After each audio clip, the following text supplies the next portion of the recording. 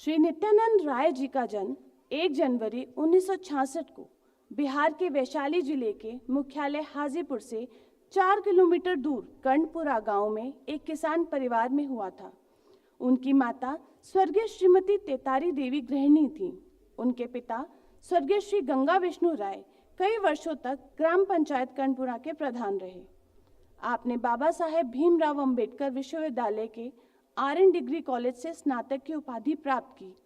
छात्र जीवन से ही सामाजिक कार्यों में रुचि रखने वाले श्री राय ने 1982 में AVP के सदस्य के रूप में सामाजिक कार्यों की शुरुआत की। बहुत कम समय में इन्होंने ABVP के जिला प्रमुख और विभागीय प्रमुख के पद को सुशोभित किया। उन्होंने RAS शाखा में एक स्वयंसेवक के रूप में तहसील के कार्यवाहक की जिम्मेदारी भी ली। श्री राय सन 2000 में हाजीपुर विधानसभा क्षेत्र से बिहार विधानसभा क्षेत्र के विधायक चुने गए। आप 4 बार बिहार विधानसभा के लिए चुने गए थे। वह पहली बार 2014 के लोकसभा चुनाव में बिहार राज्य की उजियारपुर लोकसभा सीट से सांसद के लिए चुने गए थे।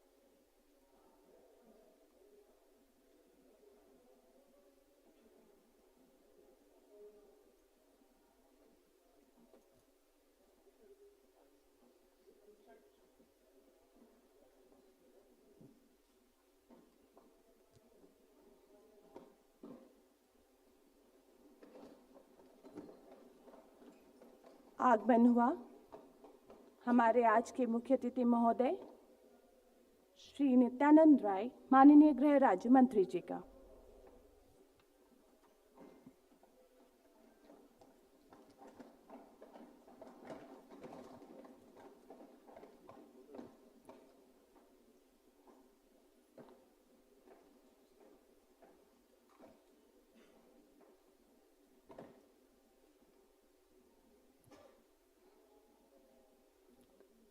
अब मैं डॉक्टर सुजय लाल थाउसेन, भारतीय पुलिस सेवा महानिदेशक, केंद्रीय रिजर्व पुलिस बल से अनुरोध करती हूं कि वे माननीय मुख्य अतिथि महोदय श्री नित्यानंद राय गृह राज्य मंत्री जी का पौधा भेंट कर उनका स्वागत एवं अभिनंदन करें।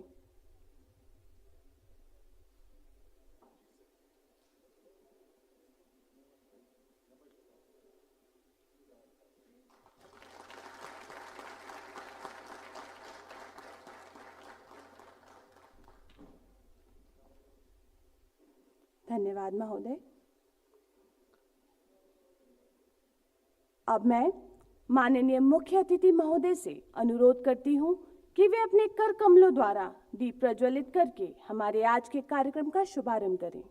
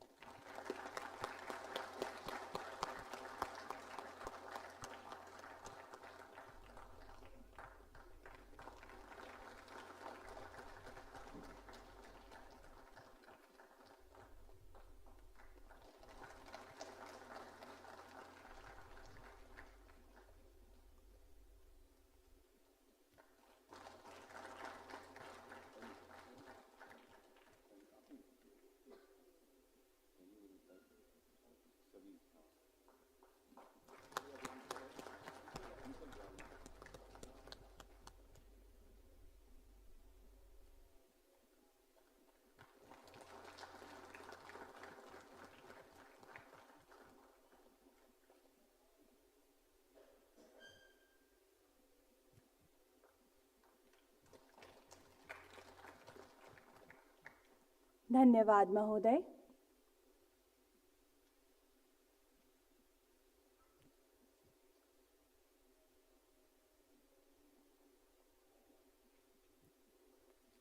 कश्मीर से लेकर कन्याकुमारी तक एवं कच्छ से लेकर कामाख्या तक देश के किसी भी कोने में जब भी दंगा एवं भीड़ नियंत्रण की जरूरत होती है तो ऐसी स्थिति में सर्वप्रथम द्रुत कार्य बल का ही नाम मस्तिष्क में आता है।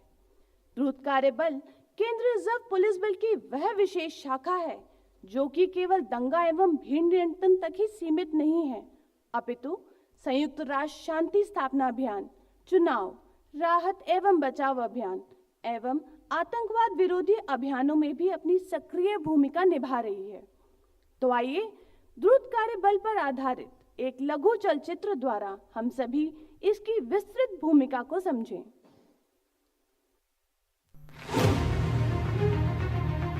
निष्पक्ष, निर्भीक, सटीक, संवेदनशील, इनका परम लक्ष्य है शांति। संजीवनी के स्रोत रैपिड एक्शन फोर्स। देश सेवा के 31 साल।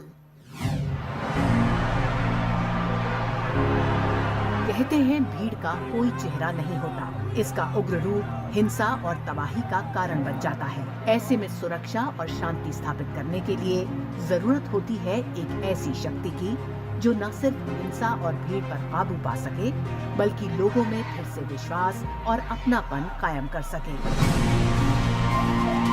पिछले 31 साल से देश के लगभग हर हिस्से में रैपिड एक्शन फोर्स इस कर्तव्य को बखूबी निभाती आ रही है। रैपिड एक्शन फोर्स की स्थापना वर्ष 1992 में दंगा रोधी बल के रूप में किया गया था। यह बल आधुनिकतम, कम घातक हथियारों, विशेष वाहनों और सुरक्षात्मक उपकरणों से सुसज्जित है। इस बल की संरचना, तटस्थता, पारदर्शिता एवं व्यावसायिकता में जनता में आस्था एवं विश्वास पैदा होता है।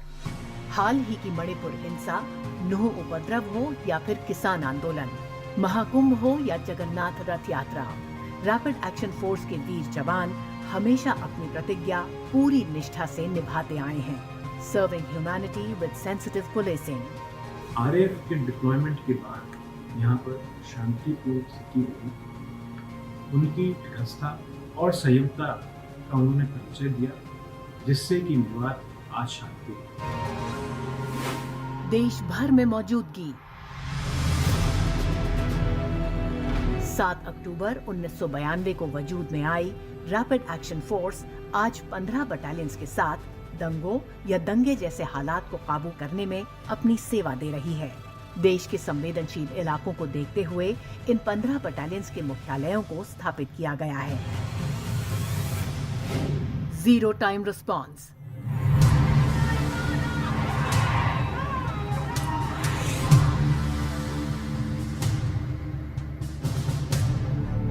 रैपिड एक्शन फोर्स की हर बटालियन में एक कंपनी किसी भी आपातकालीन हालात से निपटने के लिए हमेशा तैयार रहती है। मूविंग ऑर्डर मिलते ही सबसे कम समय में घटना स्थल पर पहुंचना इनकी खासियत है। आरएएफ ने बहुत ही अच्छा काम किया है। इनफैक्ट अदर सिक्योरिटी फोर्सेस भी जो हैं, असम राइफल हो या आर्मी हो, उनसे भी डिमांड आती है कि हमारे एरिया में कुछ प्रॉब्लम है, क्राउड ज़्यादा हो रही है या दिक्कतें हो रही है, तो आरएएफ को भेजा जाए। मैंने खुद देखा कि आरएएफ की उपयोगिता जो है इस समस्या में बहुत ही उभर के आई है and I think RAF has done a wonderful job. सटीक रणनीति, सफल नतीजे। रैपिड एक्शन फोर्स की हर टीम सबसे बड़ी चुनौती के मुताबिक अपनी रणनीति तय करती है। टीम के 3 कंपोनेंट होते हैं: riot control element, tear smoke element और फायर आर्म एलिमेंट। भीड़ की संख्या और आकार को देखते हुए जवान अपनी रणनीति बदलते हैं। अलग पहचान, विशेष योगदान। रैपिड एक्शन फोर्स देश की सबसे बड़ी पैरामिलिट्री फोर्स केंद्रीय रिजर्व पुलिस बल का हिस्सा है। आरएएफ की शक्ति में महिला जवानों का भी बड़ा योगदान है। हर बटालियन में एक प्लाटून महिला कर्मियों की होती है। शांति प्रहरी, सच्चे मददगार।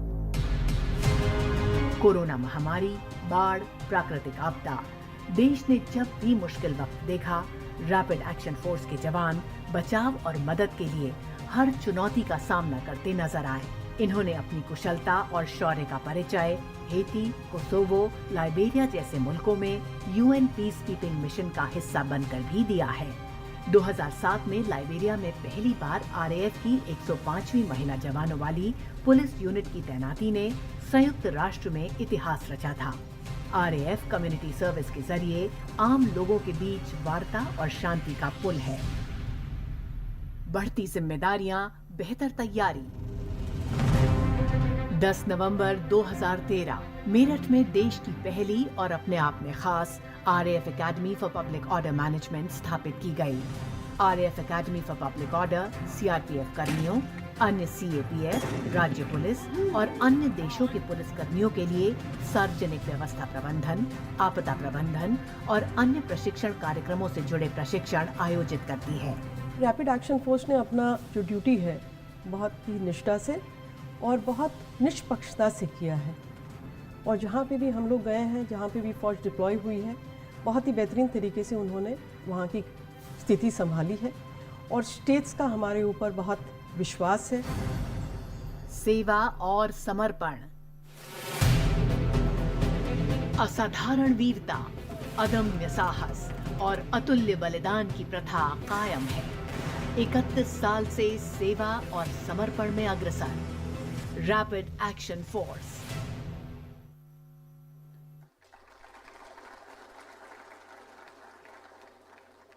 तो अभी आपने देखा किस प्रकार द्रुत कार्यबल तत्पर है राष्ट्र की सुरक्षा एवं व्यवस्था बनाए रखने में।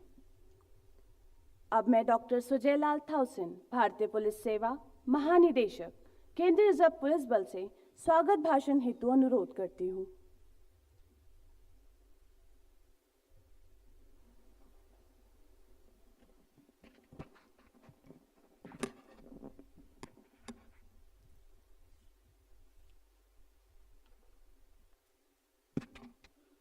Good morning. आरएएफ की 31वीं वर्षगांठ पर आयोजित आज के इस कार्यक्रम के मुख्य अतिथि परम आदरणीय श्री नित्यानंद राय, गृह राज्य मंत्री, भारत सरकार, यहाँ उपस्थित इस बल के पूर्व महानिदेशक श्री सिन्हा, सीएपीएफ के यहाँ उपस्थित सभी वरिष्ठ अधिकारीगण, राज्य पुलिस एवं राज्य शासन के वरिष्ठ अधिकारीगण, मंच पर बैठे सीआरपीएफ के सभी वरिष्ठ अधिकारीगण एवं यहाँ उपस्थित अन्य अधिकारीगण, गणमान्य अतिथिगण,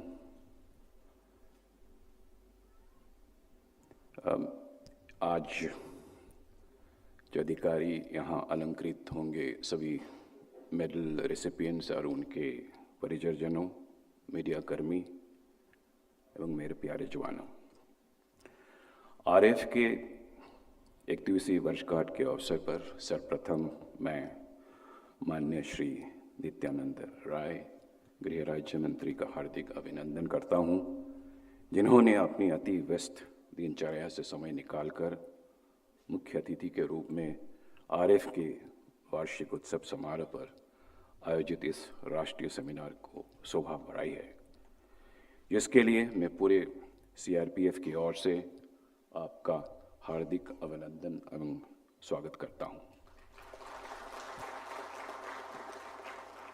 इस स्वर्णिम अवसर पर यहाँ उपस्थित आप सभी आगंतुकों का भी मैं हार्दिक स्वागत एवं अभिनंदन करता हूँ। 80 और 90 के दशक में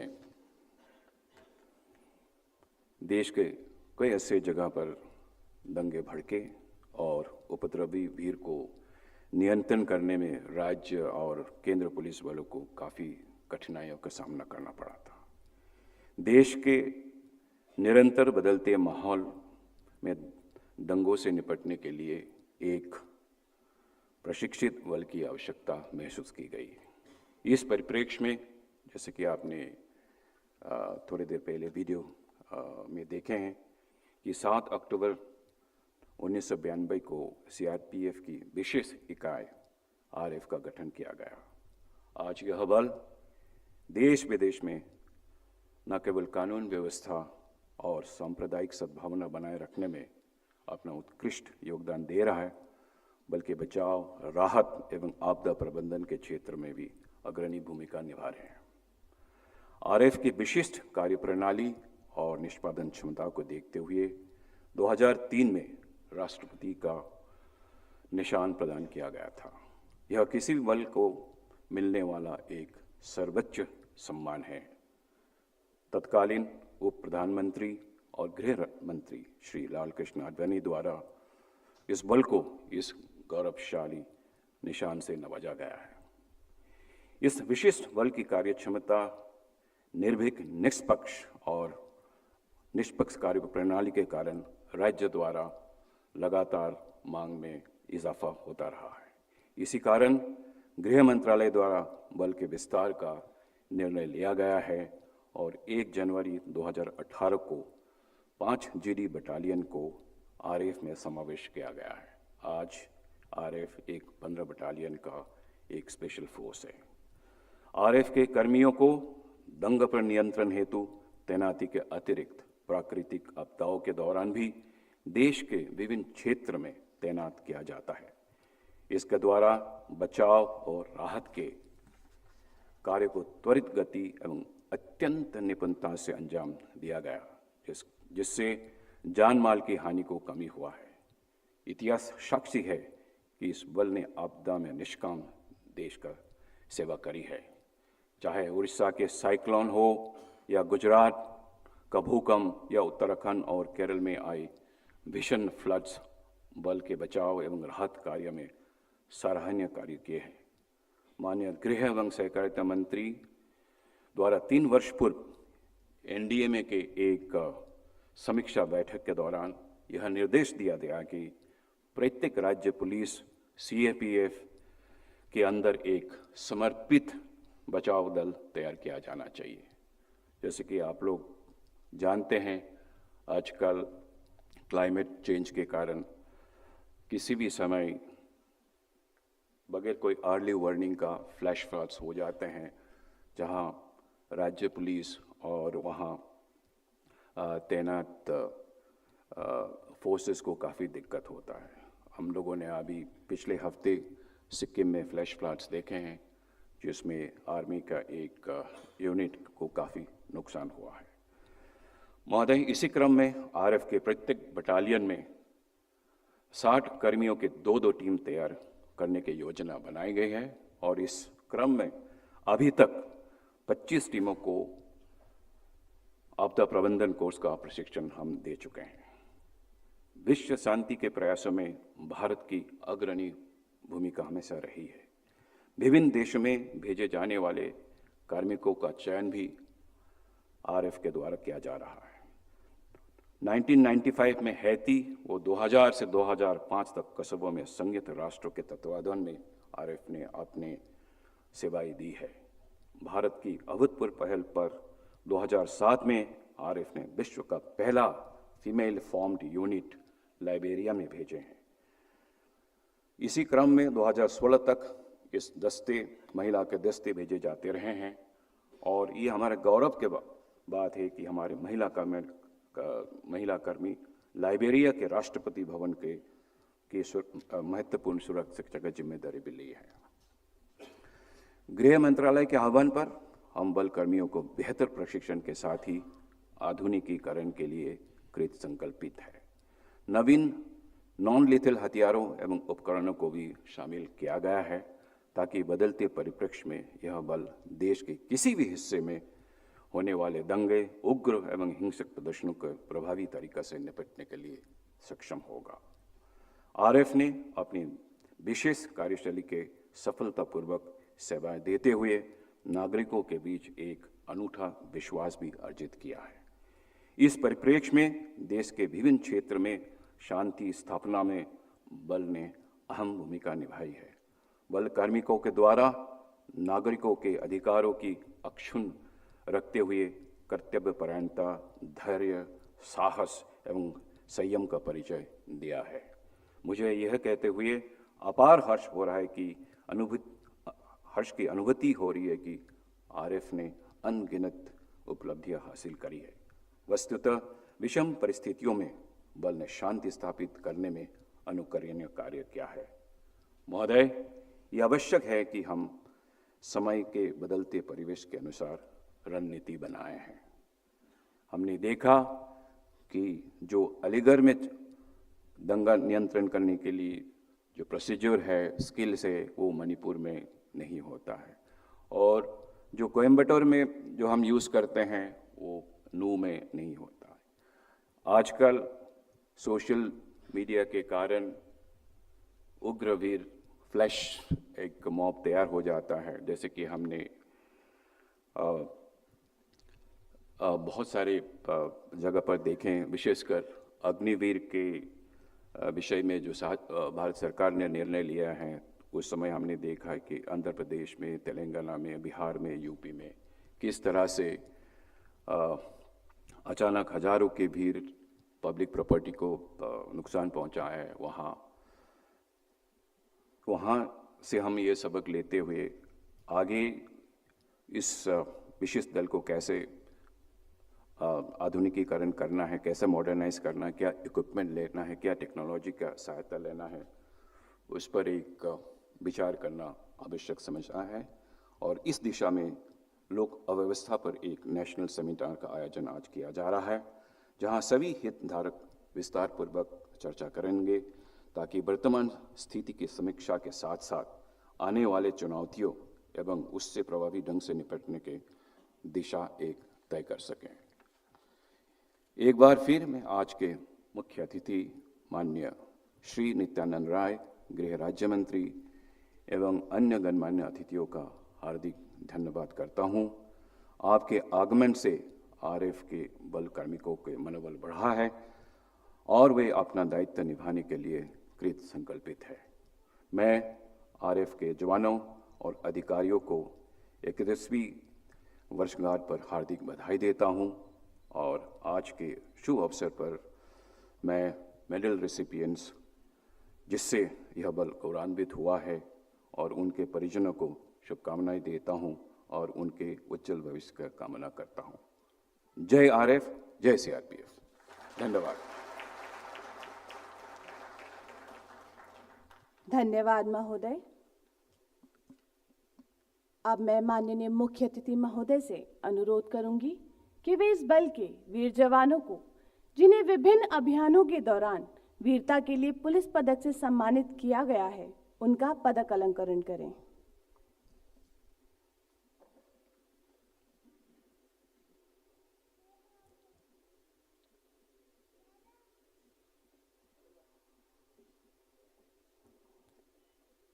दिनांक 2 जुलाई 2020 को लगभग 2100 बजे एसओजी जखूरा, श्रीनगर जेएनके पुलिस एवं वैली क्यूएटी द्वारा एक संयुक्त अभियान चलाया गया। इस संयुक्त अभियान के दौरान हिजबुल मुजाहिदीन के एक खूंखार आतंकी को मुठभेड़ में मार गिराया गया। इस अभियान में प्रदर्शित असाधारण बहादुरी और अदम्य साहस के लिए श्री अमित कुमार, सहायक कमांडेंट, सिपाही जीडी किशनपाल सिंह जादौन, सिपाही जीडी भामर वसूर भाई लखा भाई और हवलदार जीडी राजीव कुमार पूनिया को वीरता के लिए पुलिस पदक पीएमजी से सम्मानित किया जाएगा।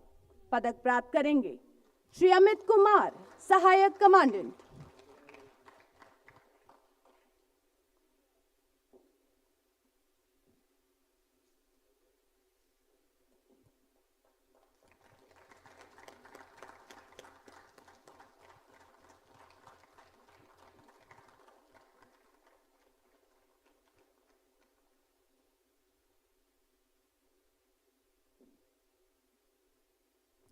सिपाही जीडी किशनपाल सिंह जादौन।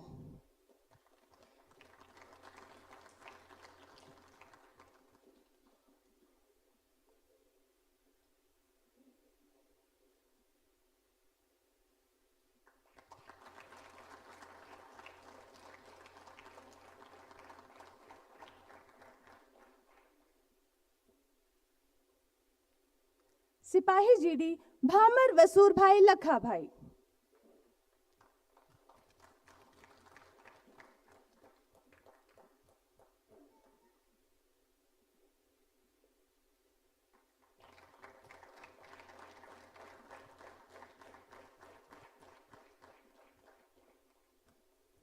हवलदार जीडी राजीव कुमार पूनिया।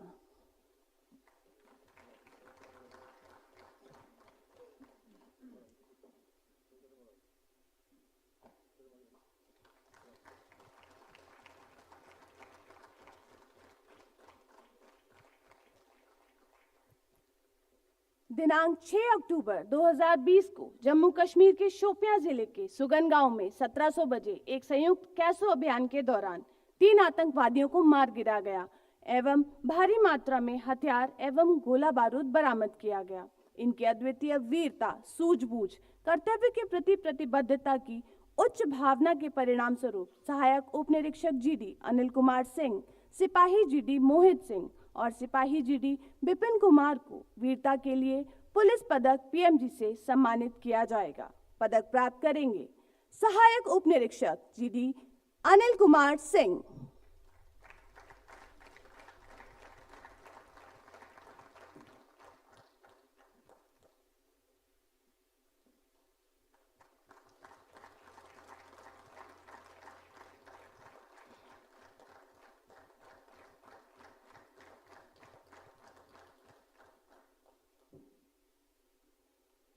सिपाही जीडी मोहित सिंह।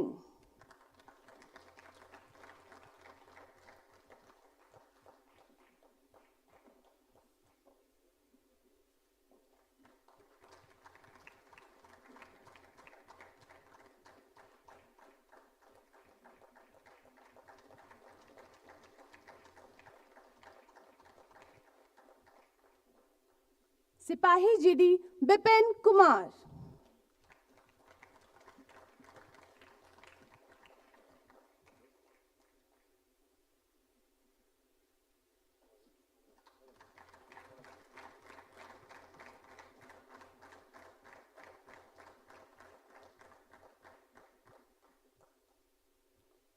दिनांक 7 जून 2020 को जम्मू कश्मीर के शोपियां जिले के रेवन गांव में संयुक्त घेराबंदी एवं तलाशी अभियान के दौरान बिना किसी भारी नुकसान के 5 आतंकवादियों को मार गिराया गया। इनकी असाधारण वीरता, त्वरित निर्णय क्षमता, कर्तव्य के प्रति प्रतिबद्धता की उच्च भावना के परिणाम स्वरूप 178 बटालियन केंद्रीय रिजर्व पुलिस बल के श्री हिमाचल प्रसाद चौधरी, सहायक कमांडेंट, सिपाही जीडी राजू थापा, सिपाही जीडी सुमेश एस और सिपाही जीडी इरशाद हुसैन कुमार को वीरता के लिए पुलिस पदक पीएमजी से सम्मानित किया जाएगा। पदक प्राप्त करेंगे श्री हिमाचल प्रसाद चौधरी, सहायक कमांडेंट।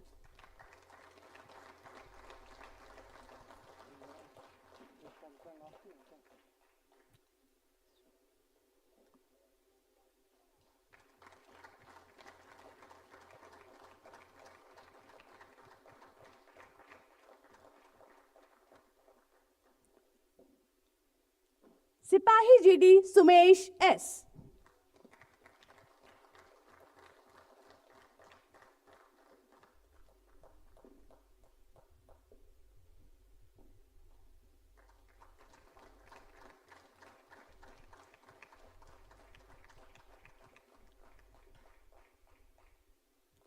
सिपाही जीडी इरशाद हुसैन कुमार, बारदो पीएमजी।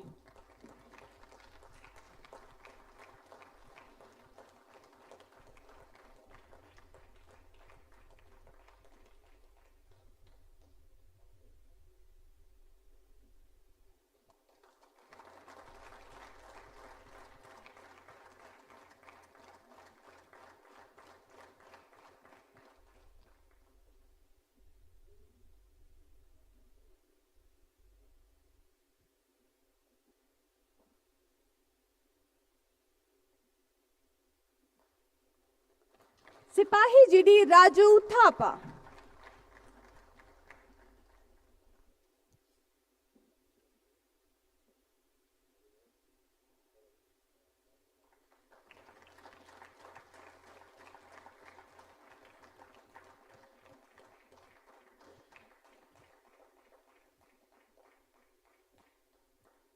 दिनांक 17 जुलाई 2020 को जम्मू कश्मीर के कुलगाम जिले के नागनाथ गांव में एक संयुक्त घेराबंदी एवं तलाशी अभियान में भारी गोलाबारी एवं मुठभेड़ के दौरान उच्च रण एवं सामरिक कौशल का परिचय देते हुए निरीक्षक जीडी संदीप ढोंडियाल, हवलदार जीडी नाइकी सोरेन, हवलदार जीडी वी शंकर, सिपाही जीडी प्रताप पॉल, सिपाही जीडी संदीप कुमार और सिपाही जीडी रंजीत कुमार चौहान द्वारा जैश ए मोहम्मद के 3 आतंकवादियों को मार गिराया एवं भारी मात्रा में हथियार, गोला बारूद और विविध सामान बरामद किया।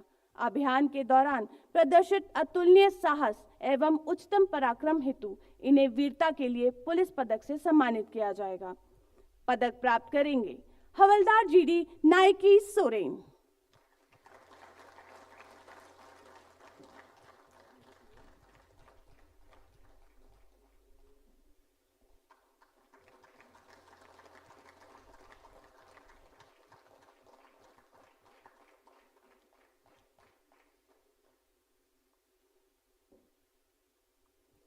हवलदार जीडी वी शंकर।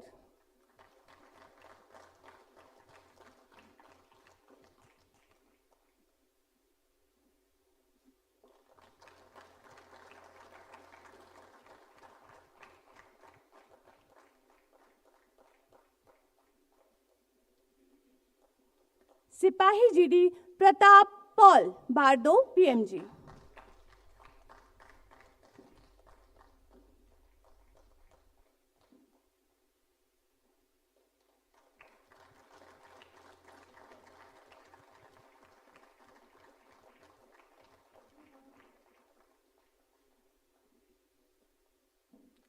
सिपाही जीडी संदीप कुमार।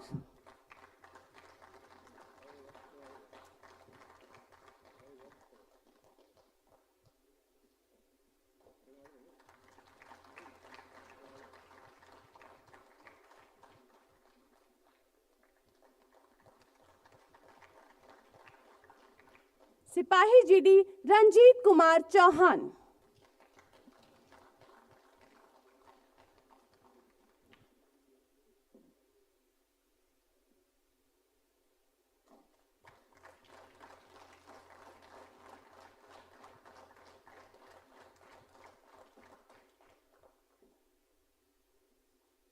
दिनांक 20 मार्च 2019 को जम्मू कश्मीर के बारामूला जिले के नंबलनार गांव में एक संयुक्त अभियान चलाया गया।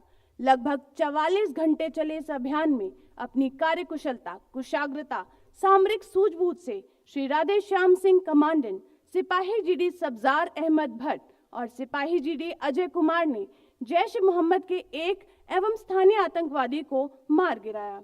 गंभीर खतरे के दौरान प्रदर्शित अदम्य साहस एवं उच्चतम पराक्रम हेतु इन्हें वीरता के लिए पुलिस पदक पीएमजी से सम्मानित किया जाएगा। पदक प्राप्त करेंगे श्री राधे श्याम सिंह कमांडेंट।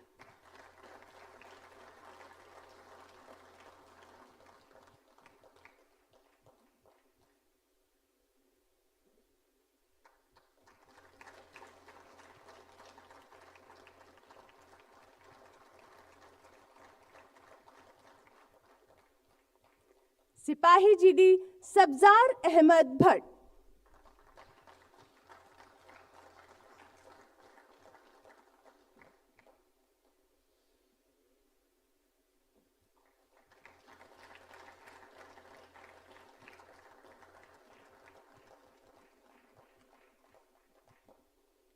सिपाही जीडी अजय कुमार।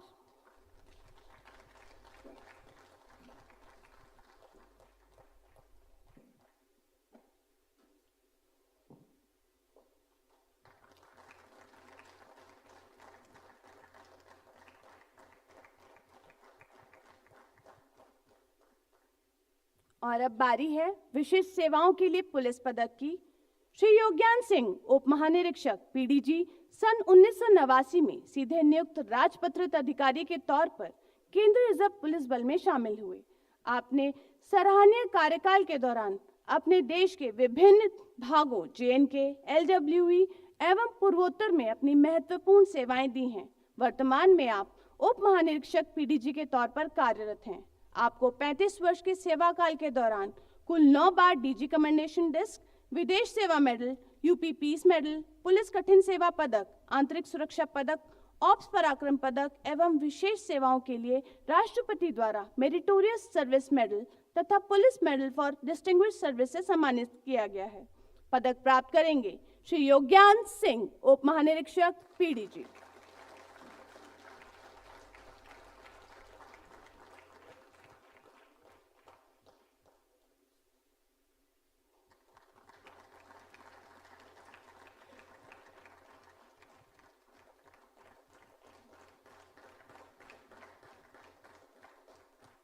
पदक अलंकरण के पश्चात अब बारी है सर्वश्रेष्ठ द्रुत कार्य बल बटालियन को प्राप्त होने वाली ट्रॉफियों की।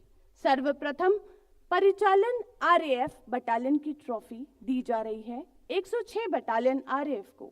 विभिन्न प्रभावित क्षेत्रों में तैनाती के दौरान बेहतरीन परिचालनिक उपलब्धि हेतु यह ट्रॉफी प्रदान की जा रही है। ट्रॉफी प्राप्त करेंगे श्री निशित कुमार, कमांडेंट 106 बटालियन आरएएफ।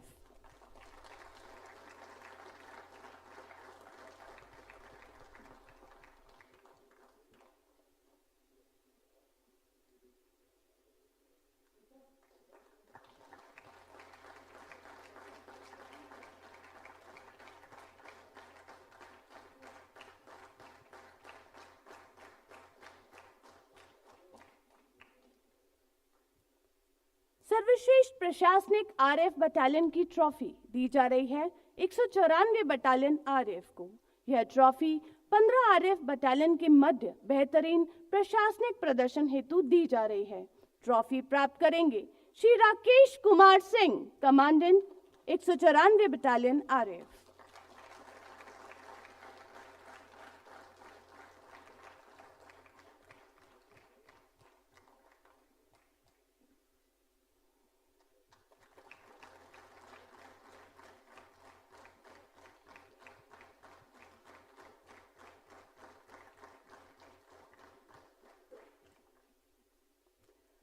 सर्वश्रेष्ठ ई गवर्नेंस आरएएफ बटालियन की ट्रॉफी दी जा रही है 91 बटालियन आरएएफ को। आधुनिक कार्य प्रणाली और डिजिटल रूप से उत्तम स्तर का कार्य करने वाली बटालियन को यह ट्रॉफी प्रदान की जा रही है।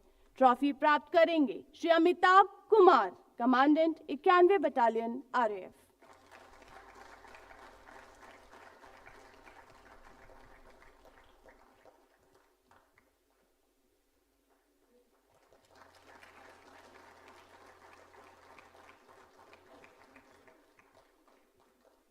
इसी के साथ पदक अलंकरण एवं ट्रॉफी वितरण की अनुपम कार्यवाही संपन्न हुई। धन्यवाद महोदय।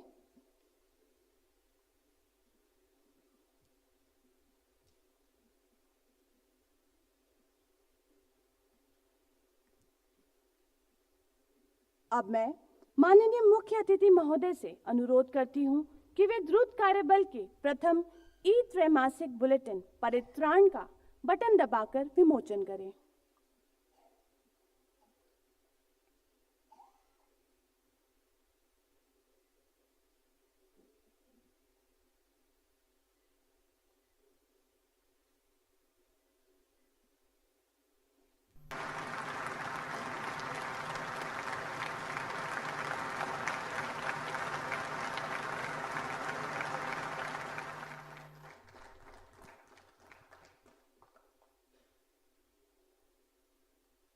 धन्यवाद महोदय।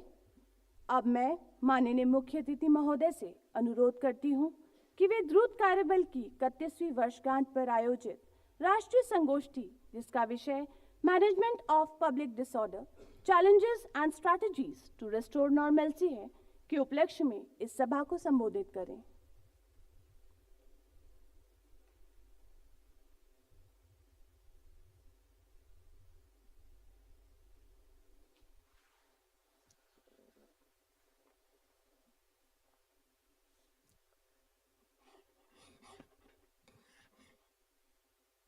आज द्रुत कार्यबल के 31वीं वर्षगांठ की सबसे पहले आप सबको बहुत बहुत शुभकामना। आज के इस कार्यक्रम में उपस्थित केंद्रीय रिजर्व पुलिस बल के महानिदेशक मानवर SL थाउसेन साहब, विशेष महानिदेशक मुख्यालय श्रीमान दलजीत सिंह चौधरी जी, अपर महानिदेशक प्रशिक्षण श्रीमान SR ओझा जी, अपर महानिदेशक परिचालन श्रीमान बिपुल कुमार जी, महानिरीक्षक द्रुत कार्यबल सुश्री एनी इब्राहिम जी, बल के सभी अधिकारीगण, जवानों, परिजनों एवं इस अति महत्वपूर्ण सेमिनार में भाग लेने वाले सभी उपस्थित यहाँ भाइयों बहनों और CAPF या अन्य किसी संस्था के उपस्थित यहाँ सभी उपस्थित अधिकारीगण, पूर्व अधिकारीगण, सबको आज के इस अवसर की बहुत बहुत शुभकामना और बधाई। सर्वप्रथम इस विशेष कार्यबल विशेष दिवस RAF की 31वीं वर्षगांठ के अवसर पर महानिदेशक CRPF एवं समस्त कार्मिकों को हृदय से बधाई और शुभकामना फिर से मैं देता हूं। इस अवसर पर लोक व्यवस्था के प्रबंधन विषय पर राष्ट्रीय स्तर का सेमिनार का आयोजन करने के लिए मेरी ओर से आप सभी को हार्दिक बधाई एवं शुभकामनाएं। आज जिन बल कर्मियों को वीरता पदकों से अलंकृत किया गया है, उन्हें तथा उनके परिवारजनों को भी मेरी ओर से हार्दिक शुभकामनाएं। जैसा कि मुझे अवगत कराया गया है कि सेमिनार में लोक अव्यवस्था के बदलते स्वरूप एवं व्यवस्था बनाए रखने में सभी हितधारकों की भूमिका के बारे में चर्चा की जाएगी। यह एक सराहनीय कदम है। इससे पुलिस की व्यावसायिक क्षमता उत्कृष्ट होगी। पिछले कुछ दिनों में राष्ट्र ने अनेक प्रकार के आंदोलनों का सामना किया है, जबकि यह सही है कि पहले के अपेक्षा इधर के कुछ वर्षों में जो आंदोलन हुए हैं, उस आंदोलन निश्चित रूप से पहले की अपेक्षा कम है, उग्र भी कम है। इसका मतलब है कि आपके शासन, प्रशासन और सरकार के किए गए कार्यों को इस देश की आम जनता ने किसी न किसी रूप में स्वीकारा है, सराहा है। हो सकता है कहीं किसी वैचारिक बातों को लेकर कभी कभी आंदोलन और उस उग्रता का सामना आपको करना पड़ता होगा, लेकिन उसी तत्परता के साथ आप जिस प्रकार से अपने धैर्य के साथ कम से कम बल प्रयोग कर अपने सूझबूझ से उस प्रकार के किसी भी घटनाओं को आपने सफलतापूर्वक समझाया है, दबाया है, रोका है, जो भविष्य की एक बड़ी बुनियाद पड़ी है।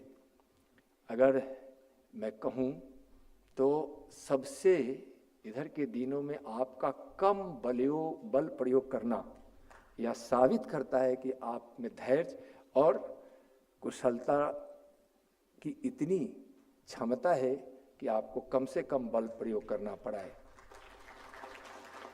जैसे अग्निवीर का विरोध, CAA का विरोध एवं कृषि कानूनों को लेकर विरोध किया गया, तो कुछ आंदोलन असामाजिक तत्वों द्वारा भी किए गए।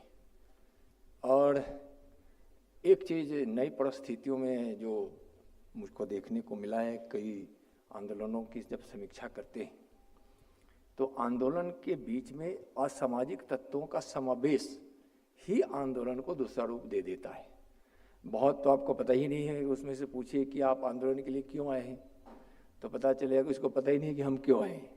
ऐसी कई घटनाएं घटी, आप लोगों को भी अनुभव होता होगा, लेकिन आपने बहुत अच्छे से सबको सफलतापूर्वक हैंडल करते हैं। इसके लिए आपको बहुत बहुत बधाई और हमेशा इस सफलता इस प्रकार के कामों में आपको मिले, हमारी ओर से शुभकामनाएं।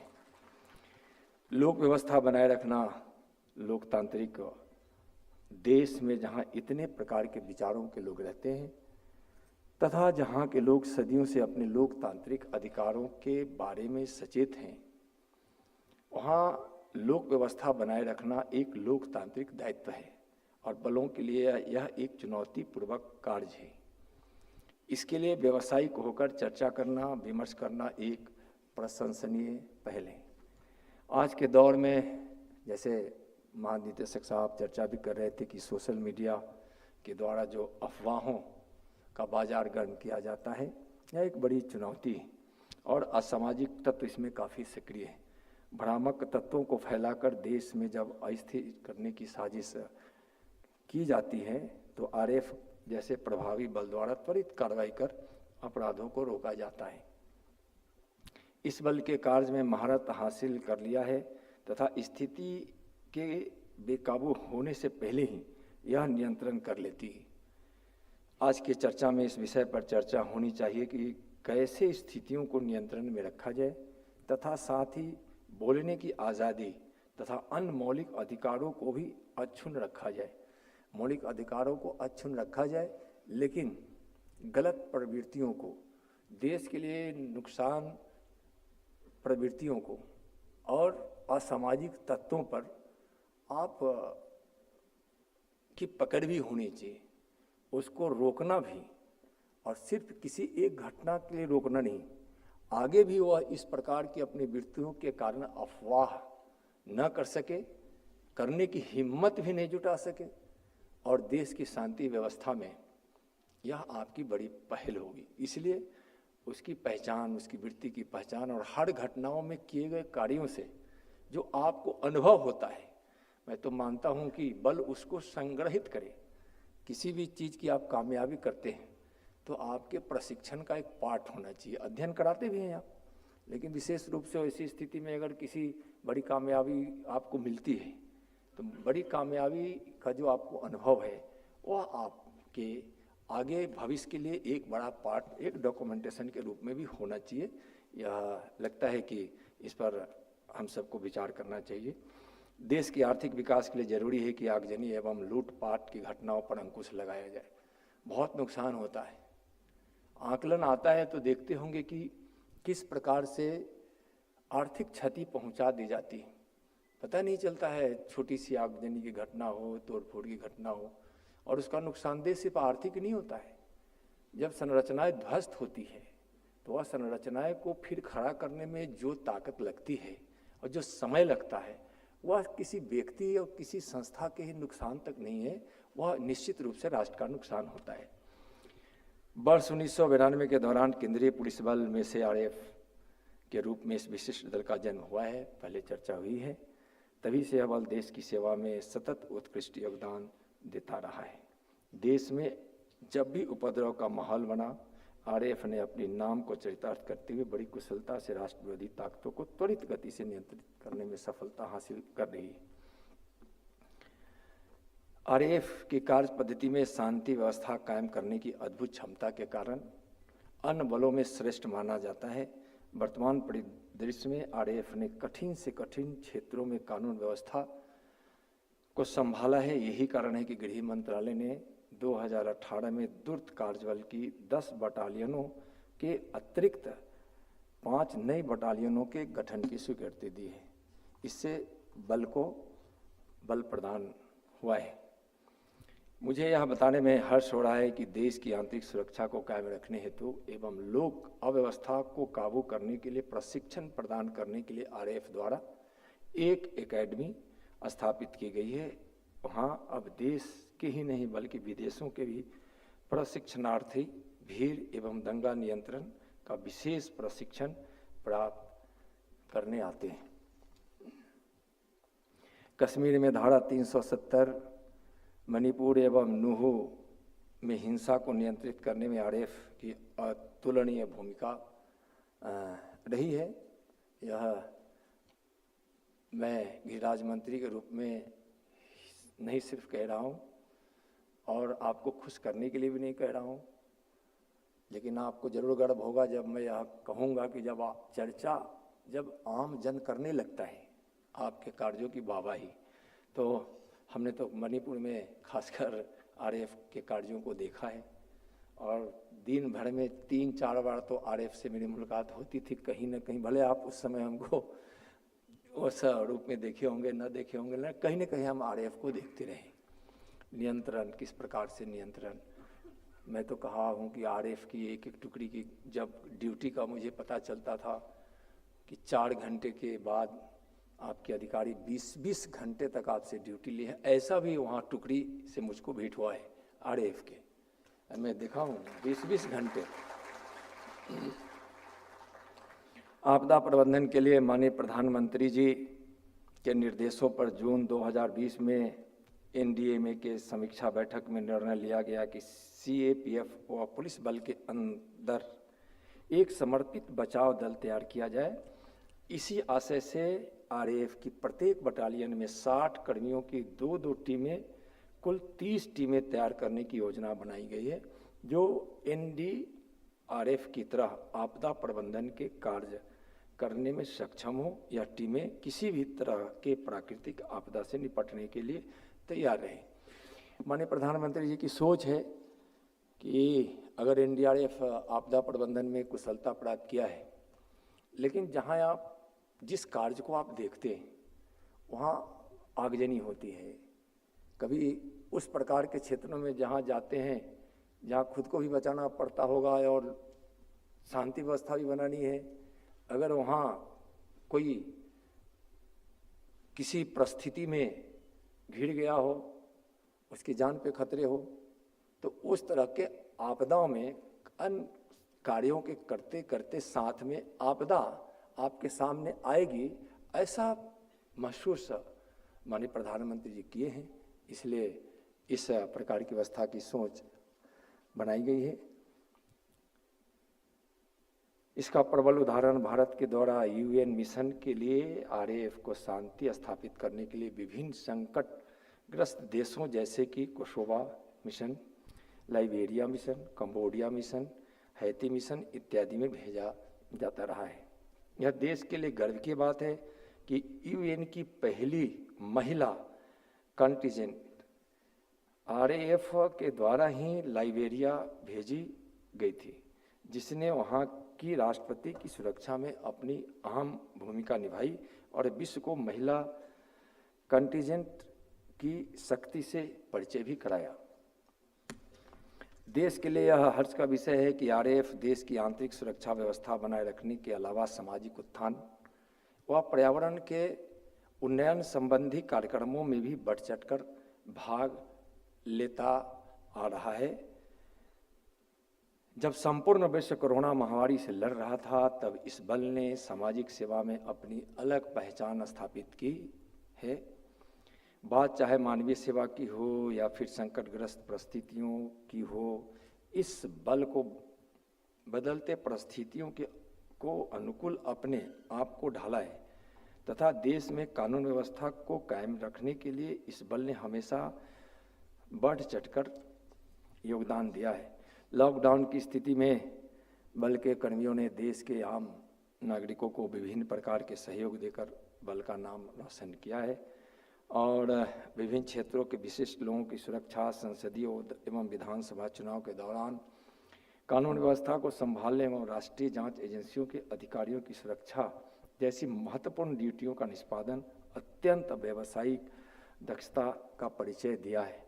और पहचान भी पहले था कि कहीं दंगा होगा और दंगा होगा तो आरएएफ आएगी उसी में, लेकिन अब आप जब वर्दी के साथ अन्य समाज के क्षेत्रों में किसी भी परिस्थिति में चुनाव हो, आपदा हो या शांति की व्यवस्था हो या दूसरी कोई व्यवस्था हो, तो उसमें आपके कार्य के कारण आपकी पहचान भी देशवासियों के मन में एक सर्वांगीण गुणों को सिमटे हुए आरएएफ की पहचान बनी है।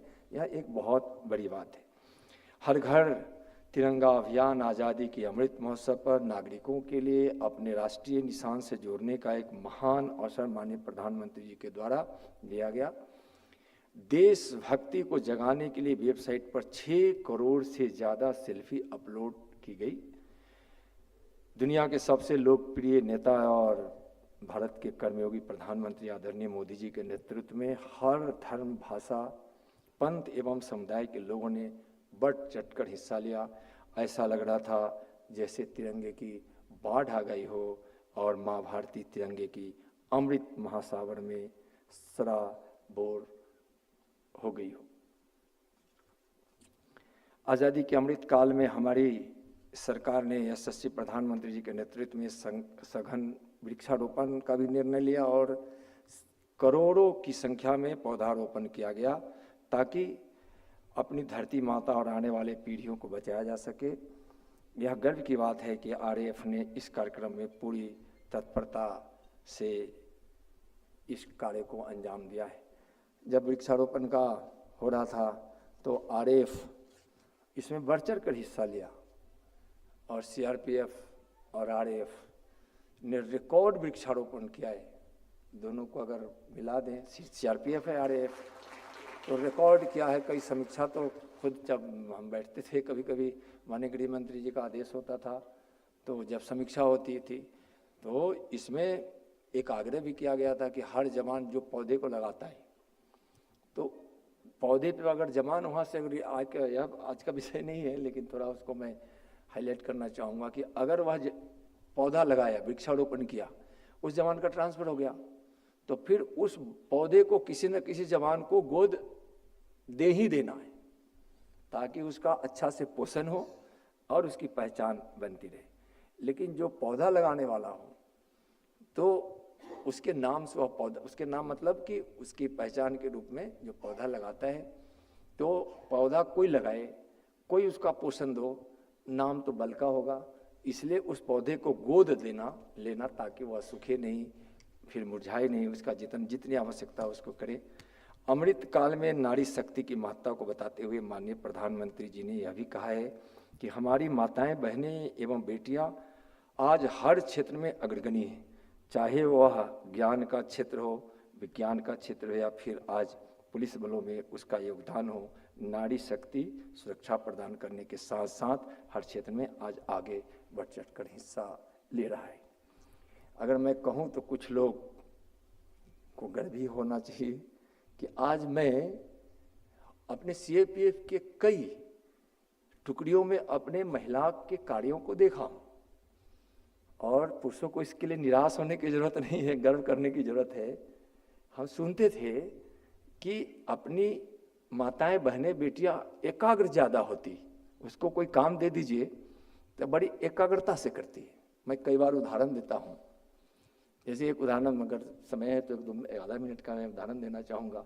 एक बॉर्डर पर एक गेट की समीक्षा के लिए हम खड़े थे तो बेटी वहाँ तैनाती थी उसकी, तो हम पूछे कि बाकी भी वहाँ लोगों की तैनाती होती थी, उतनी बारीकी से बोले कि बॉर्डर से के पार जो खेती के लिए इधर के लोग जो जाते हैं फेंस से बाहर, कुछ अपनी आबादी फेंस के बाहर ही तो खेती के लिए जाते हैं, तो इधर से जो जानवर, देखिए बहुत है, थोड़ा अटपटा लग सकता है लेकिन बड़ा महत्वपूर्ण है, वो बड़ी बारीकी से हम गए वहाँ तो उसका ध्यान बिल्कुल नहीं हटा। अधिकारी साथ में थे, उस पर भी ध्यान नहीं। हमारी बात तो छोड़ दीजिए, ऐसे तो हम लोग का जो पहनावा होता है उसके हिसाब से कोई पहचानेगा तो पहचानेगा, नहीं तो ऐसे तो पहचान नहीं सकता। तो कुछ नहीं ध्यान है, वो ऐसे ऐसे ऐसे ऐसे करती जा रही थी। हम उसको बड़ी गौर से देख रहे थे, कर क्या रही आखिर। तो जितने मवेशी सुबह में गया था उसको उधर से गिनती कर रही थी। गिनती खत्म हुई, लगभग हमको लगता है कि 30-40 जानवरों की गिनती की। हम पूछे कि बताओ तुम इतनी एकाग्र थी। सर मैं बताऊं, इधर से लोग क्या करते हैं ना कि छोटे बछड़े को बड़े जानवर को ले जाते हैं और उधर छोड़ देते हैं और छोटे बछड़े को उधर से ले आते हैं। कितनी बड़ी बात है कि एक जानवर की गिनती ही सिर्फ नहीं कर रहे, देख रही है कितना, उसका बड़ा परिणाम भी सबको अच्छा मिला है। और ड्रोन, जो पंजाब के बॉर्डर पे ड्रोन जितने गिराए जाते हैं, आप देखिए उसमें हमारी बेटियां कितना कामयाब होती हैं। तो बेटी अब पहचान हमारी माँ बहनों की, बेटियों की घर के रसोई तक नहीं है, सीमा की सुरक्षा और सीआरपीएफ की बेटियों का आप नक्सलबाज से लेकर शांति व्यवस्था से लेकर कश्मीर तक जो कर्तव्य है, मैं तो उनको सैल्यूट करता हूँ भाई कि आप, और यह हमारे प्रधानमंत्री जी के दृष्टिकोण का यह परिणाम है। इसलिए मातृशक्ति को बहुत बहुत प्रधानमंत्री जी की तरफ से मैं उनको शाबाशी भी दे रहा हूँ। माननीय गृह मंत्री जी आदरणीय अमित शाह जी ने कहा कि देश में कहीं भी दंगा फसाद होने की स्थिति में तत्काल नियंत्रण कर आरएएफ के जवानों ने अपनी उपस्थिति से शांति स्थापित कर अपनी स्थापना के उद्देश्य को सफल किया है। जो आपकी स्थापना का उद्देश्य है उसको आप सफल करते हैं। प्रधानमंत्री जी जब किसी चीज़ की समीक्षा करते हैं या हम लोगों को भी कभी बोलते हैं, किसी बैठक में आपके अधिकारी भी, आप सबके बीच, जवानों के बीच भी, गृह मंत्री जी तो कई बार जवानों से मिलते भी हैं, बॉर्डर पे भी जाते हैं या किसी काम में भी जाते हैं। उनको शौक है जवानों के साथ संवाद करना, भोजन करना, उनके साथ समय बिताना, माननीय गृह मंत्री जी का शौक भी। तो कभी कभी जब आप लोगों की चर्चा करते हैं तो हमको लगता है कि जितना आपके सामने वह आपके विषय में बोलते हैं उससे ज़्यादा आपके विषय में आप जिस समय उपस्थित न होते हैं उस समय माननीय गृह मंत्री जी आपकी चर्चा करते हैं। मैं आप लोगों को एक रहस्य बता रहा हूं कि अपने गृह मंत्री जी हर प्रकार की चर्चा करते हैं आपकी, विशेष रूप से सभी बलों में, सभी बलों की। माननीय गृह मंत्री जी ने यह भी कहा कि रैपिड एक्शन फोर्स सार्वजनिक व्यवस्था बनाए रखने और दंगों की स्थिति में संभालने के लिए सीआरपीएफ की एक विशेष फोर्स है। आरएएफ एक तटस्थ पेशेवर बल है जो शून्य प्रतिक्रिया, बहुत बड़ी बात है, शून्य प्रतिक्रिया समय में संकट स्थल पर पहुंचता है। शून्य प्रतिक्रिया यानी कि बहुत शून्य प्रतिक्रिया और समय पे पहुंचना, ताकि यह एक अच्छा परिणाम देता है। आरएएफ समाज के कमजोर वर्गों के लिए तुरंत प्रतिक्रिया देता है और पीड़ितों को आदर्श पुलिसिंग के साथ मानवता की सेवा करने का आदर्श भी प्रस्तुत करता है। मैं अंत में आरएएफ की 31वीं वर्षगांठ पर मैं आप सभी को पुनः हार्दिक शुभकामना देता हूं तथा आशा करता हूं कि आप पूर्ण समर्पण की भावनाओं से देश में कानून व्यवस्था को संभालने में अपना श्रेष्ठ योगदान जो दे रहे हैं, इस श्रेष्ठता में कुछ जुड़ना ही चाहिए, लक्ष्य होना चाहिए। हम श्रेष्ठ हमारा अंतिम लक्ष्य नहीं, हम अपनी जिस चीज़ के लिए बने हैं उस चीज़ में सफलता सिर्फ एक घटना पे प्राप्त कर लेना नहीं है, आगे ऐसी घटना न हो इसकी संभावनाओं को ढूंढ कर ही हम श्रेष्ठतम बन सकते हैं। इसलिए आप उस ओर अग्रसर भी हैं। मैं इसके लिए मैं आपको बहुत बहुत आपकी सराहना भी कर रहा हूँ। आज लोक व्यवस्था पर राष्ट्रीय सेमिनार में आए देश के विभिन्न राज्यों एवं बलों का प्रतिनिधित्व कर रहे प्रतिभागियों को भी शुभकामनाएं देता हूं। आप इस कार्यक्रम में सम्मिलित हुए, मैं गृह मंत्रालय की ओर से आपका आभार भी व्यक्त करता हूं। सीएपीएफ आरएएफ की तरफ से भी मैं आपको इस कार्यक्रम में सम्मिलित होने के लिए आभार व्यक्त करता हूं। मुझे उम्मीद है कि अनेक परिणाम अत्यंत लाभकारी होंगे जो आज सेमिनार में आप चर्चा करेंगे। मैं पुनः उपस्थित सभी गणमान्य सदस्यों एवं उनके परिजनों को हार्दिक बधाई देता हूं। साथ साथ सीआरपीएफ के महानिदेशक समेत सभी अधिकारी, पूर्व के अधिकारी एवं वर्तमान में आरएएफ के या पूर्व के सभी अधिकारियों को मैं अपनी ओर से आपके इस स्थापना दिवस की बधाई देता हूं और मैं आपको शुभकामना भी देता हूं कि सफलता हमेशा आपके साथ साथ चले, आपके पास रहे और सफलता सफलता सफलता की इतनी बड़ी हिमालय खड़ी हो कि कोई सफलता को झांके तो उसको नजर आरएएफ पर, सीआरपीएफ पर जाए। बहुत बहुत धन्यवाद। जय हिंद, जय भारत। धन्यवाद महोदय। अब मैं डॉक्टर सुजय लाल थाउसेन, भारतीय पुलिस सेवा महानिदेशक, केंद्रीय रिजर्व पुलिस बल से माननीय मुख्य अतिथि महोदय को स्मृति चिन्ह भेंट करने का अनुरोध करती हूँ।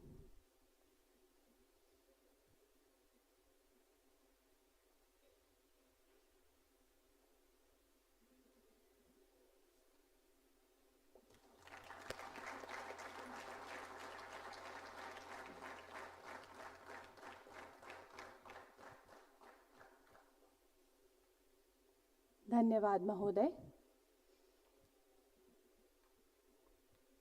अब मैं श्री वितुल कुमार, अपर महानिदेशक परिचालन, केंद्रीय रिजर्व पुलिस बल से धन्यवाद ज्ञापित करने हेतु अनुरोध करती हूँ।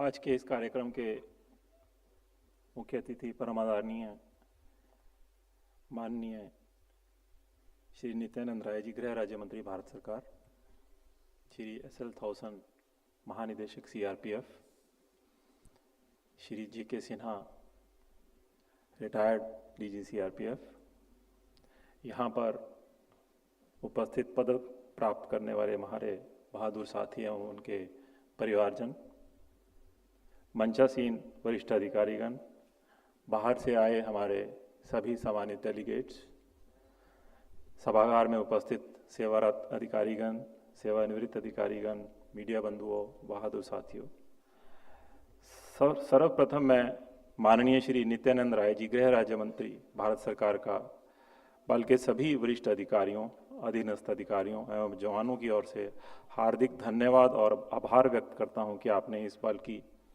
31वीं वर्षगांठ के अवसर पर आयोजित सेमिनार में बतौर मुख्य अतिथि के रूप में उपस्थित होकर इस समारोह की शोभा बढ़ाई है।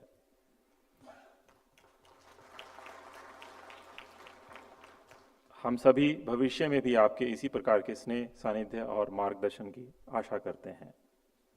आज पदक प्राप्त करने वाले हमारे बहादुर साथी और उनके परिवारजनों का हम विशेष रूप से आभार व्यक्त करते हैं कि उन्होंने आकर आज इस कार्यक्रम की शोभा बढ़ाई है। मैं महानिदेशक महोदय का विशेष आभार व्यक्त करता हूं कि उन्होंने अपने बेहतरीन मार्गदर्शन से आज का इस कार्यक्रम को कुशल बनाने में हमारा मार्गदर्शन किया है। मैं Shri J.K. Sinha, retired DG CRPF का भी एवं अन्य सेवानिवृत्त अधिकारियों का भी आज गरिमामयी उपस्थिति के लिए आभार व्यक्त करता हूं। बाहर से आए हमारे सम्मानित डेलीगेट्स जो भारत के सुदूर राज्यों से यहाँ आए हैं, उसमें हमारे सिविल और पुलिस के वरिष्ठ अधिकारी उपस्थित हैं। मैं उनका हृदय से आभार व्यक्त करता हूं कि उन्होंने दूर दूर से आकर हमारे इस कार्यक्रम की गरिमा बढ़ाई है, शोभा बढ़ाई है। आज का ये कार्यक्रम सफल आयोजित करने के लिए मैं IGRF एनी अब्राहम और उसकी टीम का विशेष रूप से धन्यवाद दूंगा, उन्हें शाबाश दूंगा कि इन्होंने बड़ी कड़ी मेहनत से ये इसका आज सफल आयोजन किया है। एनी और उसकी टीम के लिए मैं यहाँ अन्य सभी अधिकारी, डायरेक्टरेट के एवं NS के जिन्होंने व्यवस्था में हमारा साथ दिया, मीडिया बंधु और साथियों का भी आभार व्यक्त करता हूँ कि उन्होंने यहाँ के आकर इसकी गरिमा बढ़ाई है। अंत में मैं पुनः उपस्थित अधिकारियों, अधीनस्थ अधिकारियों एवं जवानों की ओर से श्री नित्यानंद राय जी, गृह राज्य मंत्री भारत सरकार का हार्दिक धन्यवाद और आभार व्यक्त करता हूँ कि आप इस सेमिनार में पधारे और इसकी शोभा बढ़ाई। धन्यवाद। जय हिंद, जय CRPF।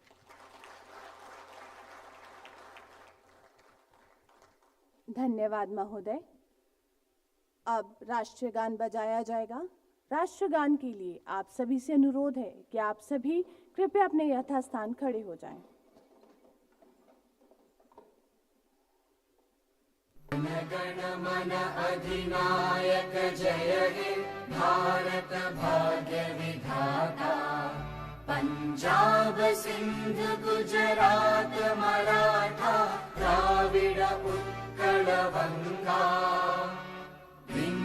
हिमाचल यमुना गंगा उच्चल जलधि तरंगा, तव शुभ नामे जागे, तव शुभ आशीष मांगे, गाहे तव जय गाथा, जन गण मंगलदायक जय हे भारत भाग्य विधाता, जय हे जय हे जय हे जय जय जय जय हे। कृपया आप सभी अपना स्थान ग्रहण करें। अब मैं माननीय मुख्य अतिथि महोदय से अनुरोध करती हूं कि वे सभी पदक प्राप्तकर्ता एवं ट्रॉफी विजेताओं के साथ ग्रुप फोटो में शामिल हों, उन्हें कृतार्थ करें। तत्पश्चात आप सभी से चाय स्वल्पाहार में शामिल होने का अनुरोध है। सभी पदक विजेताओं से अनुरोध है कि वे पहले लाउंज की ओर फोटो हेतु प्रस्थान करें। चाय स्वल्पाहार के बाद हमारा अगला सत्र 12:30 बजे शुरू होगा, जिसमें राष्ट्रीय संगोष्ठी विषय changing nature of public order से संबंधित पैनल चर्चा प्रारंभ होगी। कृपया आप सभी डेलीगेट से अनुरोध है कि 12:25 बजे तक अपना स्थान ग्रहण कर लें। इसी के साथ आज प्रथम सत्र की कार्यवाही यहीं समाप्त होती है। आप सभी से पुनः मुलाकात होगी अगले सत्र में। जय हिंद, जय Bharat.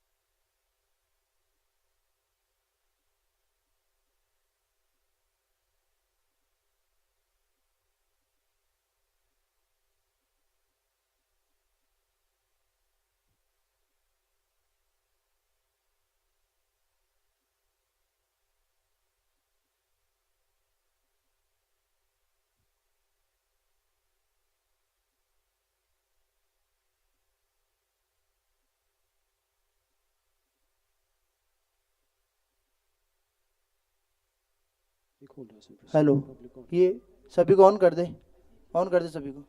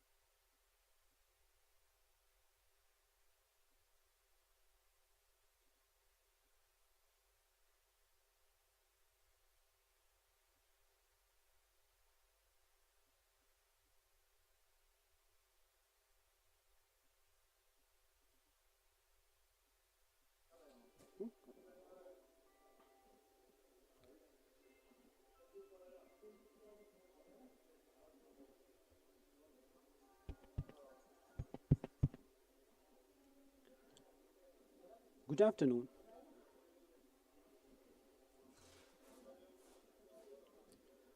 Good afternoon to one and all gathered here on the account of the 31st RAF Anniversary Parade.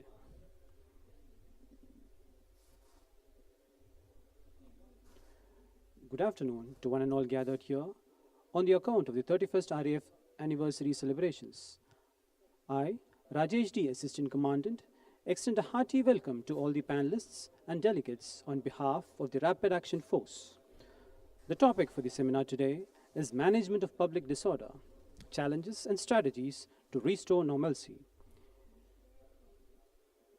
There will be 2 panel discussions followed by the valedictory function.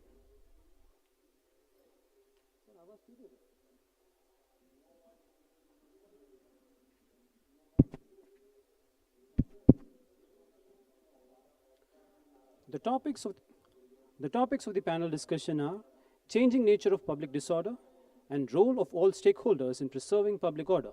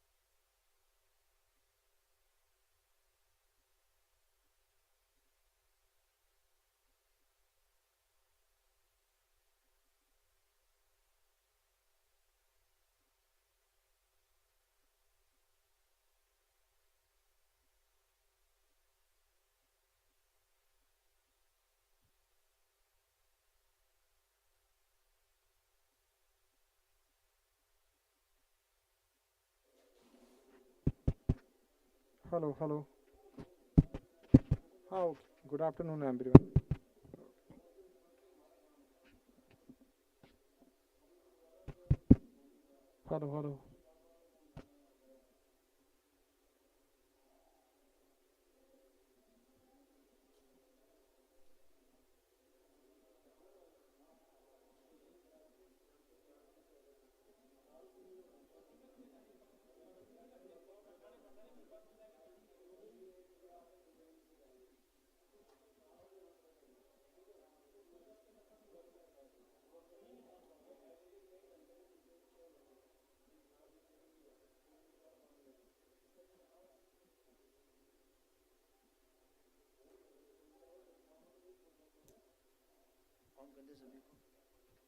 Hello.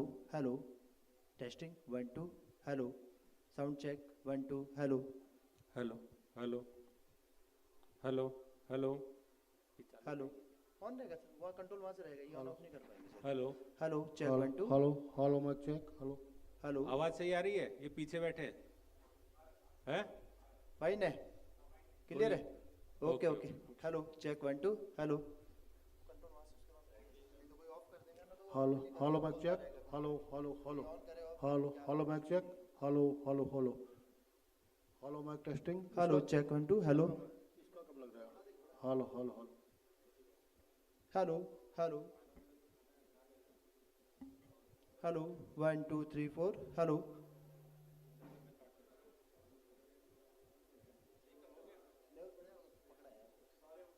Hello. हाँ बता। बस कर हो गया तो ये यहाँ से सारी ऑन कंडीशन में तेरे बात करना। Good afternoon to one and all gathered here on the occasion of the 31st RAF anniversary celebrations. I, Rajesh D, Assistant Commandant, extend a hearty welcome to all the delegates and panelists on behalf of the Rapid Action Force. The topic for the seminar today is Management of Public Disorder, Challenges and Strategies to Restore Normalcy. There will be 2 panel discussions followed by the valedictory function.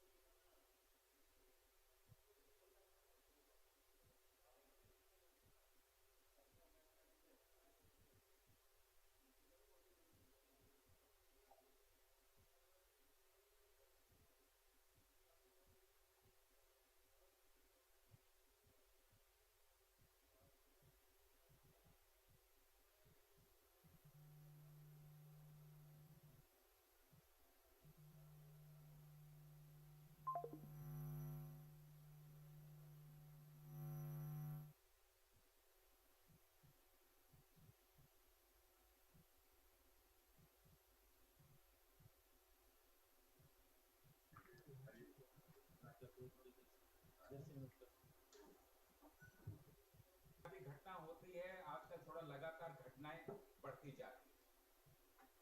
तो इस सिलसिले में शाम को जब आपकी SBI के ऊपर grenade went to him, made me speak with him, and my फटा इसलिए नहीं सर क्योंकि उसका जो स्ट्राइकर है वो उसने चोट नहीं की सर, नीचे नहीं आ पाया सर, और उसको हम लोगों ने बीडीडीएस की मदद से डाल दिया है सर, हम लोगों ने रैप कर दिया है तो ओपिनियन फटा है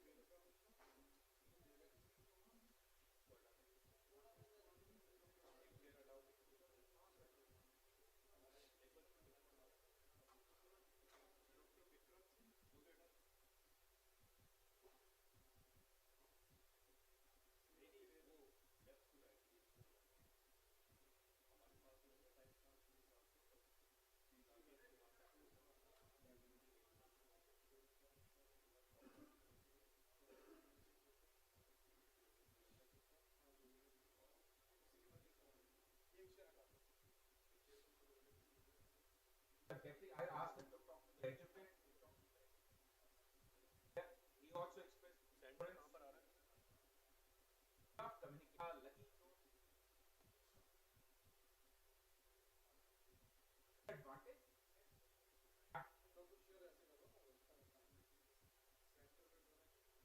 अब कर, 2 चेयर इधर कर, 2 चेयर इधर कर। ये तो सही नहीं रहेगी। हाँ करो। ये तो तेरे को चेयर इधर नहीं।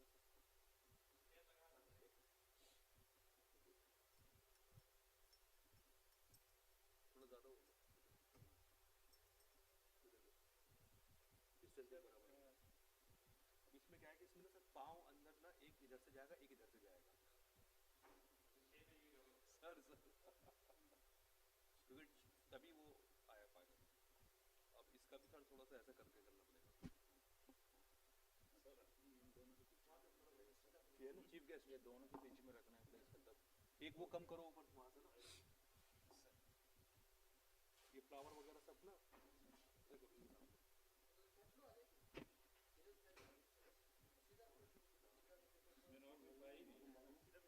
थोड़ा सा होगा ही कर देते सेटिंग कर देते पूरी एक माइक कम करना पड़ेगा माइक तो ठीक है 5 है ना 5 ही है 5 है ना कुर्सी हमने हटा दी इसको थोड़ा सा ना भाई इधर करना पड़ेगा इधर से आओ तब दिखेगा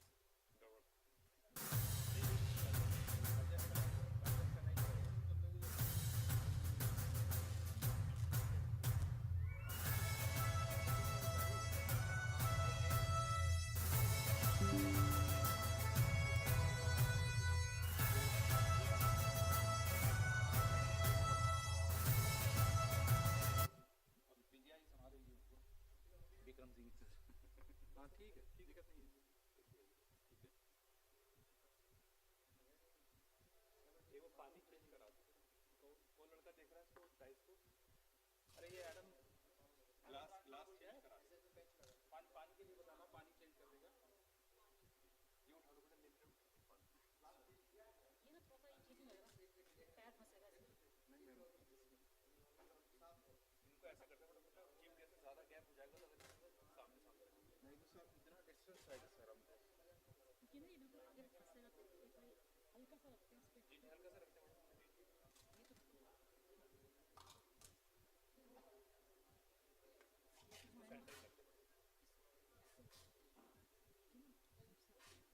ठीक है तो सीधे बैठते ही सीधे पैर यहीं फंसेगा हाँ वैसे तो ठीक है अभी तो ठीक है उनका पानी वानी वो चेंज करवाओ फटाफट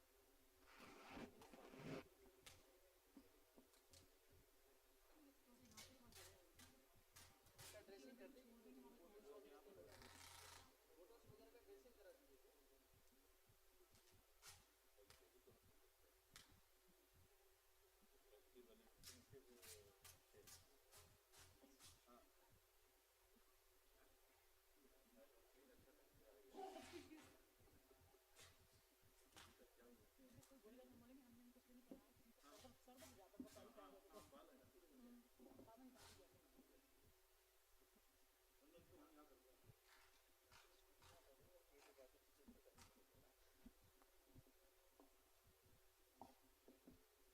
हाँ लाइव जाएगा तो बेकार लगेगा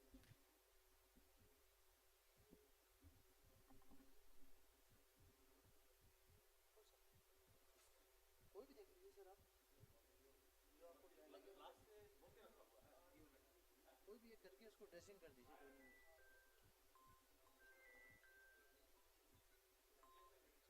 हाँ भाई जैन भाई मैं अभी इस कंडीशन में हूँ मैं आपको कॉल अटेंड कर लिया बाकी मैं कोई हेल्प नहीं कर सकता अभी आपकी सेवा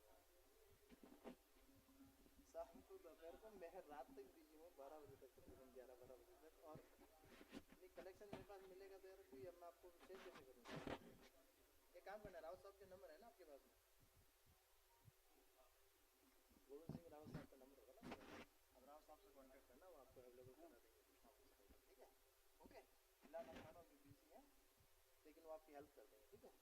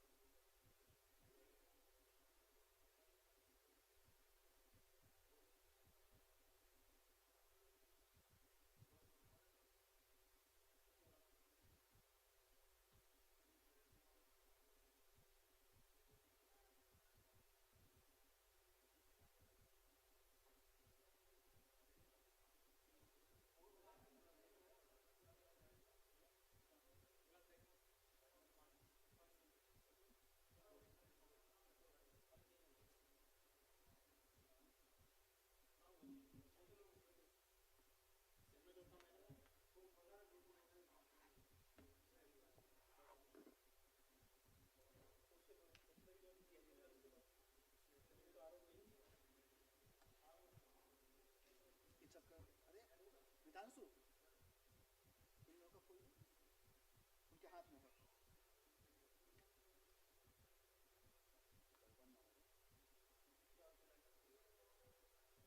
हाँ सही हो गया।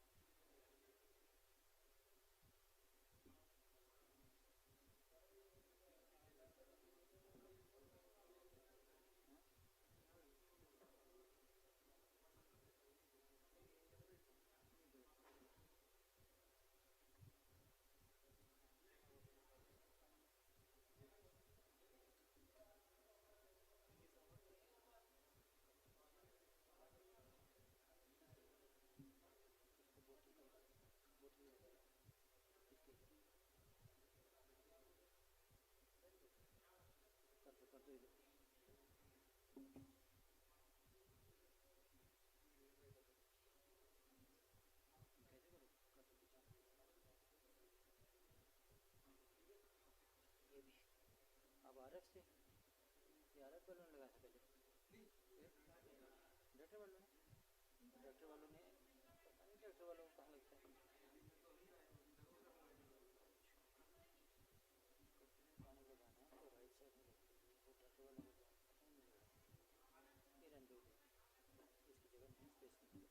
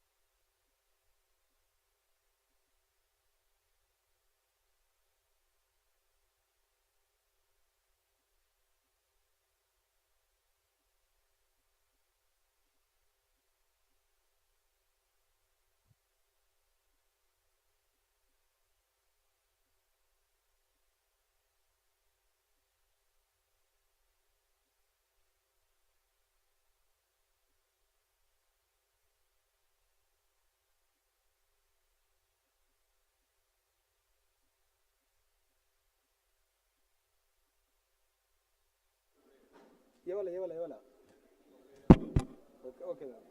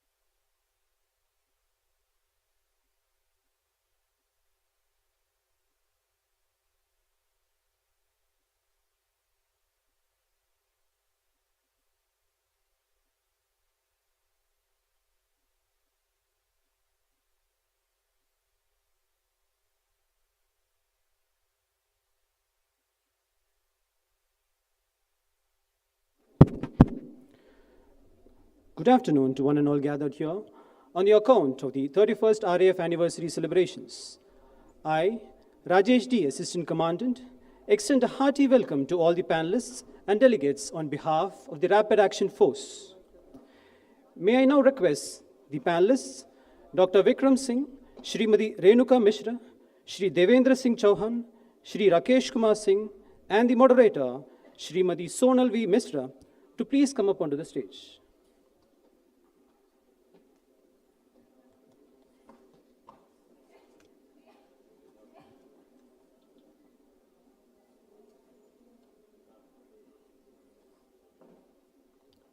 The topic for the seminar today is Management of Public Disorder, Challenges and Strategies to Restore Normalcy. There will be 2 panel discussions followed by the valedictory function. The topics of the panel discussion are Changing Nature of Public Disorder and Role of All Stakeholders in Preserving Public Order. Srimati Sonal V. Mishra is a 2000 batch IPS officer with more than 23 years of experience in various parts of India. She had the opportunity to serve in law enforcement in 2 states, namely Tamil Nadu and Chhattisgarh. An MTech from IIT Kanpur, she joined CRPF as DIG in the year 2017. She got promoted as Inspector General in 2020 and joined as IG, Northeastern Sector, CRPF. She is currently posted as IG Provisioning, CRPF. During her illustrious career, she has been awarded with a commendation certificate by the then Honorable Chief Minister of Tamil Nadu, late J. Jayalalitha, DG's commendation disc and certificate for assembly elections in Assam, Utkrisht Seva Padak, Police Medal for Meritorious Services by the Honorable President of India, and numerous DG's commendation discs and certificates to her credit. I now hand over the dais to Srimati Sonal V. Mishra, the moderator, to please carry on with the proceedings.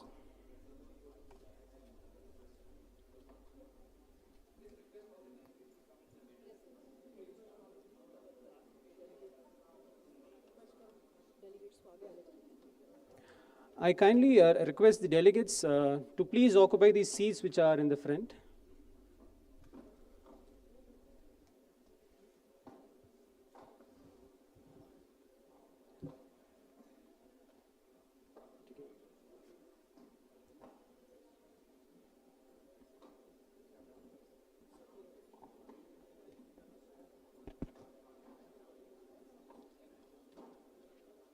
It is a matter of extreme privilege and honor for me to be the moderator of the first session today on a very relevant topic in today's times, that is the changing nature of public disorder.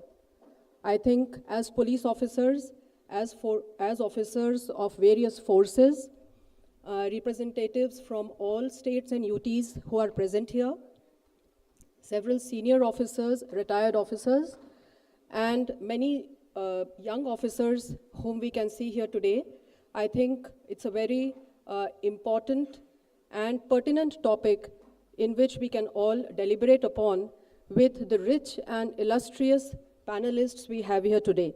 And I'm extremely honored to introduce to you the distinguished panelists on stage, starting with Dr. Vikram Singh, retired DG of Uttar Pradesh. Dr. Vikram Singh is an eminent educationist and a retired IPS officer of 1974 batch of Uttar Pradesh cadre, a doctorate in ecology from Kumaon University. He is currently the Chancellor of Noida International University.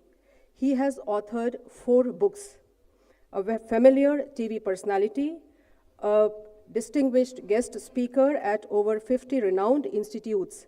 He is recipient of President's Police Medal for Gallantry 4 times, President's Police Medal for Long and Meritorious Service, President's Police Medal for Distinguished Service, the Kathin Sena Medal. I am extremely honored, sir, with this distinguished career record that I am privileged to get an opportunity to read here today. And we are sure, sir, that with your rich experience, we'll all benefit and come out with the report of this panel, which will be really helpful in shaping the public disorder control, and narrative in the future times. I welcome you, sir, heartily on the dais for the discussion.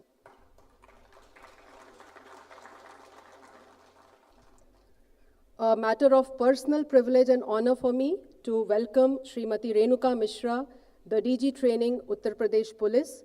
For me, in heart, she remains my trainer from the National Police Academy days, and me as a probationer in front of her. So I feel really happy to introduce Madam here.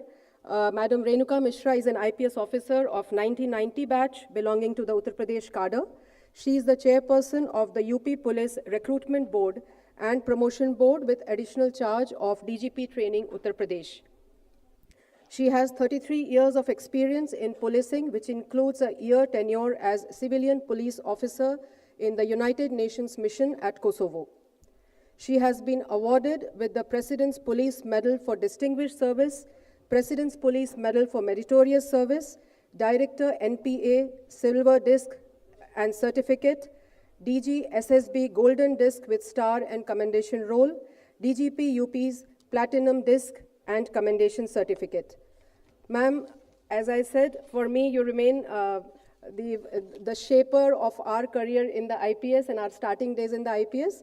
I welcome you heartily to this seminar on the changing times of public disorder, ma'am.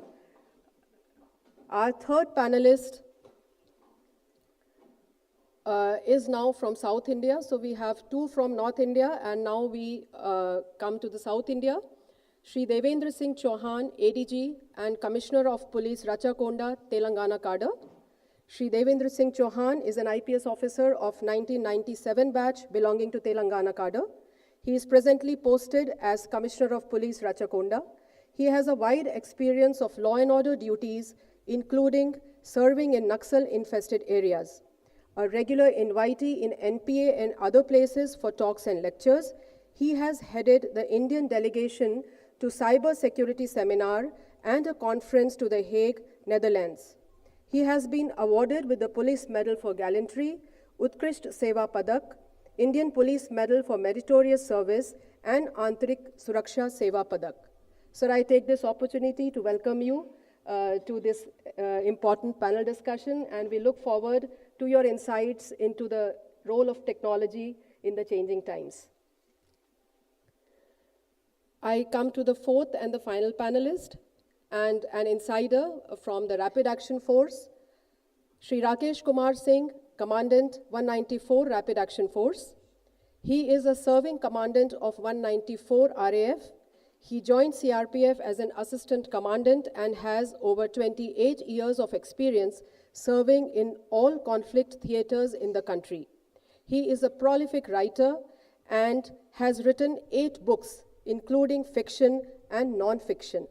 As a field commander, his battalion was declared the best ops battalion of left-wing extremism affected areas in 2020.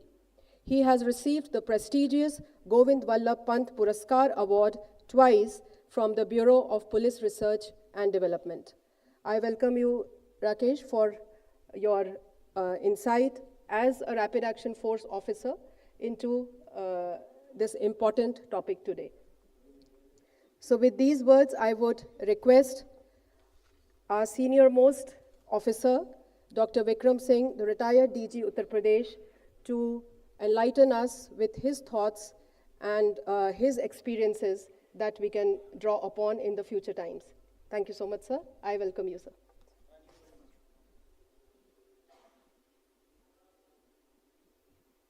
Sonal ji, thank you very much for the very kind introduction. I certainly do not deserve these accolades. But as they say, beauty lies in the eyes of the beholder. You choose to see virtue where it is done. Without wasting further time, I would like to first thank all of you and compliment and greet all of you on your 31st Raising Day. It is a proud moment, and the Honorable Chief Guest, no other than the Honorable Chief Guest, or I would say that my heart swells with pride when I see you wonderful and proud officers in your uniform with all your accolades and medals on your chest. Maybe many, many more accolades come your way. And I have a score to settle with you, as I told the Honorable DGP, Dr. Sujay sir. एक क्षत्रिय वो है जो उधार नहीं रखता है, न बात का न पैसे का. It is not, and today is the day when I will settle scores today, sir. There were occasions in my career where I was at my wit's end, did not know. और डरना मेरे मिजाज में नहीं है, but that was few moments where I thought I was getting butterflies in my stomach. And that was the time when RAF appeared in the horizon like a rainbow, like a guardian angel, sir, and saved the day for all of us. Otherwise, things could have taken an ugly turn. बात समझ में आ रही Daljeet sir, Vitul sir? I take you back to April 2008. The biggest in the public disorder in the district of Western UP had challenged the might of the state. It was a prediction by the intelligence agencies of a bloodbath. Guess how many companies we had? 40 companies, sir. You can well understand the ramifications. But the silver lining to an otherwise dark cloud came when we had the RAF. And the father and son surrendered very, very meekly without firing a single round. Without a whimper, the situation was salvaged. That was the testing time, sir. There were other situations when the emergence of the RAF, and Sonalji, I would like to tell you the difference between the RAF and any other security force. Comparison, though, should be between comparables. There can be no, all comparisons are ODS. Annie ma'am is here, the proud leader of the force. RAF is an iron fist covered by a velvet glove. The physiognomy of every RAF officer with whom I had the pleasure of shaking hands or encountering looked like a ninja warriors. Absolutely peaceful, calm, composed. You had to concentrate to listen to what he or she is saying. There was no brazenness or arrogance in approach, because arrogance is a weak man's imitation of strength. In other cases, and who would know better than my UP cadre colleagues, I would not like to repeat at the cost of sounding crass, uncultured, but a word to the wise is enough. The strength, and to go back to the history of public order disturbances. Even before I joined service, public order was something very, very basic and routine. People would come, take permission in 144 CRPC, take a permission, and after the demonstration is over, they go back peacefully. Seldom did you hear of anything that turned violent. The first things came when a particular party came to power and the youth wing started arson, looting, and attacking the police and the police stations. Timeline, 1977. Before that, it was very seldom. It was either way back in Chauri Chaura or now in the year 1977. Things went from bad to worse till we had the happy emergence of the RAF, 7th October 1992. And then there was no looking back, because there has to be a professional approach, because the demonstrators and those vitiating public order had come of age. They were using technology. They were using firearms, legitimate and illegitimate, and ingenious methods. For a very long time, we used the mounted police to control law and order, but we gave it up. You know why? The demonstrators realized that just a struck beady touched to the horse's backside would make the horse bolt. Both the rider and the horse would bolt without check or pilot. So the days of the mounted police being used went out of fashion after 1977. Then we came to the use of country-made pistol and firearms and factory-made weapons, and use of vermin like snakes and bichu booty to create disturbances in the crowd. Bichu booty, of course, is a plant. Mistletoe, I think, is the botanical name, that gives great irritation when touched by anyone. So, disturbances apart, the policemen were at the receiving end, from the snakes, from the scorpions, and from the mistletoe. Then we graduated to something even more disturbing. And I'll come to the last phase, because that is the time and concern, but the RAF gave an excellent account of itself. We have seen three major riotous situations: the Delhi riots of 2020, the farmers' agitation, and the anti-CAA riots. There are sumptuous learnings and takeaways from the way these agitations were handled. Things that were unheard of, ramifications and dimensions which were unknown to policing, came to light. One was flash mobs, collection of mobs on the basis of fake news, deep fake news, and rumors through social media, through telecommunication, through viral emails. Crowdfunding. You would not have had the opportunity to go to any of these sites of the agitation. I did, just to study what had happened. It was something akin to a picnic in the evenings, and the people had come in not to go back home, but to stay. The logistic arrangement was second to none.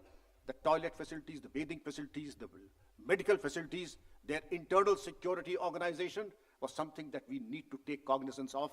They are no longer people who are untrained. They are trained people in subversive tactics. As was said in the Second World War, the fifth columnist had arrived on the scene and had para-dropped. Your job, ladies and gentlemen, is going to be very, very difficult and demanding. The crowdfunding, look at the menu. I'm sure even you and I would not afford that kind of a food. And customized slogans. Customized slogans. As a professional law enforcement officer, it is your job to go behind the eyeballs of the rioter and those indulging in subversive activities. The slogans. What were the slogans in 1977? Humse jo takrayega choor choor ho jayega. 99% Inqilab Zindabad. That was about all. 99% it was all.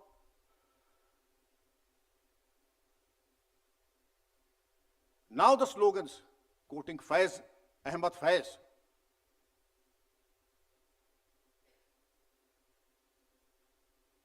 Poetry is not my strong point. पर तुम जिस लम्हे में जिंदा हो, वो लम्हा तुमसे जिंदा है.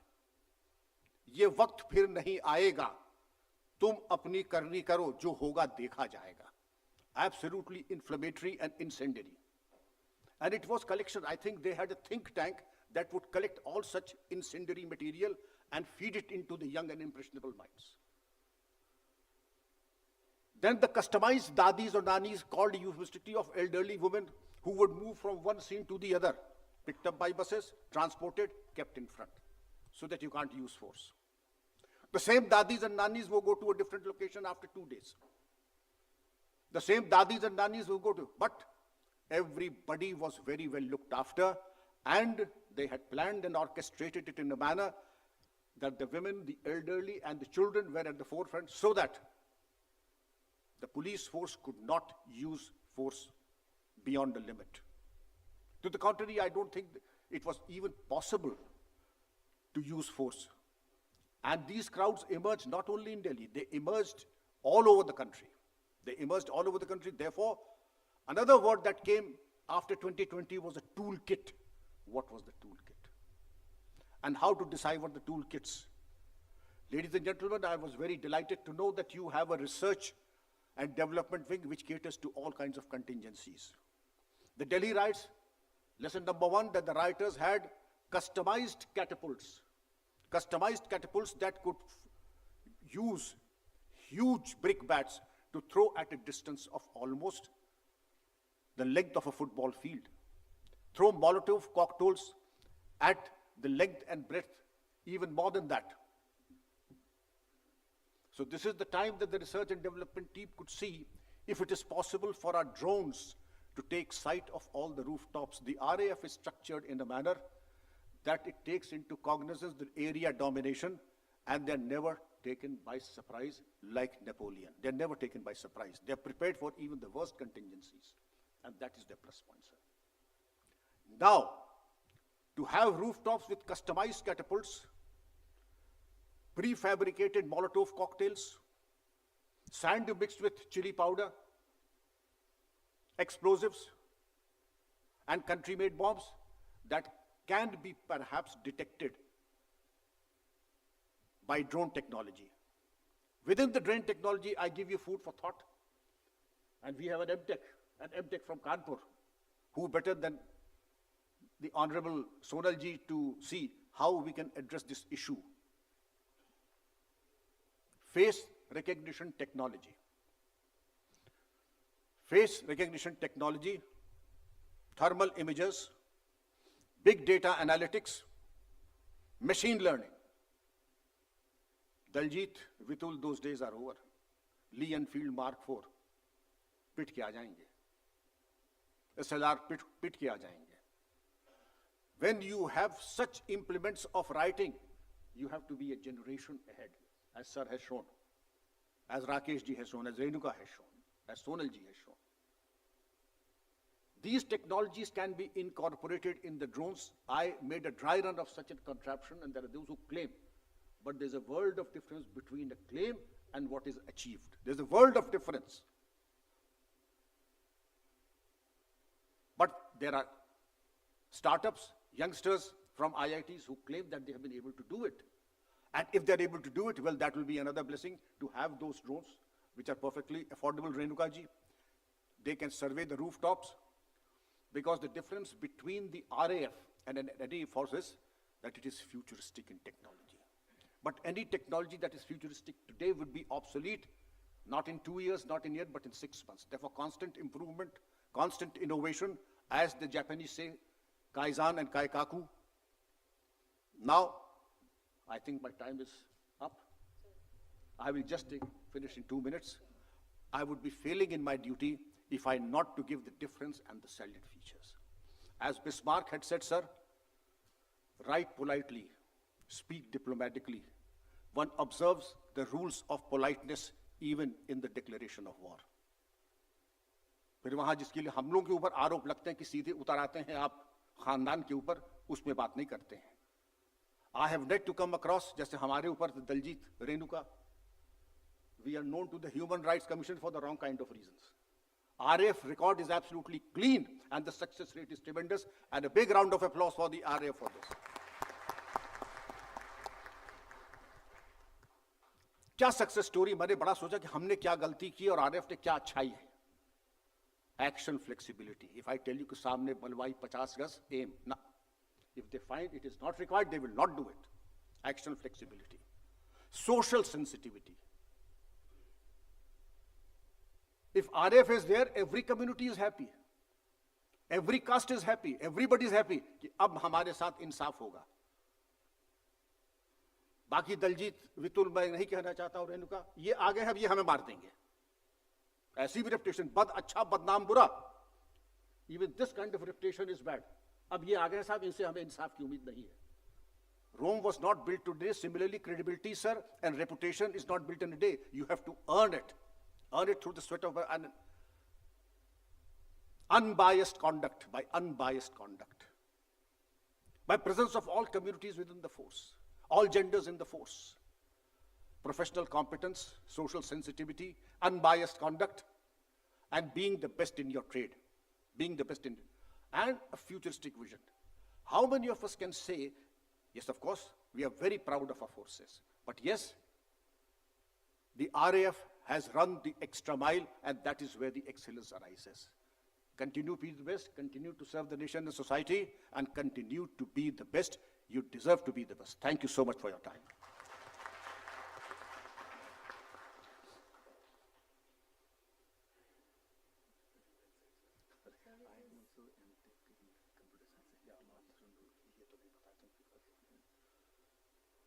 Just a small word.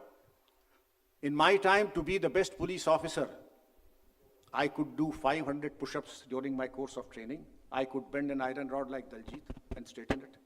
We have another, we have Sonal ji, to MTech hai, he's an MTech from our. Today's police officer is one who can crack passwords. 500 push-ups will not take you very far in life. But being an MTech will do. Being a courage, a lion heart will do. And MTech here, many compliments. India and RAF needs police officers like all of you. Thank you very much. Sir, indeed a delight to listen to you, sir. Starting from 1977, and so modern and futuristic in your outlook, sir, with real current information of all that happened in whatever we have seen and the challenges the police forces across the country have faced in the recent times. And so I could relate a lot, like the toolkit, the think tank, and the use of human shields as we see in the Naxal areas. And you pointed out that the similar strategy was used in urban areas in full public glare, and it really made the forces slow, and it really delayed the responses that could have come. So with the words you mentioned for RAF, it really has built that reputation, as you said, which is not built in a day. And it kept me thinking that it was, it was a master stroke to have created RAF at that point of time. And not only that, in the core competencies, the focusing on the core competency of RAF, because every state government all across the country, I belong to Tamil Nadu cadre, and I have not seen much use of the GD battalions there because generally the situation is not so demanding and the state police takes care of everything. But yes, when it comes to RAF, we have seen the deployment of RAF sometimes in our career, sir.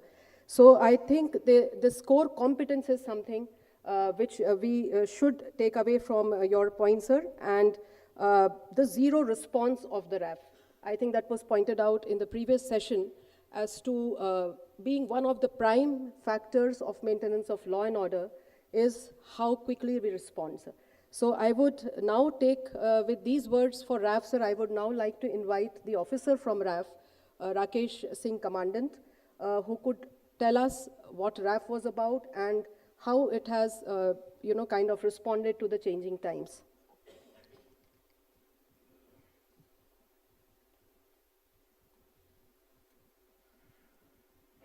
Good afternoon, eminent panelists on dais and distinguished participants in this seminar.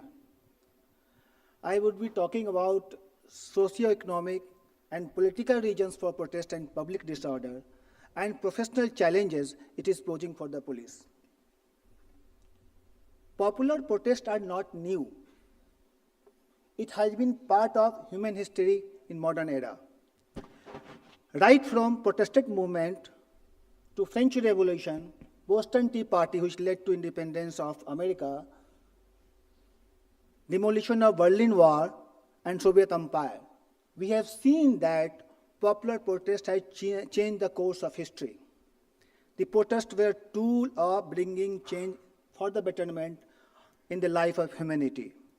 But, as Sir has said, now protests are because of certain toolkits, and world is protesting in a very strange way. In 2019, attacks on WhatsApp users led to protests in Lebanon, almost bringing down the government. In Sudan, it was the rise of price of bread. In Iran, a 4-cent increase in the price of gas led to massive movement there. Similarly, in Chile, a small increase in fare of subway led to 1/4 of the Santiago city population protesting. So there are a strange way. Have we ever wondered why the world is protesting so much? According to a study, between 2009 to 2019, thousands of protests have taken place in 114 countries, almost covering 93% population of the world.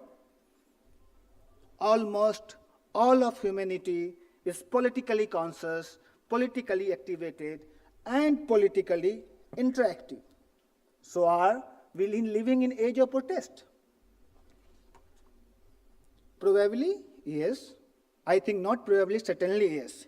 We are living in the age of mass protest, demonstration that are historically unprecedented in size, frequency, and scope. No wonder last decade was termed as decade of global protest. In 2019 itself, there were 31% more protests in the world, and almost 114 countries were protesting in 2019. And it was contained in 2020 only because of pandemic, not because of the professional actions by police or by our political masters. We can see some photographs.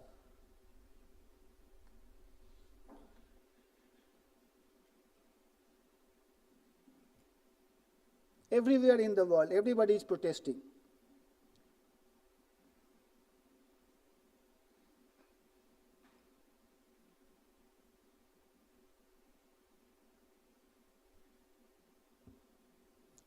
Some of the major public disorder, Paris violence, 2005, 2008, and more recently in May 2023.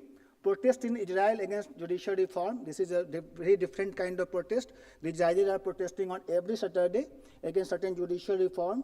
In uprising in Sri Lanka, which led to massive political changes there. Then in massive examples of massive protest in India has been India against corruption movement, Nirvaya protest, CAA protest, farmer protest, Manipur crisis, and Agniveer protest. So, how things are changing? Is it new democratic order, disorder, or vibrancy? What it signifies? The world is awakening, or it is going into darkness? We can see certain photographs to understand how massive protest has taken place in the world to change the government.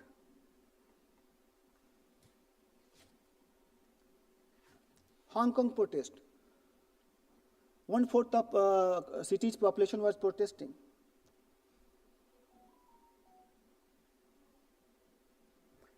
In 2020, 12,000 massive protests has taken place in USA.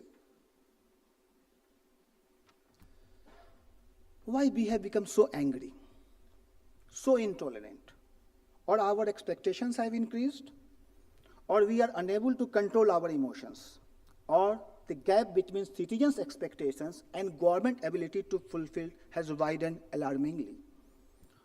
As I have said, on June 16, 2019, 2 million of Hong Kong's 7.4 million population were protesting.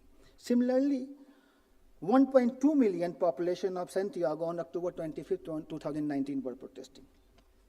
Why it is happening? Is this any indicator of democracy? Democracy is vibrant. People from nowhere can come and usurp the power. The people who can motivate millions of people to protest against, to vote for them, to build a political narrative and grab the power. But the same protestant, when come to power in governance, they fail to motivate the people to accept their policy or the style of governance. Why most of the decision making ending up in acrimonious battle in the streets or turning up in the Supreme Courts? Why we don't trust the government we have elected, we have voted, and we have mandated to govern us? The number of anti-government protests has increased around the world by annual average of 11.5%. But first of all, why people protest?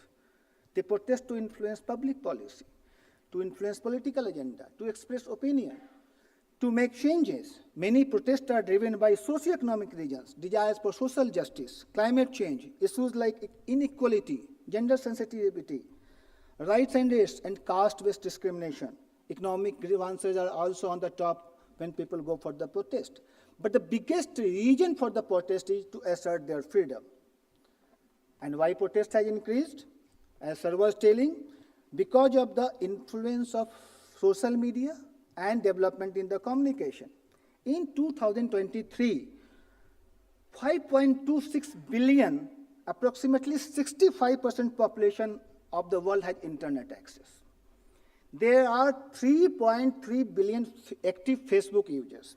It means rapid transformation of information, misinformation, and disinformation. There is perception that corruption is on the rise in local bodies, police, and judiciary. There is perception of inequality amongst the people, and that's why the massive protests are taking place everywhere in the world. But a new thing has come up that nowadays most of the protests are to build up a political narrative. We have seen 2010-11 when India Against Corruption movement, a political narrative was built up and certain party had come to government. So is this protest is democracy in action or democracy in crisis? Over the course of 2019, anti-government protest has occurred in most of the countries in the world, as I have said.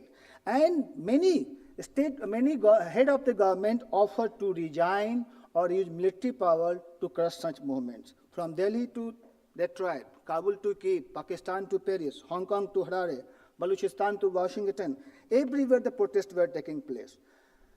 According to an official data, in 2022, at Jantar Mantar, 661 demonstrations has taken place and 189 dharnas taken place with the police permission. Without police permission, many other dharnas were taken place.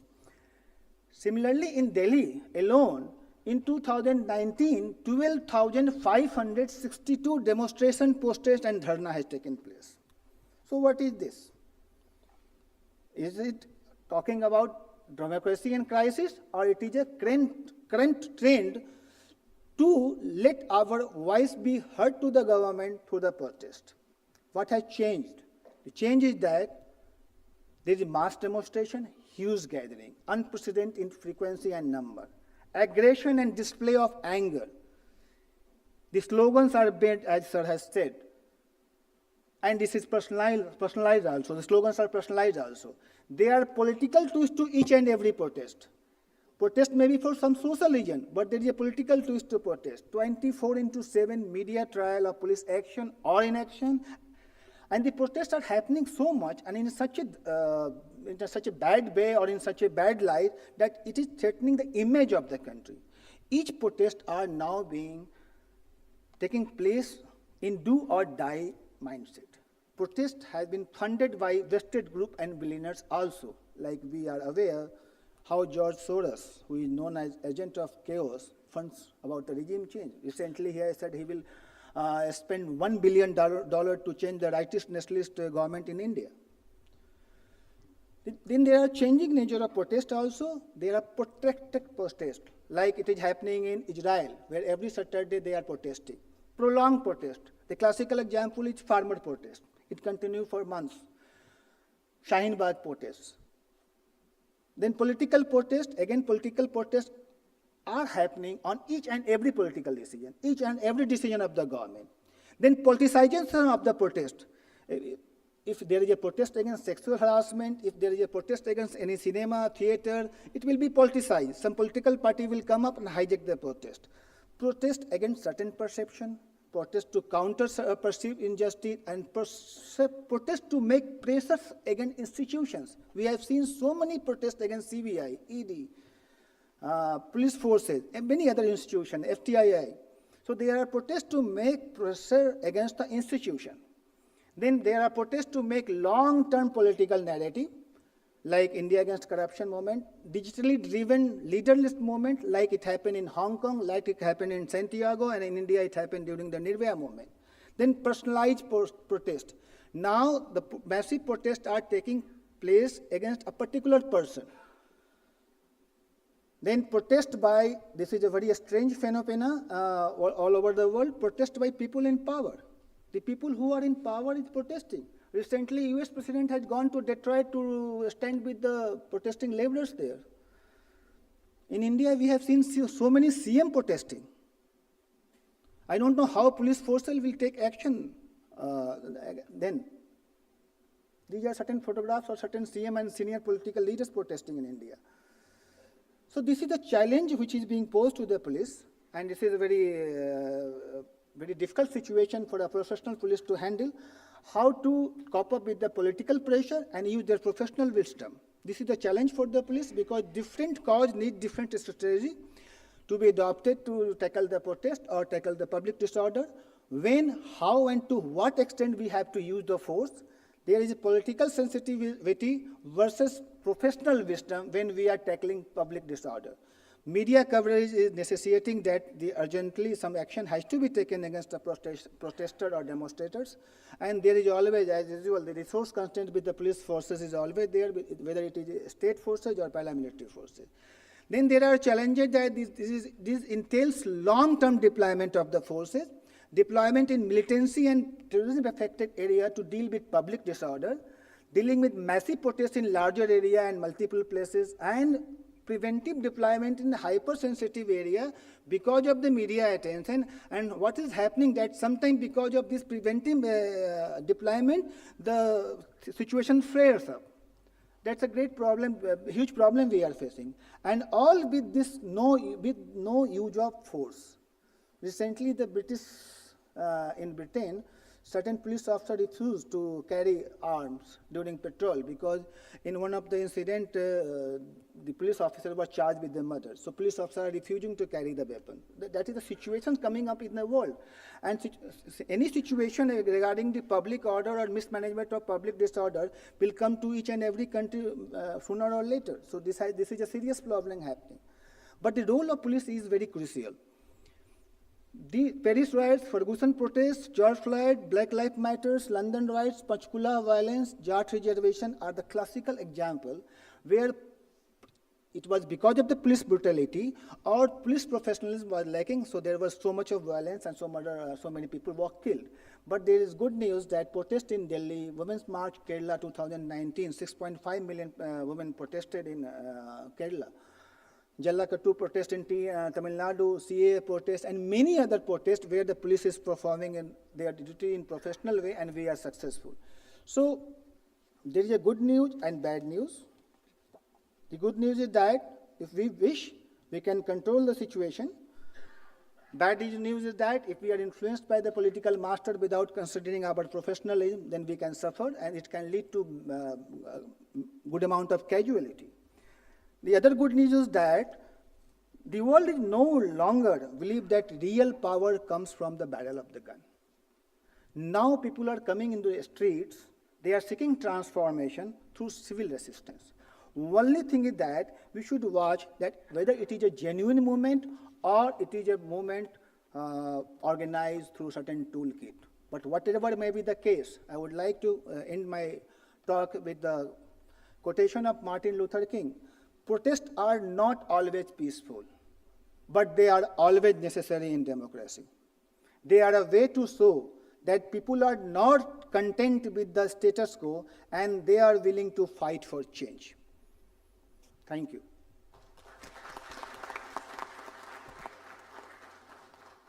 Thank you, Rakesh, for this insiders and serving officers perspective from the Rapid Action Force.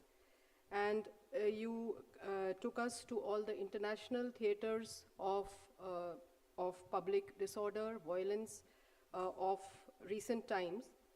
And you also dwelled into the dilemma of deployment, of how as police senior managers we decide on the deployment, because you mentioned that at some point of time the deployment itself may become a cause of concern in the community and leading to greater disorder. So I think very impertinent points mentioned here. And as Vikram Singh sir mentioned to us, that how well are we prepared? I think there should be no surprises. And in today's times, with all the international news and international protests rolling in front of our eyes, there is no dearth of ideas and there is no dearth of surprises for the security forces, because the protesters are all prepared with various toolkits, if I may use. So there lies the challenge, that how we increase our preparedness on several fronts, on the manpower, on the technology, and how we are able to leverage our preparedness well in advance. So with these words, I would like to now invite Devendra Singh Chauhan sir. He's the serving commissioner of Rachakonda in Telangana cadre. And sir, kindly enlighten us with your words. Good afternoon, respected sirs and ma'am, Dr. Vikram Singh sir, Renuka Mishra ma'am, Sonal ji, and Rakesh ji, and all DG CRPF sir, and all the senior officers and colleagues on the dais and off the dais. I am now reminded by the situation of the same butterflies with Dr. Vikram Singh sir mentioned, because I suddenly find that I am slightly underqualified and unexperienced to speak in this August forum with so many dignitaries in the audience. However, I'll try to do my bit within the scope of the topic given to me. Being third speaker, I also run the risk of doing some repetitions, but kindly bear with me. So I'll straight away come to the one thing that my association with the RAF is very, very old, and then I was just trying to search faces with whom I have got innumerable luncheon in the Charminar, because we had regular deployment there, and I was there additional CP Law and Order in the IG rank of Hyderabad city, sir, for 5 long years. So there were times when I used to frantically give a call to the commandant. He says that, sir, it is stuck there, it's there. Then I used to make certain calls. And the moment they said that the RAF is coming, I used to feel a sigh of relief as additional CP Law and Order of the Hyderabad city. Though we may not require, though we may not use, and most of the time we didn't. For 5 long years, not a single instance, but the very presence of RAS, the kind of confidence it used to enthuse, not only in the public, but also, let me add, in the local police, was absolutely fabulous. My sincere thanks and hearty congratulations to all of you on your 31st raising day. And I'm sure that probably the number of commandant level, additional commandant level officers, which I'm personally aware of, probably would be very large. Now, coming to the topic, we are changing. The world is changing, police is changing, but we need to change faster. I'm coming towards my topic. As Dr. Vikram Singh sir has carried us, that how the protests have changed. One dimension I would like to mention, which I have seen emerging, that probably the protesters and all the other people we are dealing with are getting quite smarter. Earlier they were unorganized, then they got organized, then they got at times better organized than us. I recollect way back in 2002, when there was a peace talk with the Naxals. I had a long part of my career in working in the anti-Naxal areas. So they called for a peace talk, and then the peace talk happened, and then it failed in 2004. So during that time, just before it was about to happen, we had an exchange of fire in Adilabad district, where I was OSD anti-Naxal operations. I was surprised to see, sir, to find a well-documented file saying that how we should use the peace period, what are the things we need to do, and after the talks are broken, we'll sort of, it was indicating that we will initiate the talks, and then we will decide when it ends, and then you should be ready to strike. Another thing, the kind of actual blueprints that how the progression of the Naxalism will happen in the various areas. For example, why I'm connecting it to the public order is that it will, the first phase is called Pratighatana in Telugu, it's called resistance phase.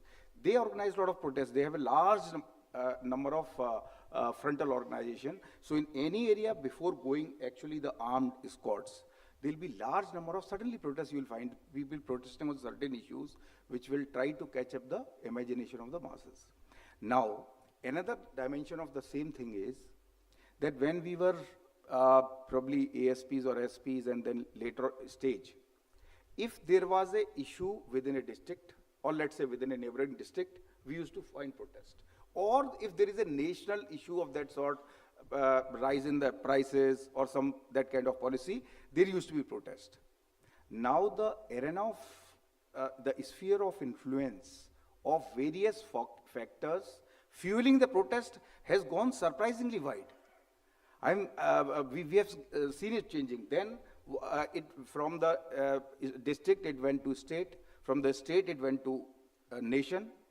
Today, anything happening in Mizoram or Manipur or any part of the state which affects any segment of the population in any part of the nation, you will find a protest happening there.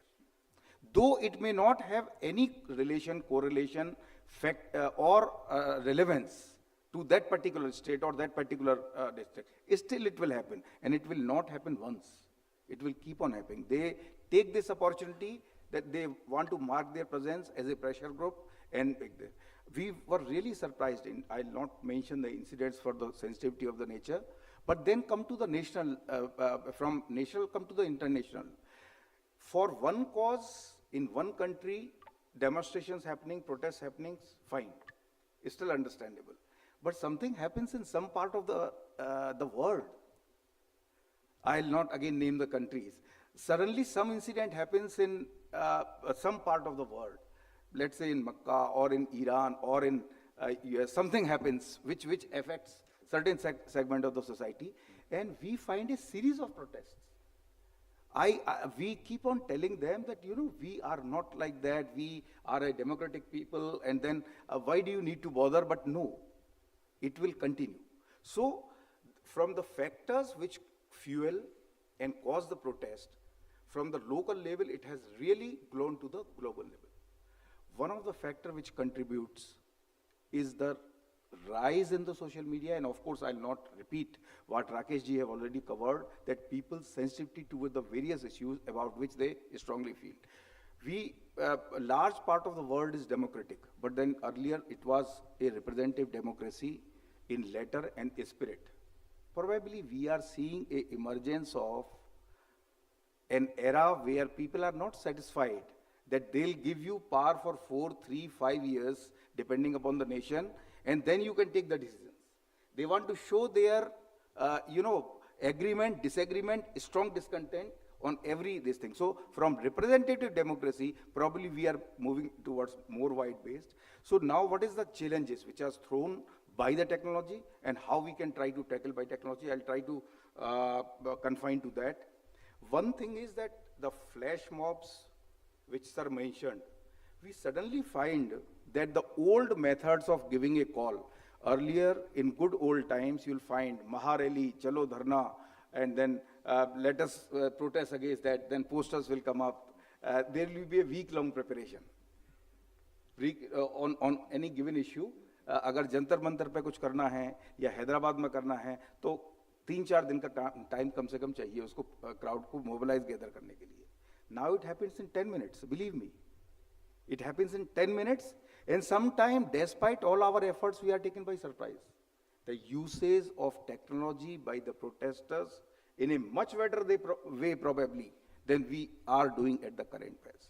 In Telangana, we do try to keep the pace with the technology, but the emergence of social media has really thrown a very, very wide challenge.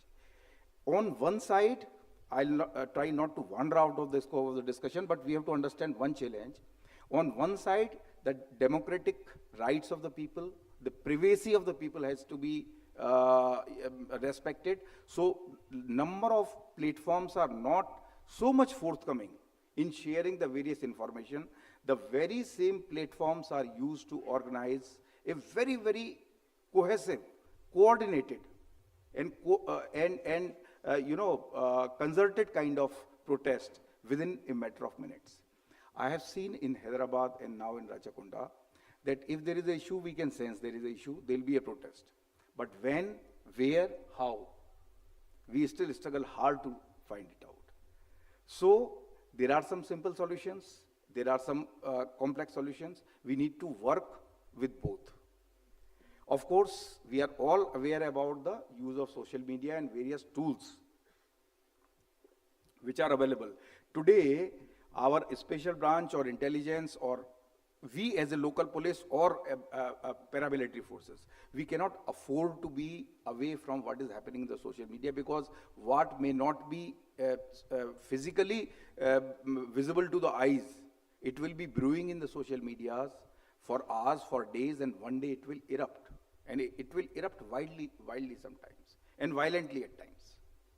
So a watch on the social media and what all we can do, like we use the crawlers, we sense the certain keywords to traverse through. From them, a very, very simple and effective techniques I'd like to share, that which we started using in Hyderabad and now also using. When we earlier used to do the preventive pickup, then we'll take that person and then probably put it in the police station and then forget about it and go for the handling the agitation. Now what we do? We need to deal with that also properly. It's a close from I can share. So we try to take the cell phone and see what is going on in the WhatsApp or various things. Or infiltration in various of these platforms by our own people. Unless we do it, we will not be knowing that which side the tide will turn. So within minutes, they organize, they do that, and then we need to, for that, we need to be really, really active on the social media. Now, enough about the social media, I'll move to the other things. There are a large number of things in which we can really harness the technology. We are doing it, but we need to do it better. Still, when we put a CCTV camera, we have changed. But a large number of our lower segment of public and our constabulary, we feel that we put a CCTV camera and we'll monitor it, and the work will, CCTV camera will alert us by itself. No, it won't happen. We are one of the, we take pride in one of the state tri-commissionerate well covered by the CCTV, but the CCTV doesn't work by itself. It will not do. And we can probably put 10,000, 5,000, 2,000 CCTV camera, but who will monitor that? Now, let's say if I want to monitor 1,000 cameras, you need actually technically 1,000 people. That is one part. You want those 1,000 people on the ground, or you want them in the control room, or you want to divide. Here comes the video analytics and the use of augmented intelligence. The latest project, which I had the opportunity of being the nodal officer for the entire state in the Telangana, has come up with such kind of a video analytics module, video management systems, which have really helped us. They can do a lot of wonders, provided, but the mindset of a common policeman is, you put a CCTV camera, then you can as well go and stand there and monitor what is happening. So the video analytics and these things have to be used in an absolutely big manner. For example, by the augmented intelligence and by some simple analytics, we can train the cameras to detect what is called anomaly detection or abnormal pattern detection. Anything which is supposed to be there, if there is a sudden change. One of the small module which we developed, we worked together and we developed was that if, let's say, there is a stranded vehicle in a VIP route, or there is a briefcase or a suitcase or suspicious object. In good old times, we used to announce that please do let us know. We'll go and search. First, we'll try to, disarm it. But then who kept it? It may be an hour back, a day back, or maybe a couple of days back in an isolated area. So now how do you actually, I'll try to be slightly little detail about it, not at the cost of the brevity, but that if you have to physically see that who kept, because this person might have kept the similar article somewhere else also. You have to catch them. Your time is running out. How do you do it? It's a very, very simple solution. That any recording, one way is that you take out that camera where that captured the briefcase, and then keep on going back, hours back, minutes back, weeks back, days back, till you find that. No. We can compare frame by frame. The augmented intelligence compares frame by frame, and we have the capability where it directly takes it to the moment where that briefcase or abandoned vehicle was left. It saves great time. We have actually used it. So within probably a couple of minutes, you can find out who kept it, which vehicle, which direction it went, and then you can try to catch the person and detect the other similar cases. Similarly, we have a integrated traffic management system in which we can track a vehicle, let's say suspicious vehicle coming from that. Now, how do you track the vehicle? You keep changing the camera frame. I'll be brief on that, but no. Now the cameras have the capabilities that you can feed any number. We are currently having this thing, albeit in some of the camera areas only, that you can feed that number plate. Now I found out that which vehicle suspicious person came and kept that briefcase or a bag. I can feed that into my system, and then it will take me directly to wherever the vehicle is located in all the coverage areas of 20,000 cameras and all. After that, you can hotlist it. It will keep on showing you the various location it has traveled, so you can identify, and then your rate can be more focused and more meaningful. We have had a history. We have got a number of requests from other states as well. I'll be quick on that. Besides that, there are a number of other things which we need to do is that utilization of the tower density. Now, like earlier times, it's not easy that the crowd is forming and all that, then you will send these things. So if a tower which is otherwise sparsely loaded suddenly becomes dense, we can do that. We can use camera mounted vehicles. Drone challenge is there. There are some things in this in the practice which can be used, and particularly for loitering, object deletion, and certain kind of things, and or any kind of sudden changes in the abnormal changes in any kind of these personal signature system can be utilized for getting us much advance notice and getting a better coordinated action. Thank you very much. My time is over, so I think I have been able to give a utilization to the time. Thank you. Thank you so much, sir. Sir, one of the very important understandings I got was that it is time when the mobs or the protests are much more organized than we expect them to be, and there are several tools or the background factors which work in play, and you compared them with the Naxal theater as to how the LWE elements remain extremely disciplined and organized. And similarly, we see that the protesters are no longer, they don't look like protesters as such, but they are extremely organized and disciplined a lot. And you brought out that point, and how as security elements, the responding forces, we handle this challenge, sir. You also brought out the point of technology, and a very important point was brought out by the Honorable Minister of State for Home today in the morning, when he mentioned that there are several criminal elements who take the opportunity of protests and who kind of vitiate the atmosphere and create a very precarious situation for the society and the forces. So in this backdrop and the discussions we have had, I would now request Renuka ma'am to throw light on, with her experience, on how with technology and with the better organized protests, how we can meet the challenge, ma'am.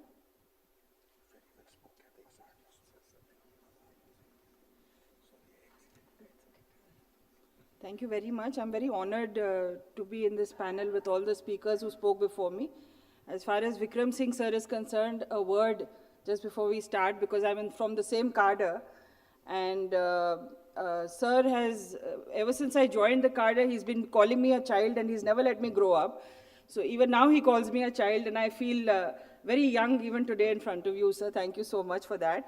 Devendra has been with me in SSB. I'm very happy to be with him on the panel, and such knowledgeable people. Sonal as well. Sonal was my probationer, and there can be no better pride to share a panel with your own trainee. So I want to start with a quote. हम लोगों के police में क्या होता है कि हर चीज़ का एक जुगाड़ होता है. So we do a quick fix solution for everything. We are looking at firefighting in a very big way. So everything that we do in a way is firefighting. So I want to start with a quote. Rakesh ended with a quote by Martin Luther King. I would like to start with a quote by Martin Luther King. The topic that I have been given and that I will be talking on is actually the constitutional and legal factors. That's what, of public disorder. So Martin Luther King said, cowardice asks the question, is it safe? Expediency asks the question, is it politic? vanity asks the question, is it popular? But conscience asks the question, is it right? And there comes a time, ladies and gentlemen, when one must take a position that is neither safe, nor politic, nor popular, but one must take it because it is right. And that is what we are talking about, the rule of law. We know everything that we are doing is in some way or the other, we know that we are a democracy. We know that we are a secular democracy. We also know that we have a preamble which talks about justice, it talks about equality, liberty, fraternity. And being in this, we also know in a democracy there will be collective interest groups who have some social issues, who have some economic issues, and they have a right to assemble, they have a right to speak. There is freedom of expression that has been given to them by the Constitution. So when you have some things which are enshrined in the Constitution, it becomes a very ticklish process for us in the police as to say, how embarrassing. I thought I was really tall till today. Okay, thank you, sir. No, sir. I'm just joking. I'm like that, so it's okay. So in a democracy, you know that these freedoms are already available to the public. They're available to you also till you were citizens. Jab tak aap log student the, tab tak to theek tha, it was available to you as well. But as a police officer, when you come in confrontation with things like this that happen, then you start to rethink. So I want to take you through that and keep the Martin Luther King thing in mind all the time. Because jab tak jugaad chalega, tab tak system nahi change hoga. The moment we have a rule of 24 hours, producing somebody in front of anybody you arrest, you produce him before the magistrate within 24 hours, you have this rule, right? It comes from the Constitution first.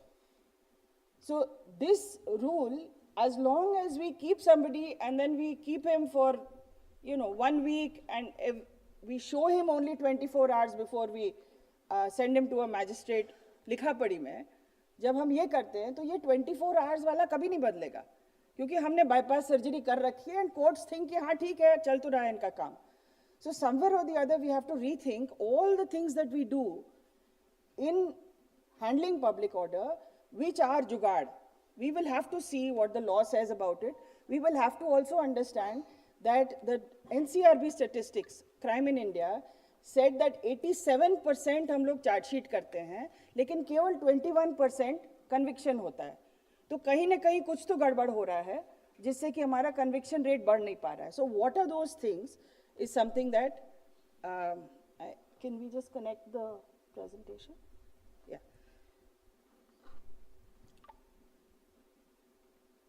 So this is what I would be talking about. I'm just giving you a screen.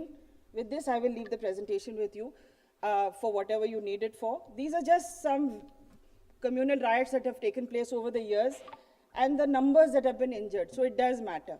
Now, for any incident, what are the things that we look into? The what, the why, the where, the when, which, how. What exactly, this whole conference or this seminar is about public order. Do we know what public order is? Do we know the difference between public tranquility, public order, law and order, security of state? There is a difference and law has defined it.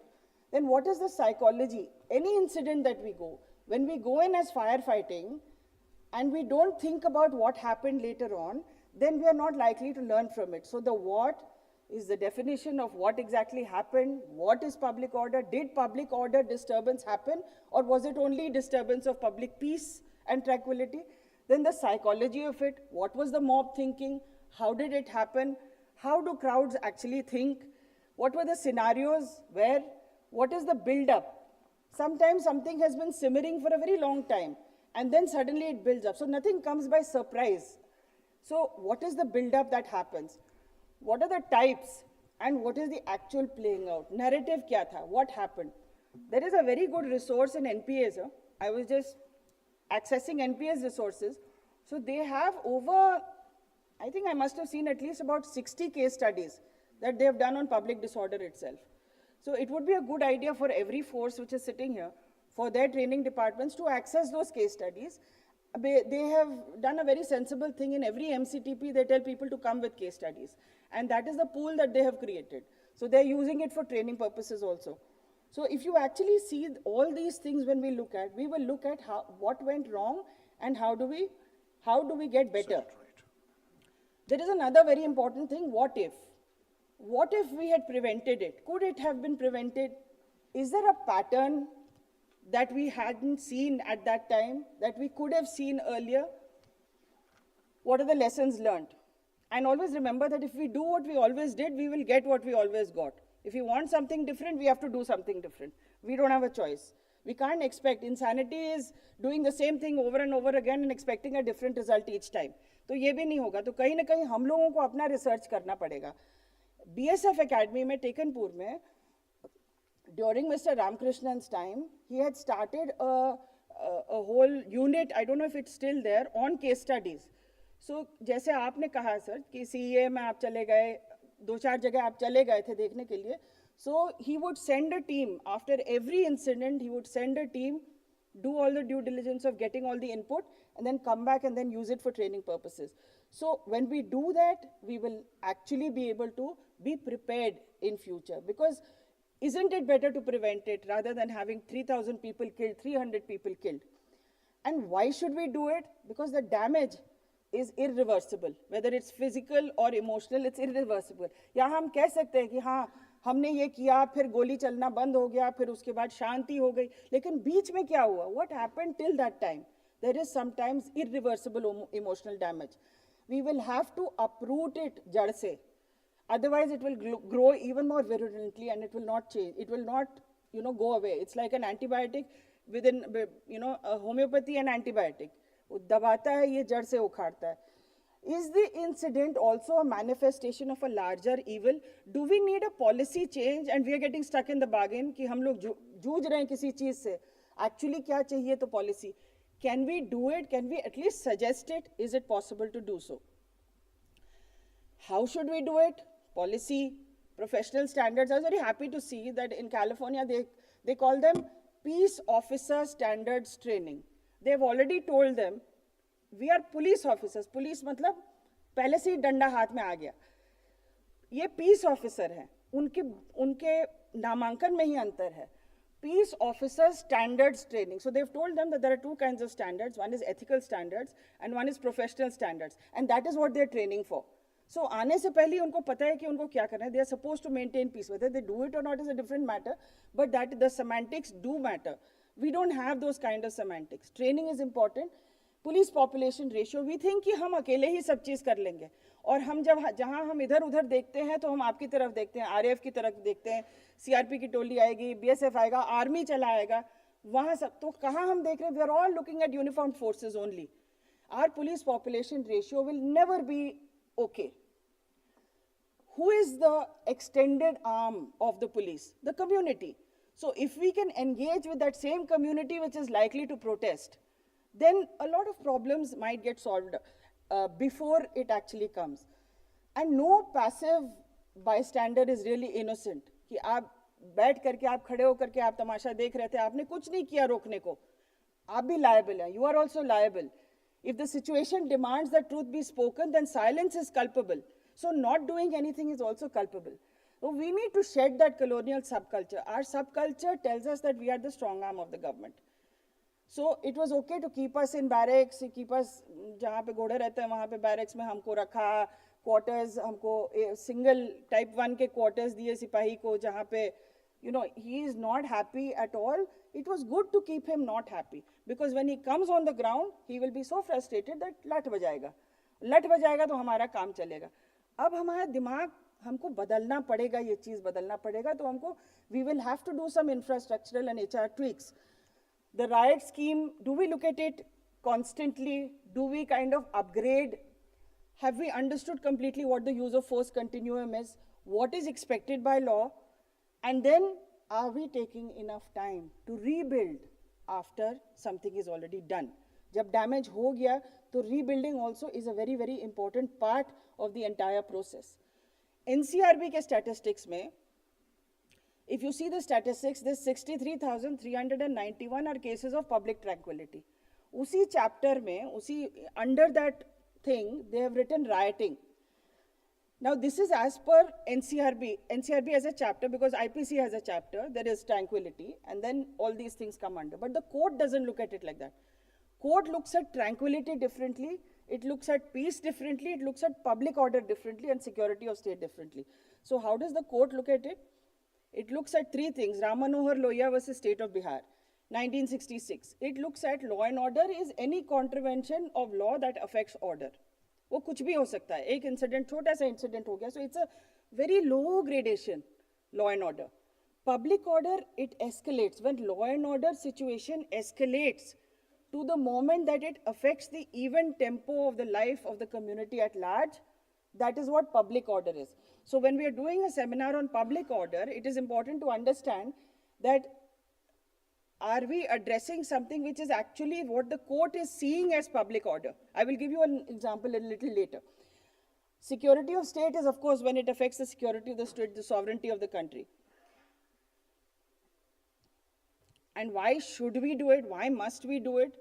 Because it is the need of the community to be orderly and have a predictable life. You know, we have the right to life and right to liberty. So in that right to life also, there have been so many permutations and combinations which we'll come to in a bit. But community, आप community में हैं, आप citizen हैं इस देश के, तो at least इतना तो होगा कि your life will be without any major issues, it will be predictable, there will be nothing much that is happening which is, and who is supposed to do that? Law is the medium, order is the end product in the law and order. Who is supposed to do that? We are the link. We are paid to uphold the law in order to maintain public order. And what are we handed with? We are handed with weapons. Who else is given weapons to do this? अब ये तो हम देख ही रहे हैं कि protesters को दे रहे तो हमको खराब लग रहा है, लेकिन हम लोगों को भी तो मिल रहा है. हम लोगों को क्यों मिल रहा है? कि we are trained in the use of force. We are trained in the use of force continuum, that we have to have effective force, but it should be controlled. It should be commensurate to the action that took place. And we are also trusted by the government, we are trusted by law, that we will not break the law that we are hired to uphold. अपने गिरेबान में थोड़ा सा आत्मा में pull through मारना बनता है अभी इस स्टेज पे, कि सट सट थोड़ा सा आत्मा में पुल थ्रू मारेंगे तो हम देखेंगे कि हम यहाँ पे हैं कि नहीं हैं, whether we are actually living up to this thing or not. So we are here to uphold the rule of law. Where is the rule of law written? Constitution, CRPC, IPC, विनम्र नहीं, कई सारे हैं, sorry, विनम्र was the wrong word. Minor acts है, case studies है, judgments है. We'll just quickly look at them. Preamble आपका कहता है justice से ही शुरू होता. We are a democratic country, we know. We understand democracy very well when we look at USA. We says हाँ वहाँ पे देखो कुछ भी कहता है, वो गाली भी दे देता है, president को भी गाली दे देता है, Jesus को गाली दे देता है, सबको गाली दे देता है. They are allowed to do all this. We look at that and we say हाँ okay. What do we do within our own country? It is available, democracy is available, there is freedom of speech and expression. You know the constitution, all of you have passed an exam to get here, and everybody has had to learn the constitution inside out, but I'm just highlighting something. There is freedom of speech and expression, lekin how much? There is right to assemble freely and without arms, but how much? Are there any restrictions? Yes, there are some reasonable instructions that can be imposed by law. The constitution says कि हाँ ये है, but it is not an absolute right. It is something which will come within certain procedures. There is something defined, there are some restrictions. 22.3 I'm there, I'm not yet there. Okay. Yeah. So 22.3 authorizes detention as a preventive measure, and it also does away with the requirement of 22 to inform the reasons of arrest and produce before the judicial magistrate within 24 hours. So we are using preventive detention quite a lot. जहाँ हम arrest नहीं करना चाह रहे हैं, वहाँ पे preventive detention use कर रहे हैं. But the court has also raised a question on that. Where can preventive detention be used? Where can it not be used? They are saying that like we use it. We use 107, 116, 116, we use it very regularly. 151 हम लोग use करते हैं. But now the court is raising a question on that as well. In fact, in the case of Telangana itself, that Amina Begum case, the court has spoken about that. So these are the various cases. Kedarnath Singh versus State of Bihar, it was on the freedom of expression and sedition. There the ruling party, he spoke against the ruling party. So in that, the Supreme Court upheld that no, there is validity of these provisions of the IPC that penalized sedition, and therefore disaffection against the government is disaffection, and it will be. A.K. Gopalan versus State of Madras, it implied that there is exclusiveness of fundamental rights and there is no need to define due procedure. But in Maneka Gandhi, everything changed. Her passport was taken away, and then right to travel abroad or right to travel freely and even abroad became part of personal liberty. So it also defined procedure, what was not hitherto defined. The Ramlila Maidan incident, one interesting thing that got added, that you also have the right to sleep. कि आपका right to life है, लेकिन आपको सोना भी आपका हक है. सोने के लिए जगह होना भी आपका हक है. That was also introduced in Article 21.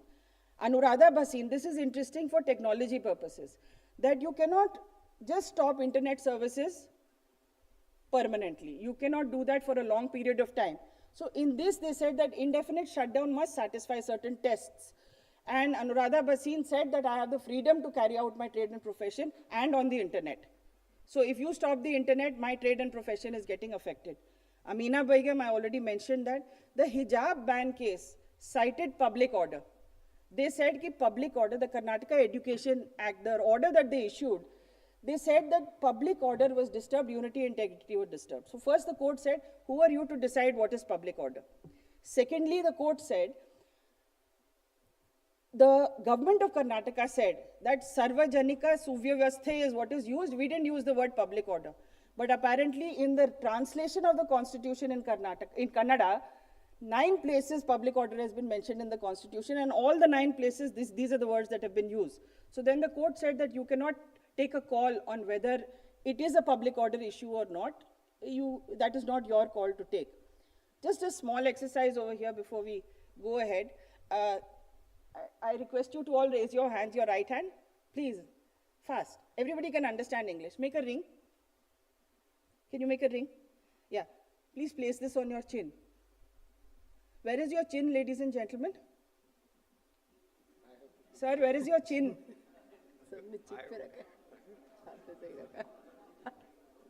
Your chin is here, right? Why did you do this, all of you? I'm not looking at Vikram Singh, sir. Why did you do this? Even when he's sitting in front of you, you didn't do it. Your followers, whatever, it is not, whatever I say is not what you're hearing. What I do is what you will hear. So when the force goes out, people are looking at what you do. They are not listening to what you say. This is something that you might remember. So your followers, your subordinates, everybody listens with their eyes. They do not listen with their ears.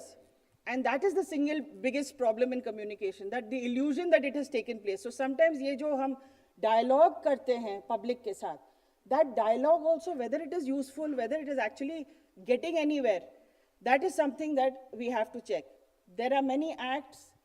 You know these sections, so I'm not going to go into these sections. Sonam, I'm going to end in 2 minutes.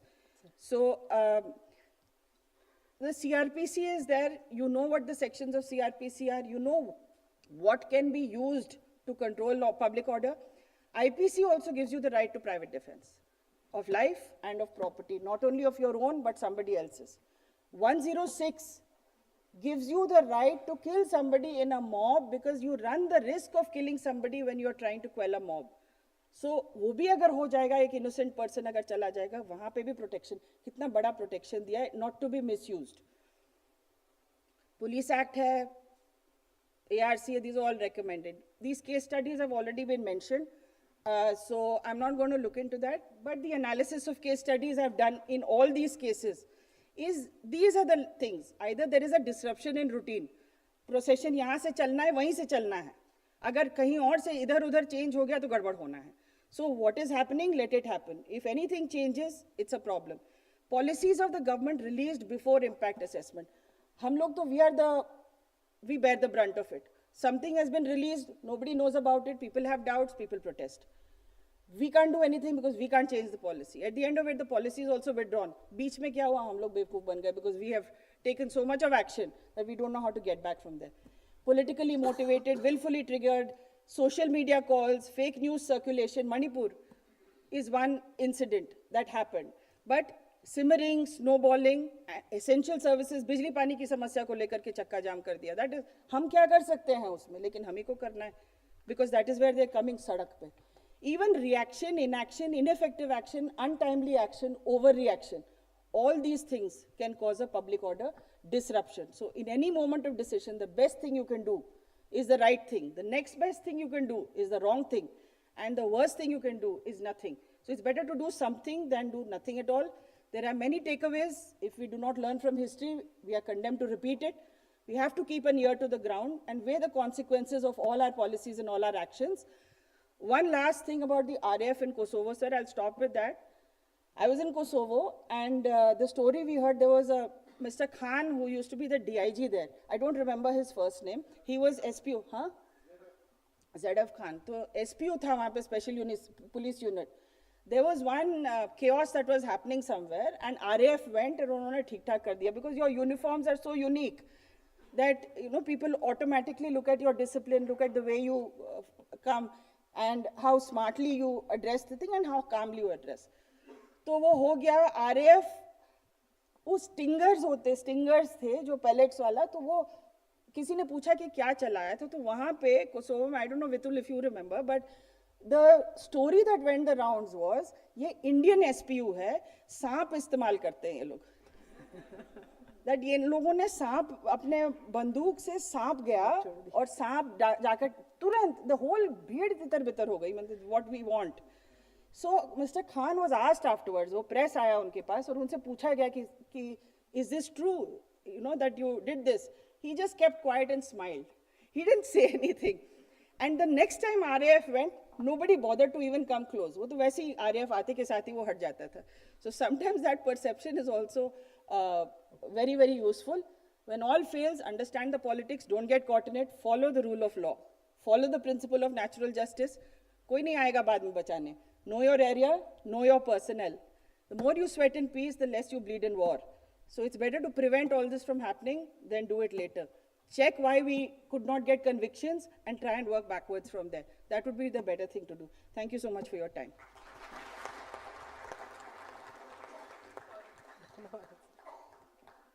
Thank you so much, ma'am. I would request DG's permission, DG sir's permission, sir, if I could take one question, although we are, sir, it's 2 o'clock, so kindly permit, if you permit, sir, I would request any representatives from the state governments who are present here or any of the UTs present here for any questions, we throw it open to you. So we have more than 100 representatives from various state police organizations, CAPFs, UTs, and officers of the rank of DSP and above are present here, sir. If the CRP is also allowed, I can... Sir, I thought CRP should be the last, but... just an observation. Sir. Yes, sir, no yes, sir. question. Firstly, I do not know whether it was by design that Ms. Renuka Mishra ji spoke at the last, but I'm really glad, ma'am, that you balanced it all, because in our overzealousness, many a times, we end up giving a lot of solutions which are probably not as democratic and as per the constitution. When you say that if you sweat in the peace, for example, nowadays we see that vigilantism is allowed without any check by the law and order authorities. If the law and order authorities was to check the vigilantism, probably the things which boils down into the form of the riots at subsequent stage would not happen. Similarly, there is a lot of penchant for the surveillance and more surveillance. It should also be prescribed to the government or the agencies be with a lot of caution, because when you prescribe more and more surveillance, somewhere we get into the privacy of the people and unnecessary probing of the people. Thank you.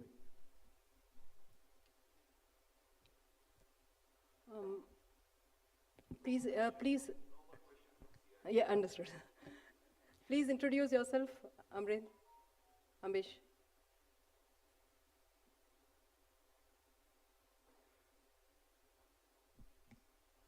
Good afternoon, Madam and Sirs. I'm Ambar Kishore Jha, DIG from Telangana Police.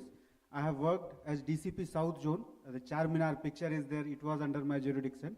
Sir, I would like to know how this ethical training has been embedded into the RAF, because we have worked long with them and never ever a single complaint has came. So if those training modules can be shared with the state police, they will also benefit a lot. Thank you, sir. Sir, we would request IG RAF if you can comment in short.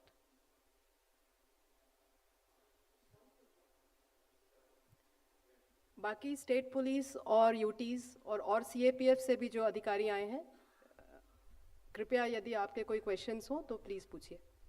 With your permission, sir? Please. Actually, indeed, that's a great compliment. And when I was looking back, I realized that it's very true. Over the many years that we have been facing law and order issues or public order issues, we have not fired a single shot. And this is something which we have tried to embed in them during the training, because there is a conversion training that takes place when people come from disturbed areas, because most of our personnel are coming from disturbed areas. So once they come in, there is a training wherein we try and orient their mind in a manner that they do not indulge in any kind of violence and be as controlled as possible while dealing with the crowds, etc. And it is merely about training the mind, briefing them again and again and again. And as Renuka Madam already said, it's always necessary that after something happens, you go back, sit and realize and just look what are the mistakes we have made and how best we can either correct it and not repeat it again. Thank you very much.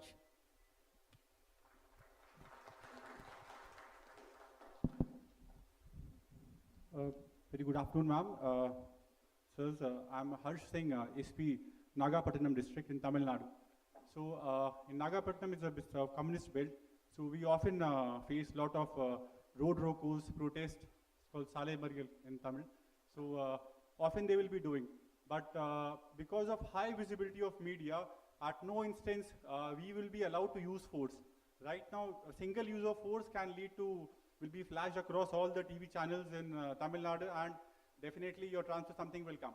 So the use of coercive force has been drastically limited because of the pervasive reach of media with mobile phones and everything.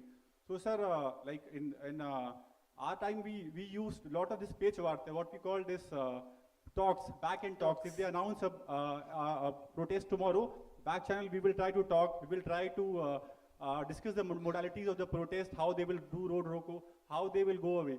So sir, like what is the relevance of the coercive force in 21st century in light of all pervasiveness of media, sir? Thank you, sir.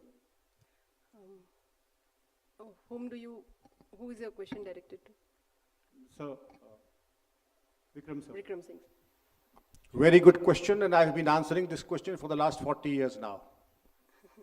It is better to have a pistol and not have a requirement than not to have a pistol and have a requirement. Understood the theorem?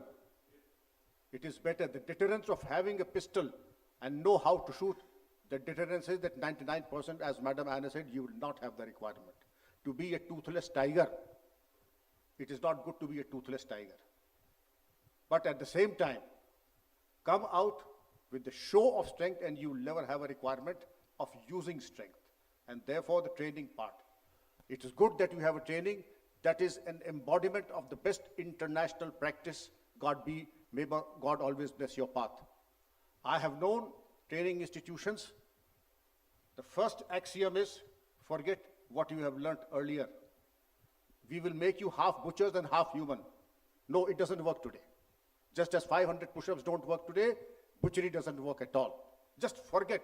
It has to be humane, it has to be compassionate, it has to be people-friendly. If it is not people-friendly, it is not relevant.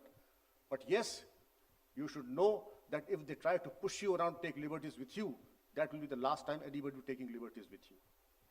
Yes, sir, like a line I read during UPSC preparation, sir, that one US president said that speak softly but carry a big stick. Very good.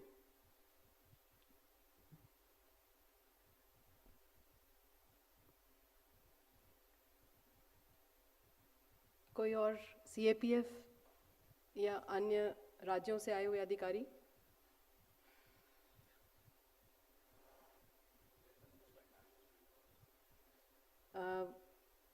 Any of the district magistrates present here? Or any of the non-uniformed personnel present here? I think that makes it very wide. Because I believe the DM remains the bedrock for the forces, or that is where everything revolves around when it comes to public order. So we'll be happy if any of the magistrates present here could join the interaction.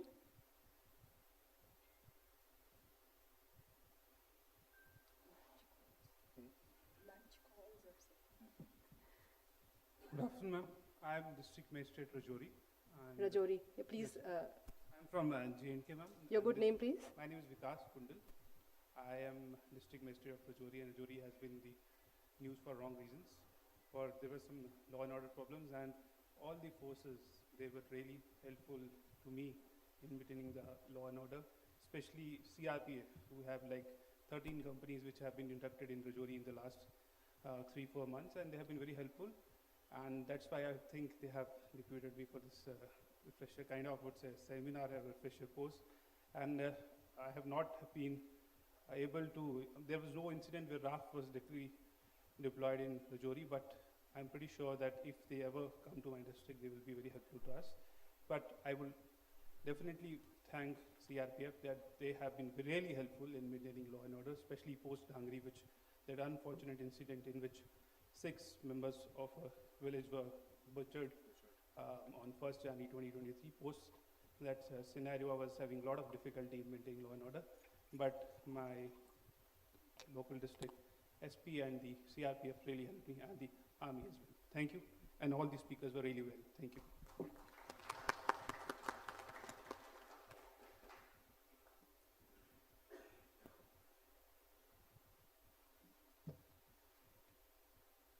Before Sonam wraps up, I just want to thank DG CRPF and Annie also for, sir, they sent their RAF to UP Police, and about 8,600 sub-inspectors of ours were trained by the RAF. So I hope there is a transformation, and I hope we can have more courses. We would like to send our people for training of trainers also. So if those standards that they were talking about could be imbibed in them, then maybe जो नस्ल आगे है वो थोड़ा सा बेहतर होगा. So in the end, we are at the conclusion of this first panel discussion. And I think, just like me, I believe it has been a very enlightening, vibrant, and interactive kind of session where a lot of old and new ideas could come forward. But the few conclusions which I could draw, and perhaps we really learned from your experiences of Telangana and Uttar Pradesh with Rapid Action Force, and the rich experience of ma'am and Vikram sir. I think sir mentioned at the start that the CRPF is an iron fist covered with violent gloves, and he mentioned the word ninja warriors. So towards the end, Renuka ma'am mentioned a very pertinent point, which actually I had thought that I would be kind of, I was actually thinking about it as to why everything we called a force. Now, force is good to be, which ma'am dwelled, as to why can't, it can be called a peacekeeping element or something like that. I mean, the force gives us the character, the uniformity, the discipline, and the drill of response. I mean, we can draw all that. And still we can be called something else, which Sir Vikram Singh sir already mentioned, that they are all, they have the iron fist, and they're all covered with the velvet gloves. So with high laurels for the Rapid Action Force, the strong foundations which we could realize today, it was set up with, and it has lived up to those expectations of a very interesting, diverse profile. If all of us have seen the Rapid Action Force, and it had the women component inbuilt into it, it had a diverse demography and to some extent ethnicity built into it, and all these factors kind of played a very crucial role in in bringing it to whatever shape it is today. And we all know as law and order officers that this compositions of the responding force become very important. And as my colleague from Tamil Nadu mentioned, the Pech Varte, and all of us talk, and we talk and talk to try to bring the situation to some kind of platform where we can talk and resolve it.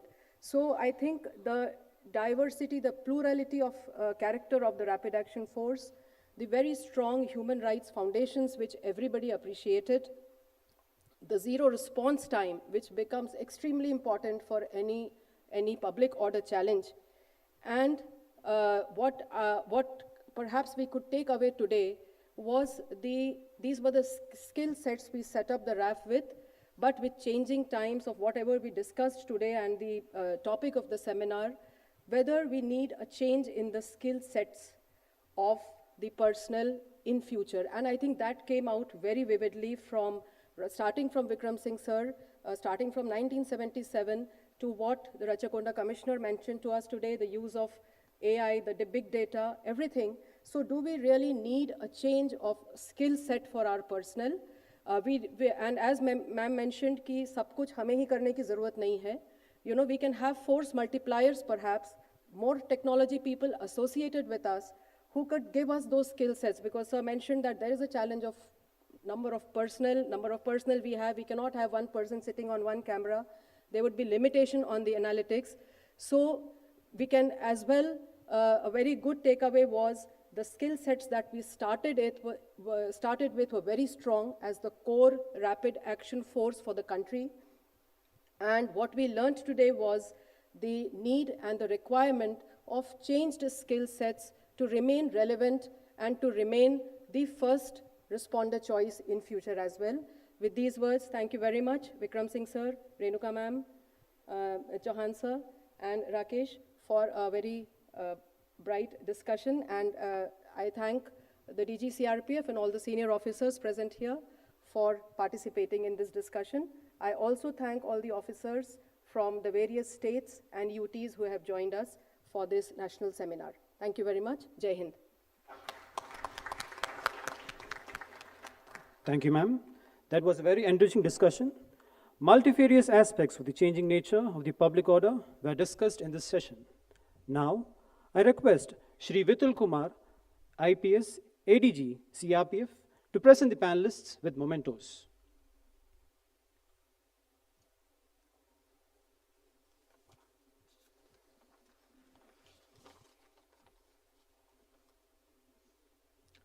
Dr. Vikram Singh.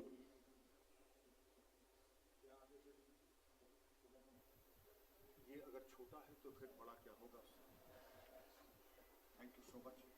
I'll always treasure it.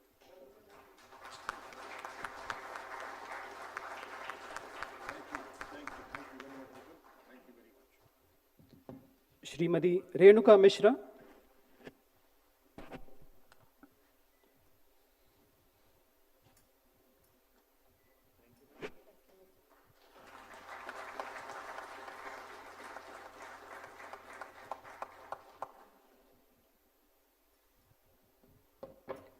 Shri Devendra Singh Chauhan.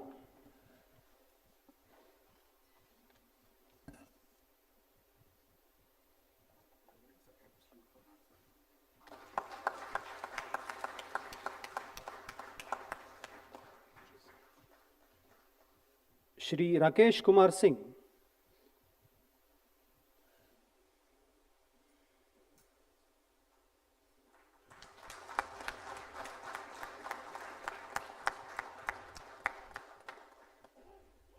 Shrimati Sonal V. Misra.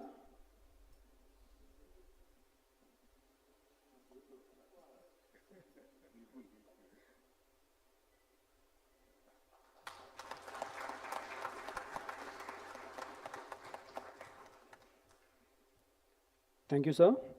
I now humbly request the delegates to assemble for a group photo session just outside the auditorium and the panelists to kindly join them. We shall now break for lunch, and the second panel discussion will start at 14:45 hours. Thank you.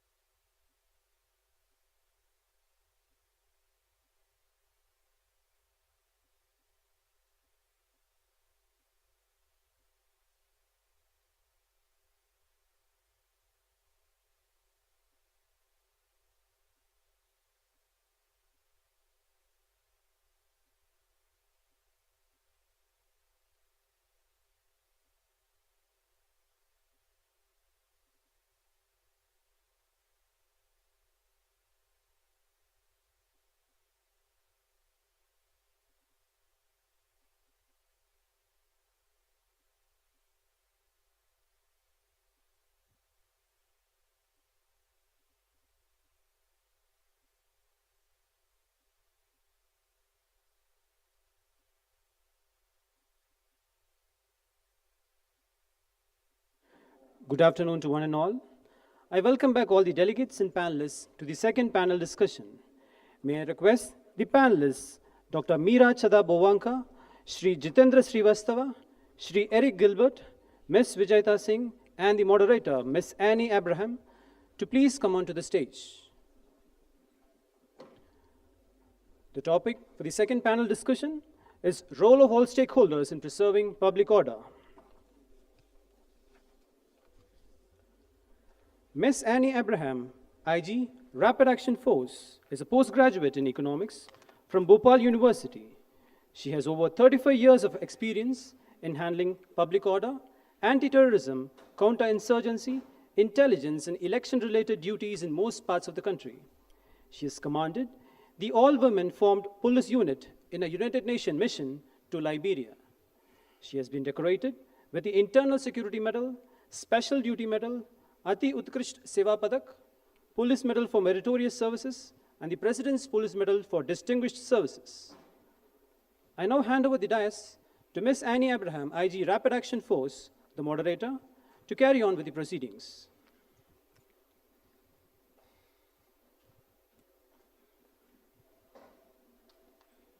I don't need this, I think.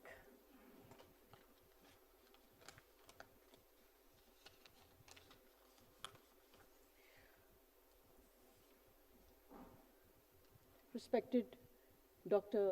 M.C. Borwankar, distinguished members of the panel, respected DG, all the senior officers and the delegates from the various states as well as the UTs from the CAPFs and own force. It gives me immense pleasure and I feel really proud today standing out here on the 31st anniversary of the Rapid Action Force. And ma'am, the first panel discussion was on the changing nature of public disorder, and we had a very scintillating discussion on that. We had very distinguished panelists, which included Dr. Vikram Singh and Ms. Renuka Mishra and Shri R.K. Singh, as well as Shri D.S. Chauhan. I have the honor to introduce Dr. M.C. Borwankar. She's an IPS officer of the Maharashtra cadre and has an illustrious career spanning over 36 years.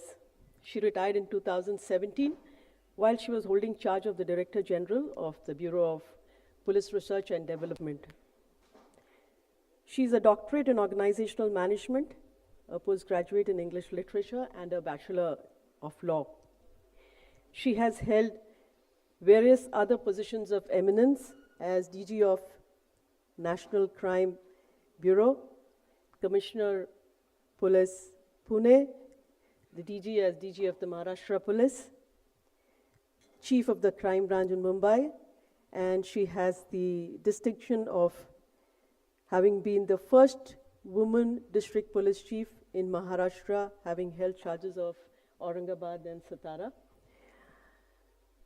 She has been decorated with President's Police Medal for Distinguished Service, Police Medal for Meritorious Service, FICCI, FLO, and Golden Maharashtra Women Achievers Award, Distinguished Leadership Award for Internationals in 2008 from the University of Minnesota, USA, an avid writer, having authored over dozens of publications in national and international journals.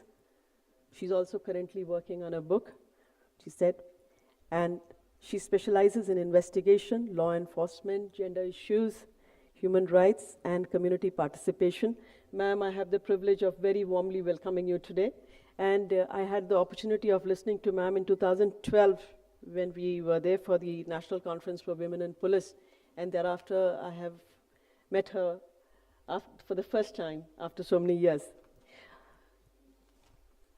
Next, we have on the panel Dr. Jitendra Srivastava, who is Joint Secretary and Mission Director of the Swachh Bharat Mission in the Department of Drinking Water and Sanitation. He is an officer of the 2000 batch from the Bihar cadre and is a fourth-generation bureaucrat. Joined the Bihar cadre in September 2000 and has served the state for 22 years. Almost 13 years he has spent in the field as a direct field officer. He commenced his career as SDM in West in Muzaffarpur, and thereafter he has served as DM in major districts of Bihar, Bhojpur, Gaya, Begusarai, Vaishali, and East Champaran. He has also worked as the Divisional Commissioner, Magad. In his secretarial assignments, he has served in finance, as JS Finance, and in power, as MD of generation as well as distribution companies. Having been promoted to the rank of secretary in the state in 2016, Sri Jitendra Srivastav has held the important charges of Secretary Health, Secretary Education, Secretary Drinking Water, as well as Secretary Home for 2 years, from where he came on deputation to GOI. I'm extremely grateful, sir, for having accepted our invite and joining us today.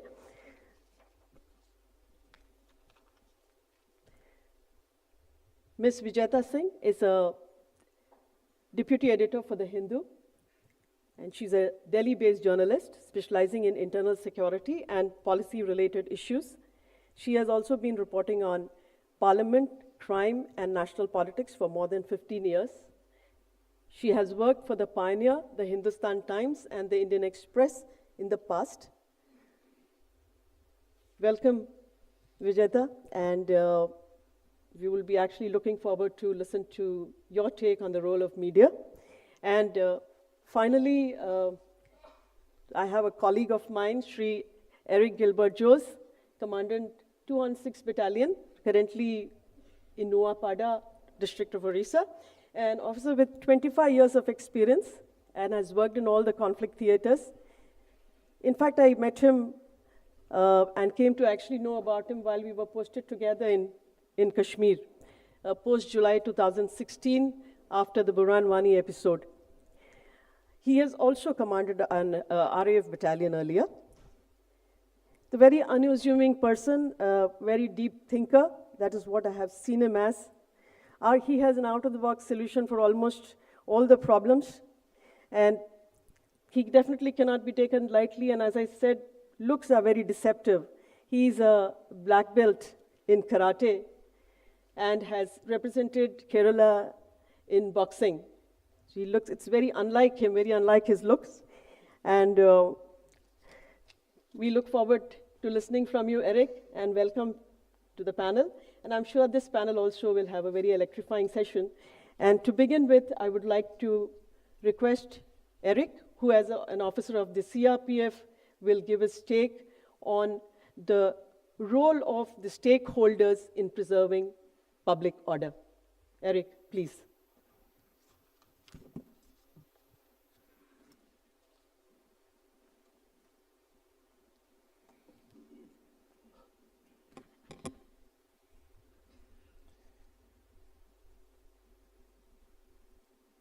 I wish a very good afternoon to all great important personnel on the dais and off the dais.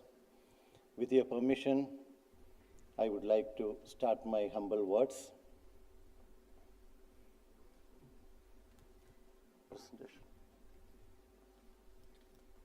Role of the stakeholders in preserving public order.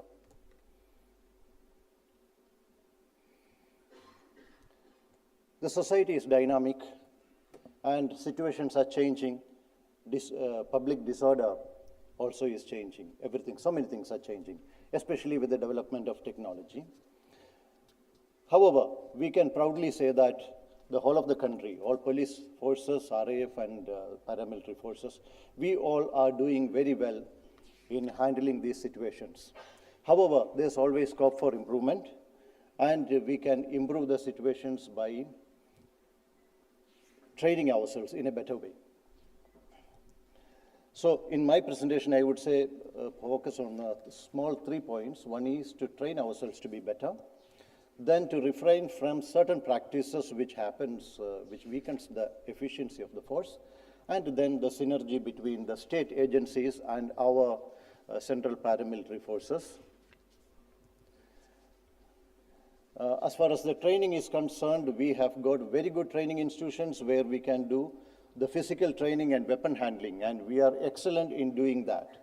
Now, I would like to focus on enhancing the mental capabilities, because I think that is the most important thing.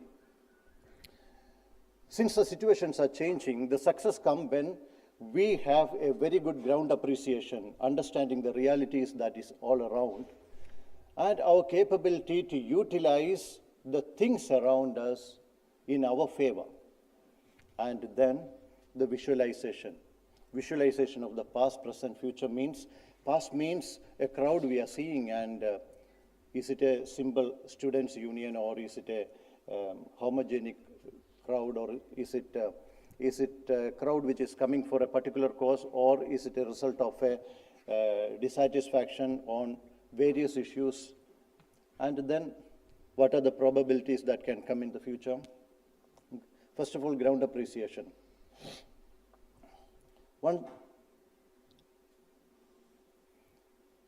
Normally, a simple officer, he goes to the ground, he sees a crowd and he finds his own troops. He knows that there is a crowd, and once the crowd goes out of control and goes into violence, we should use our force and control it. This is a very simple and basic thought of it. Beyond that, a better mind, he starts analyzing this crowd. What type of a crowd is it? Are they coming with a single grievance, or is it a complex situation? Is it a simple crowd, or is this crowd controlled by various influential groups which are having vested interests? And so many things like that, if we analyze, then we will be able to address the things better. And we have to analyze our troops also. We know our troops, they are physically fit, they are mentally alert, and they are expert in using our weapons. But one thing we have to focus is their will to fight. There are many situations where we have seen in fighting terrorists also, in dealing with law and order situations also. Certain times we are capable of doing better, but the will to fight is less in some times. We have to see the moral and motivational level of our troops, and then we can effectively utilize them in a very good way. Then the ground, that's the most important thing. The topography, the main features around. If there's a slope, are we going to take advantage of the slope? Where are we going to position ourselves? If the crowd is not violent now, motivate them to, or persuade them to take another place where we will have a better advantage. Or are we going to use a bridge? Or if it is an urban situation, are we going to place some small parties at the top of tall buildings from where they can drop some tear smoke and various things, and we can effectively fight it? Are we going to take the advantage of the wind? Or are we going to understand the roads in that area? Or are we going to utilize those bottlenecks and various features in our favor?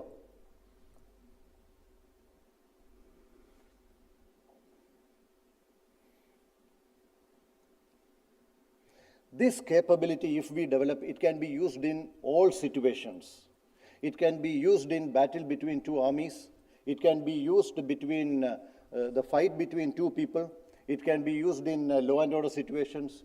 It can be used in normal life situations where our life situations can be improved with innovations. We have a lot of art of doing jugaad and all. We improve our situations. All these innovations are a part of our people who are thinking out of the box. French invasion of Russia is a simple example of that, where they used winter as a weapon.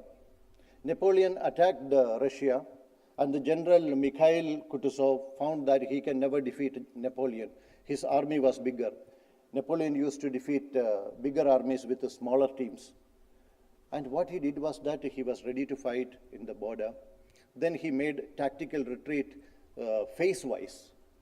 All of a sudden, by the time they pitched the camp and ready to fight, all of a sudden, Russian army withdrew some 50 kilometers back, and they make another defense there. French were happy that these people are cowards, they are running away. They go and 50 kilometers ahead, and they pitch their tent and all that. It takes at least 1 week to 10 days to pitch the tent. Periodically, repeatedly they were doing it. En route, the Russians used to ensure that they burn all the shelters and everything, the hay, the heap of hay and everything. Gradually, they were buying the time, and the winter was coming. When they were halfway, half the army was telling that we should go back otherwise we will die of winter. Half the army was telling, yeah, these are cowards. Oh, they are running away. We should pursue them and we should finish them and it will give us glory. The result was, by the time they were about to reach Moscow, more than 50% of his army was dead of cold. And with very shameful defeat, he had to come back. That's a very clear example where the winter and the coldness was used as a weapon by the Russians to defeat the French army. This was the route through which they had gone. And the pictures, if you see this shameful retreat, and the Napoleon lost all his importance with this defeat.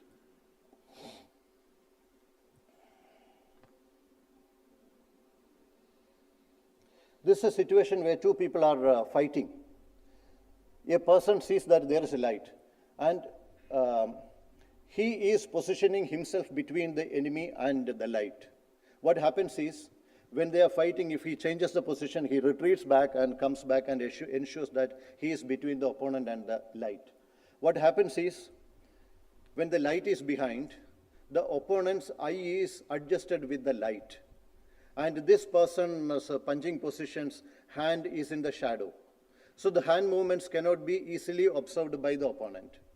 Whereas his eyes are adjusted with the darkness behind.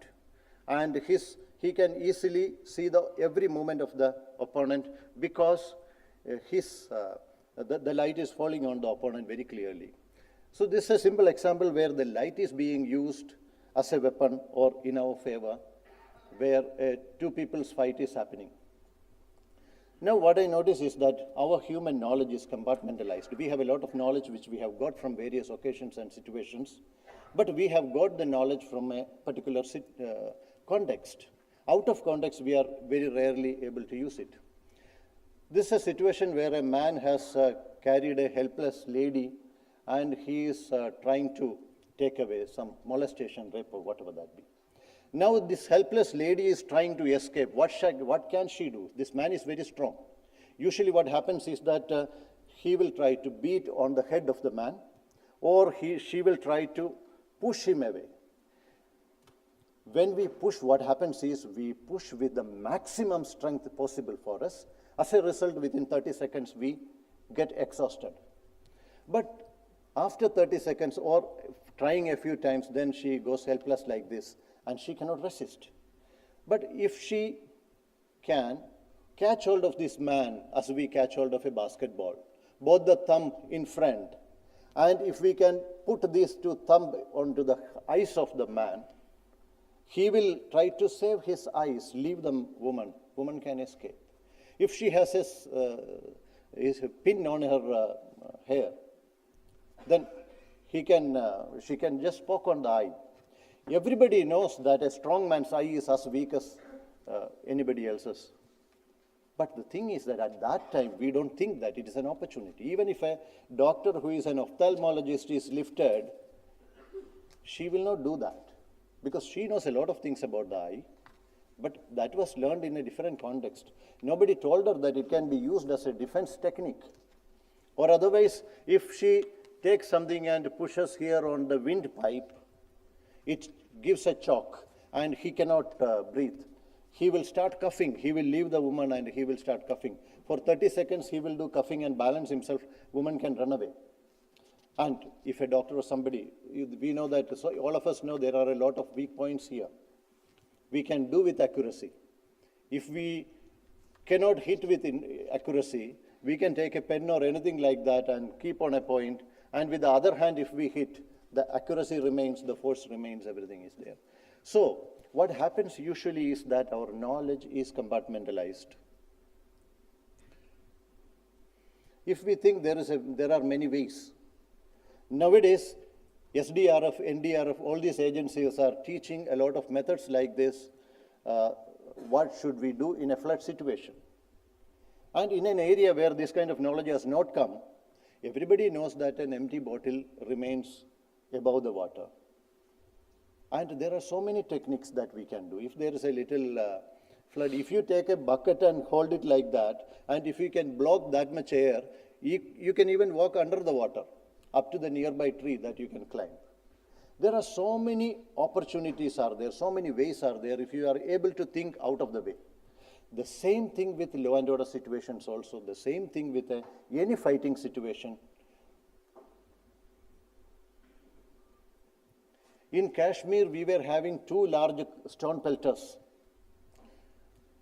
In Shopian, the area is full of apple gardens, and when there is an operation, at least 5,000, 8,000 people come to do the stone pelting. The area is having full of apple gardens. So the thing is that the crowd cannot throw stones through the apple gardens. Apple gardens, every apple tree has this much of area which is very clear. Up to there only one piece of wood. Then it has a lot of branches. If they throw stones, these branches will stop it. So naturally what happened? We used to defend these apple trees, apple gardens as a defense. So these people have to come into the narrow road. In the narrow road, we can handle them very easily because that may be some 15 to 20, 25 meters maximum wide. That means some 30 people can be in front. Even if we have 5,000 people, the rest of the people will be behind and behind and behind. So we can handle this much people with the tear smoke and all as long as we are able to keep a very good distance. And we used to use hill features also. In Kashmir, just I'm showing an example of a village, and there's a CRPF camp, and the troops are coming from that corner on the left side. What I mean is, when we go for a cordon and search operation, we used to see that I used to send somebody who is a local man and find the wind direction. So even if I have to make a complete round and from the opposite direction I have to come, we go that much and come from that direction. The reason is, if some 50 or 70 people are walking, our sweat is there, the wind is towards that direction, the dogs of the village will sense it well in advance. They start barking. The militants will get sufficient time and alertness to relocate themselves or to take a different position and attack our cordon party and escape. We used to see so many things like, at night, at what time the moon comes and gives light and at what time the moon sets. All these kind of chart we used to keep. This is a situation where I know one deputy commandant in 2005-06, where the village ends and the jungle begins, there was his camp. There were some monkeys.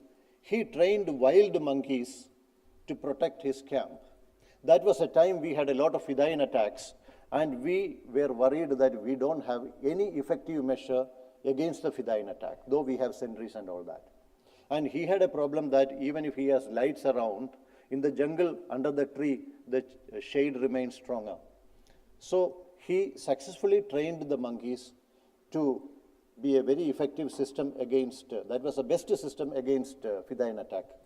If we have time at the end, I can explain how he had trained and all that. Then comes the visualization. I see a clear example of the death of Dr. Rajkumar and his son Puneeth Rajkumar. When Dr. Rajkumar died, Karnataka police did not perceive any problem. One important man died, that's all. Nobody has any reason to be angry about anything. The result is, some policemen were killed, and in police firing, I think some 11 civilians or somebody, almost some civilians were killed, so many police vehicles were burnt, and there was a completely uncontrollable situation. And then from Kandirava Stadium to Kandirava Studio, the body was taken. For public to see, it was kept in the stadium. The burial was supposed to happen in the studio. On the way also, nobody could control. And the body was pushed from all directions, and even the family was requesting and all that. It was of no avail. And when Puneeth Rajkumar died, the first thing they did was they called RAF. Then the Commissioner of Police and the team all sat together, made a very clear plan. Everything was done very systematically. There was not a small complaint. There was not a small problem or any stone pelting or anything. Even the public, everybody was satisfied that we had an opportunity to see. In the stadium itself, they had made an arrangement through one line, the people can come and they go to the other side of the stadium. Only this one line was passing and the policemen were just pushing people. Everybody was getting almost 30 seconds of time to see him and everybody was satisfied.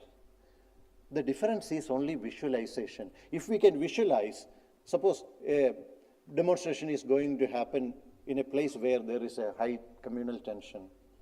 Naturally, we should visualize. If we visualize and if we can foresee, we can take measures. Otherwise, it goes very pathetic. In this Puneet Rajkumar case, from all corners, there was high appreciation for the police. In visualization, we can visualize the probabilities of crowd behavior. Imagine the tools and methods of pacifying or controlling. Tools and methods means we can analyze who are the people highly respected in this area. We can analyze who are the people who can be influential. And if we have to pacify a particular section of people, we should take the help of which people.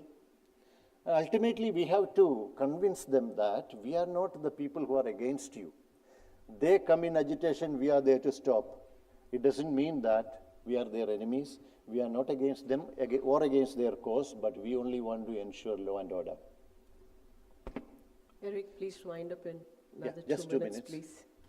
And another small point I would like to say is that we have a lot of training institutions where we will have a lot of successful commanders in our training institutions to give us visiting professors, so that usually what happens, we all know there is a training staff there and they are subject experts, but successful commanders are usually not called like that. And we should enhance the security forces as per requirement, and we should avoid things that weaken us. Say, for example, in CRPF, if we see, we have a beautiful system of rotational training and all that, in which once in a year they get a little refreshment, and whenever there are emergencies, in a response to that emergency, we deploy the training companies. In 2016, I can say, the training companies came and they remained not for months, it is for years. So then what happens, our system weakens and there are a lot of problems that is faced. And about the synergy, there are representatives of police and administration also. I have a small suggestion that we can have a good coordination if the sub-inspectors of police, when they are being trained, if there are some representatives from the central forces, to give them an idea how the central forces work and how they should make arrangements when a central force comes. So that in the early stages, usually there is a little difficult situation and then it balances. That can be avoided if we have a part of central introduction into their basic training. Saying this, I conclude. Thank you.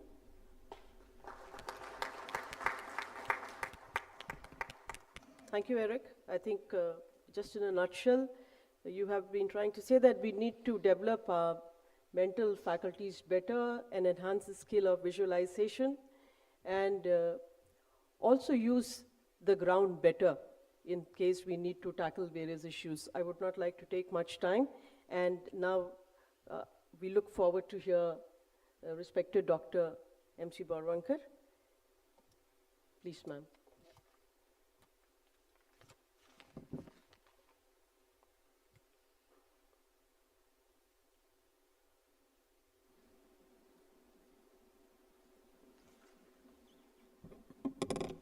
Thank you. I start by congratulating and giving my best wishes to all of you on 31st anniversary of your raising day. So it's a great moment. And I'm also happy that you're having a thinking one-day seminar. Eric has covered most of the concepts about how we handle public order challenges, and he's also given us some very well applied strategies which he has used either in Kashmir or in other areas.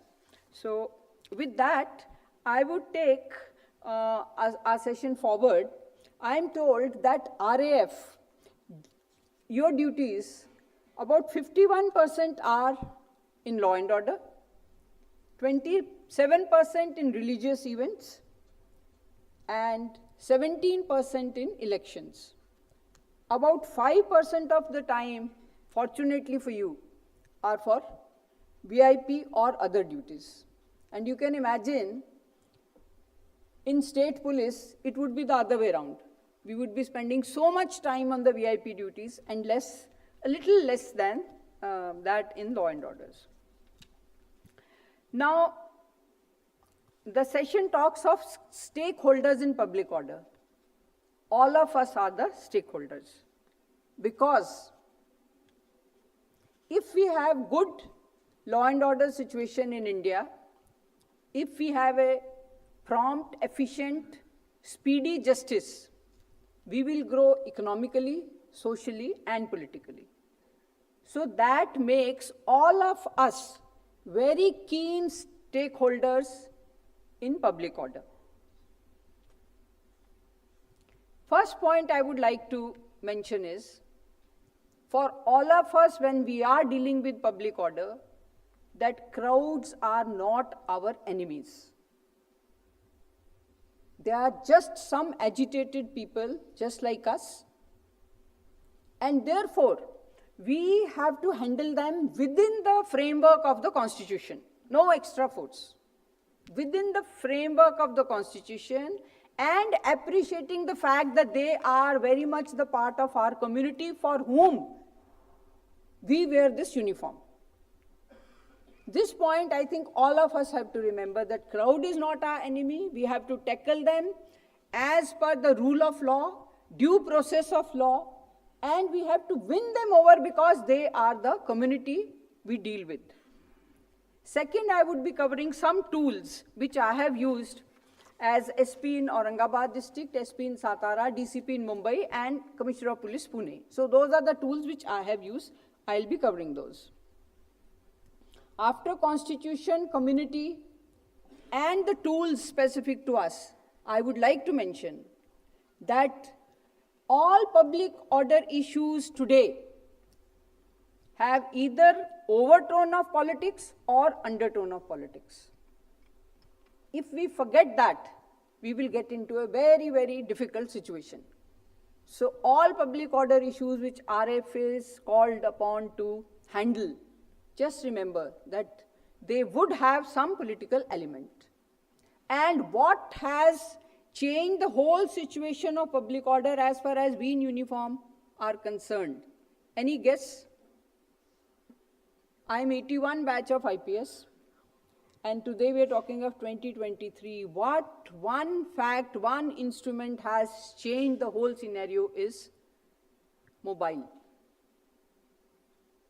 While we could do many things when I was a young ASP or a DCP, today the citizens click us, and before we even report back on the headquarters, those reels are playing all over.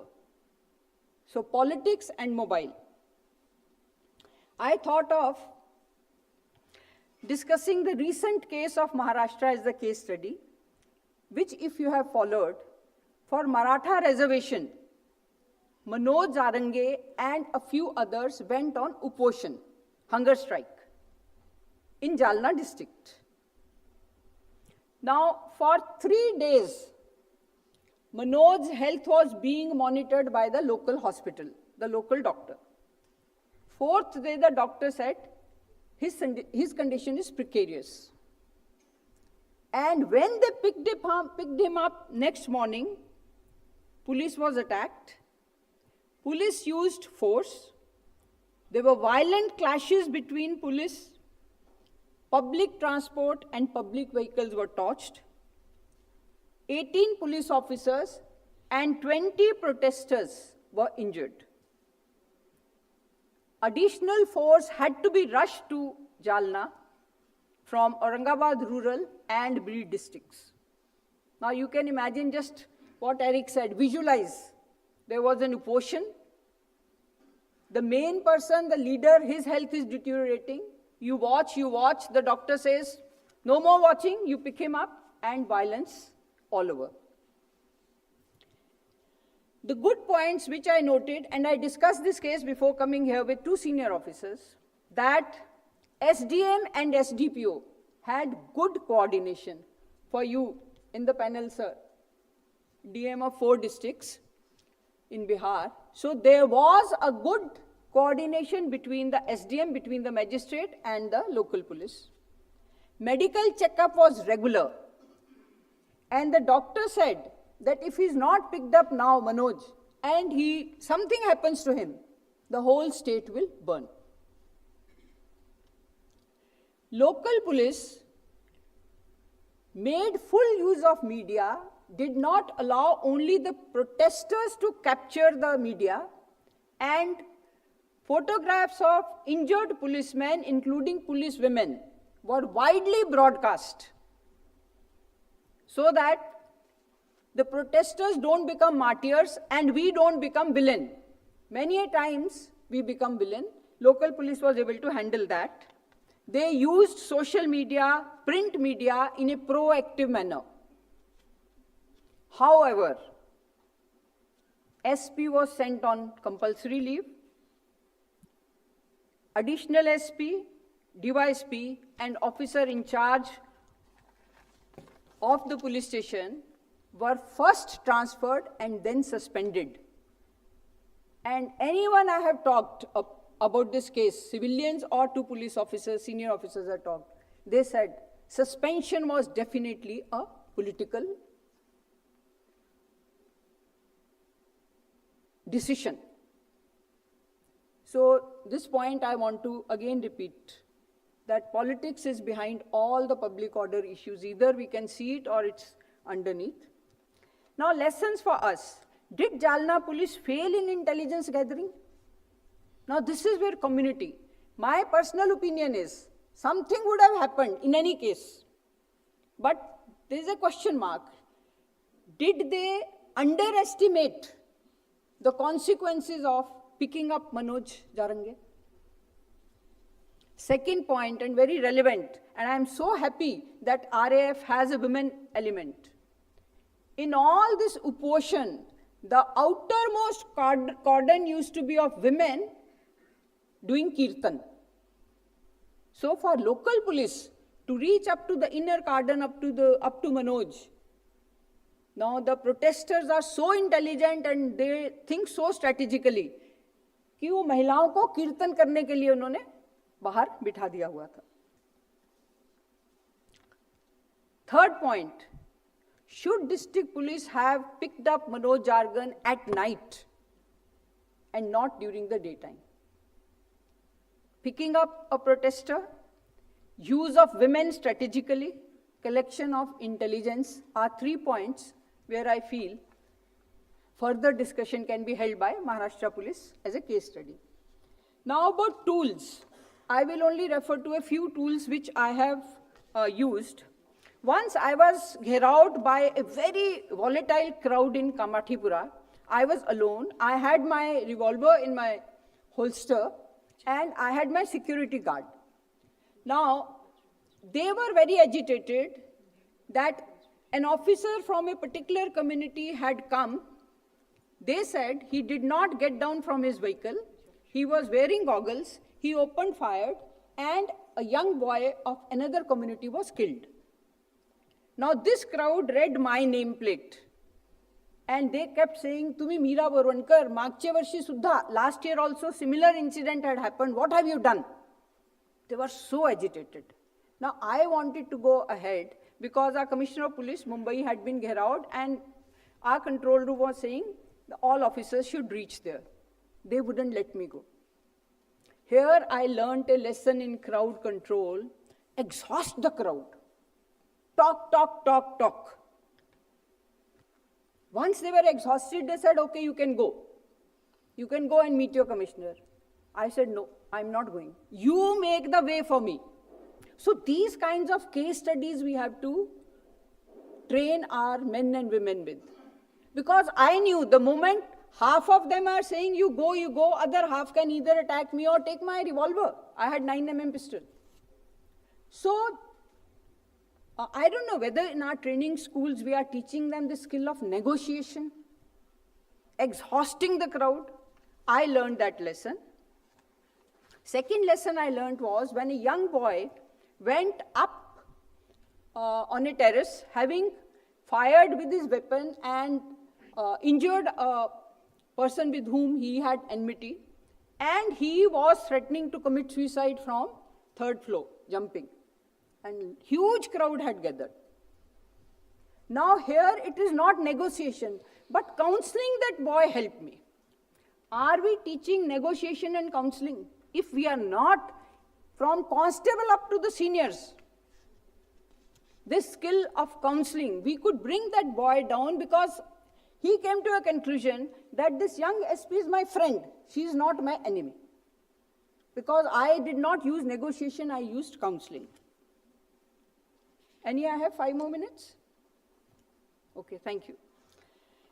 Third was when, first was in Kamathipura in Mumbai, second is in Aurangabad, third is again Mumbai, where after we opened fire, 70 round fire, 4 people killed, judicial inquiry appointed. What helped us was that we had used megaphone saying in Marathi, whoever is injured, please come out, we will take you to the hospital. This fact certified by citizens. Citizens are basically, they don't want to trouble you. They are innocent. And they didn't think police was an enemy. But 4 people killed, 70 round fire, judicial inquiry. The commission told us that many citizens have come that police was using the megaphone and telling us, with जो कोई injured आहे या हम तुमको hospital भेजेंगे, और उन्होंने hospital भेजा. So negotiation, counseling and post handling of crowd, our attitude, our actions. This also we should teach. Now, my last point is, take the community with you. I did my doctorate and talked to 150 students, out of which 94% said that we would like to work with police. 58% said, you do not involve community in policing. 28% said, your community policing initiatives are most inadequate. Community wants us. They love people in uniform. You must have seen it. How they react to us once we are in uniform and once not. They love to interact with us. And as Commissioner of Police, then we started Pune Police Vidyarthi Abhiyan. And 94% students said, now we have faith in you. 32% said, we are not afraid of, 32% had earlier said, we are afraid of police. Only 5% said, we are afraid of police because we invited them in the police stations for 15 days on an unpaid internship. So maybe RAF can also do that. Involve the community. Youth just loves us. We should have them as our friends, as against enemies. In the pre-internship survey, 26% students had said, we avoid going to the police station. Post this internship of 15 days, and we didn't pay anything to them, just come and work with us. 4% only said, we will hesitate to go to police. So what I'm saying is, have internship programs even in RAF or in other states or in other CAPFs. And I will conclude. 2 C's. Constitution should be with us and community should be with us. When we are handling public order, both constitution and community should be with us. And the negotiation skills, counseling, and post-disturbance issues are the 3 skills we have to build on. Once again, ladies and gentlemen, congratulations on 31st anniversary and 3 cheers for you. Thank you. Jai Hind.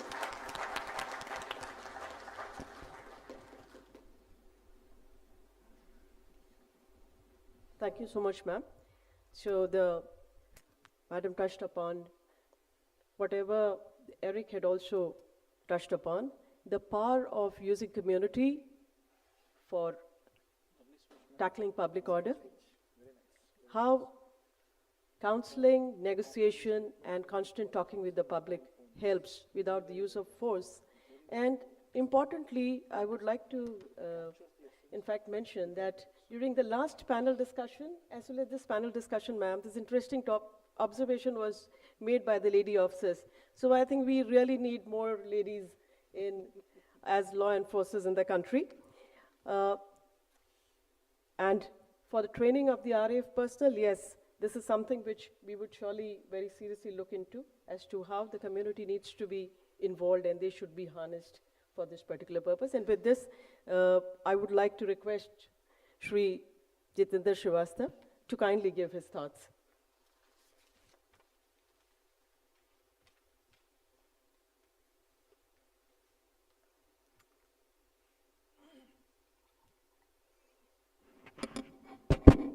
Thank you, ma'am. Regards to the dignitaries on and off the dais.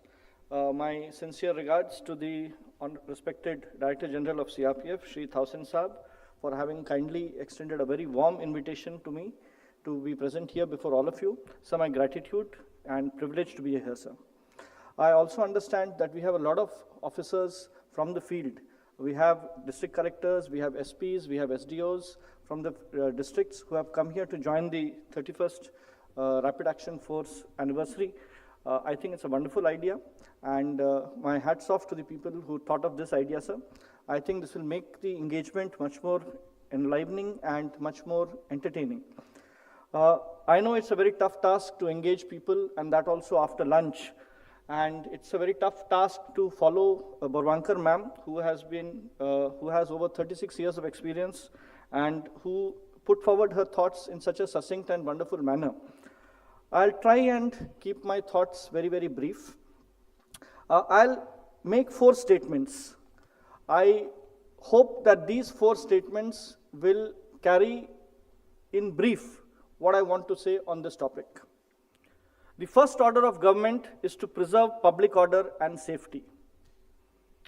Public order is a fragile thing. If you don't fix the first broken window, then very soon all the windows will get broken. Law enforcement officers are never off duty. They are dedicated public servants who are sworn to protect public safety and order at any time that peace is threatened.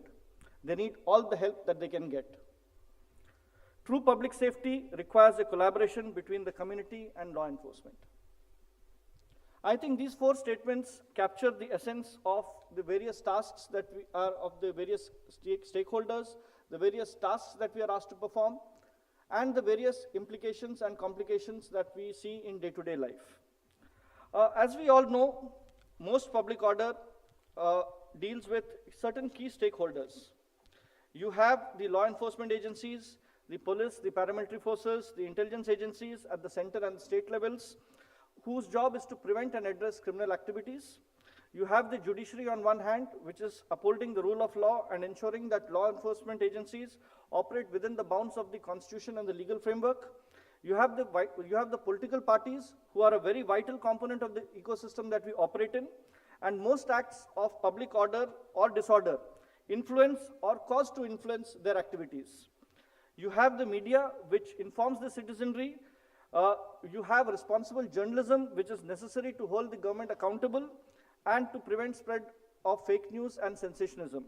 You have the educational institutions, which shape the future citizens and infuse public responsibility on the youth of the country. You have community leaders and civil society, who are there to engage with the public and diffuse tensions among the various sections. These then are the key stakeholders that we generally see in any public order issue. In a few cases, which may have international ramifications, you may have international organizations also, which provide assistance or support in matters related to public order and security. There are broadly 2 points when we, can we please switch off the PPT? Yeah. Then switch it off, switch it off. So there are broadly 2 parts to handling public order. One is the prevention part and one is the deterrence part. So in prevention, you have the entire gamut of developmental activities of government. You have the good governance practices. You have the various schemes of government which are supposed to appeal to the people and to ensure saturation of services and deliveries of various schemes to the end user. Then you have the entire gamut of laws which are meant for the benefit of society. You have a very huge segment of the intelligence agencies which work in the preventive sphere, who are constantly trying to gather information about possible cases of public disorder and apprise government and non-state actors about them from time to time. You have the district administration and the police administration, which is basically engaged in conflict resolution at the preventive stage, so that that situation does not break out into a public disorder.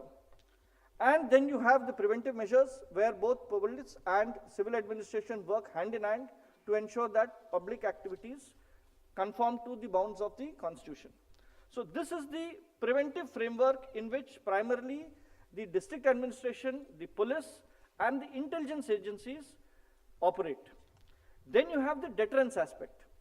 In the deterrence aspect, you have the investigation of crimes, you have the time-bound prosecution of important crimes, you have the criminal justice system, which is there to ensure that the people who are breaking the law are punished, so that the faith and trust of the common man in the in the justice system is ensured.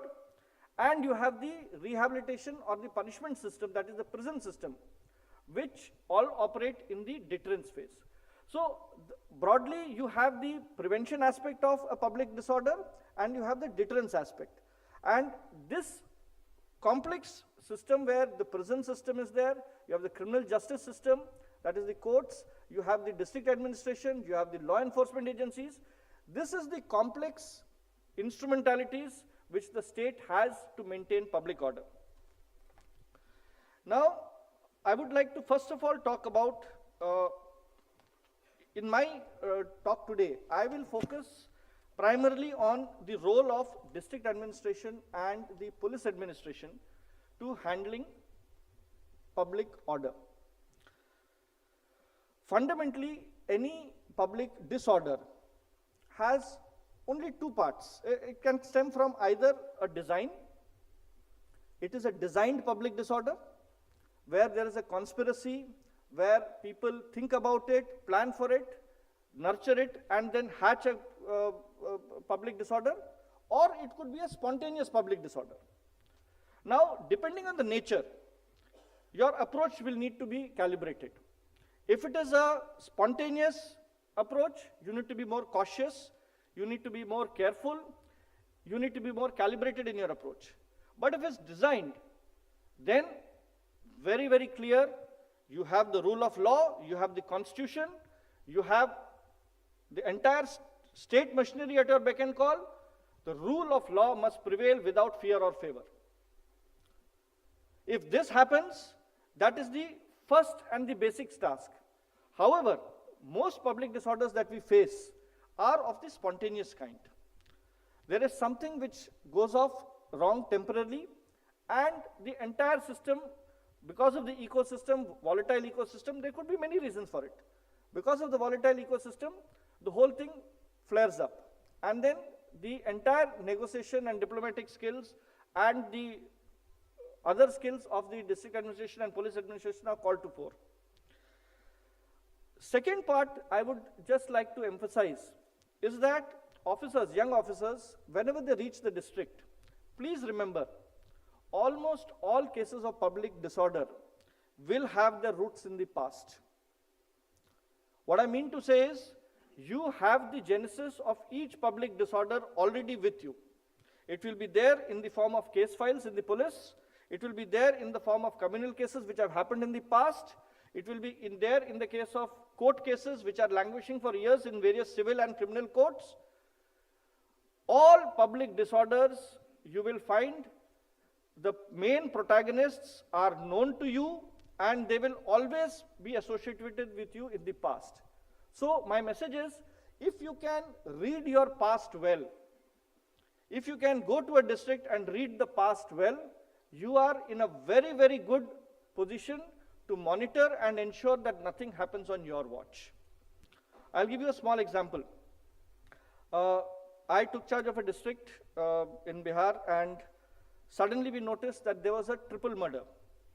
A small piece of land, barely 3 feet by 2 feet, between two houses, two thatched houses, two thatched huts. It was just a way, 4 feet by 2 feet. A 8 square feet plot of land had 3 murders. And because of that, that entire region turned into a political keg overnight. It was a communist hotbed, and land disputes, as you know, are generally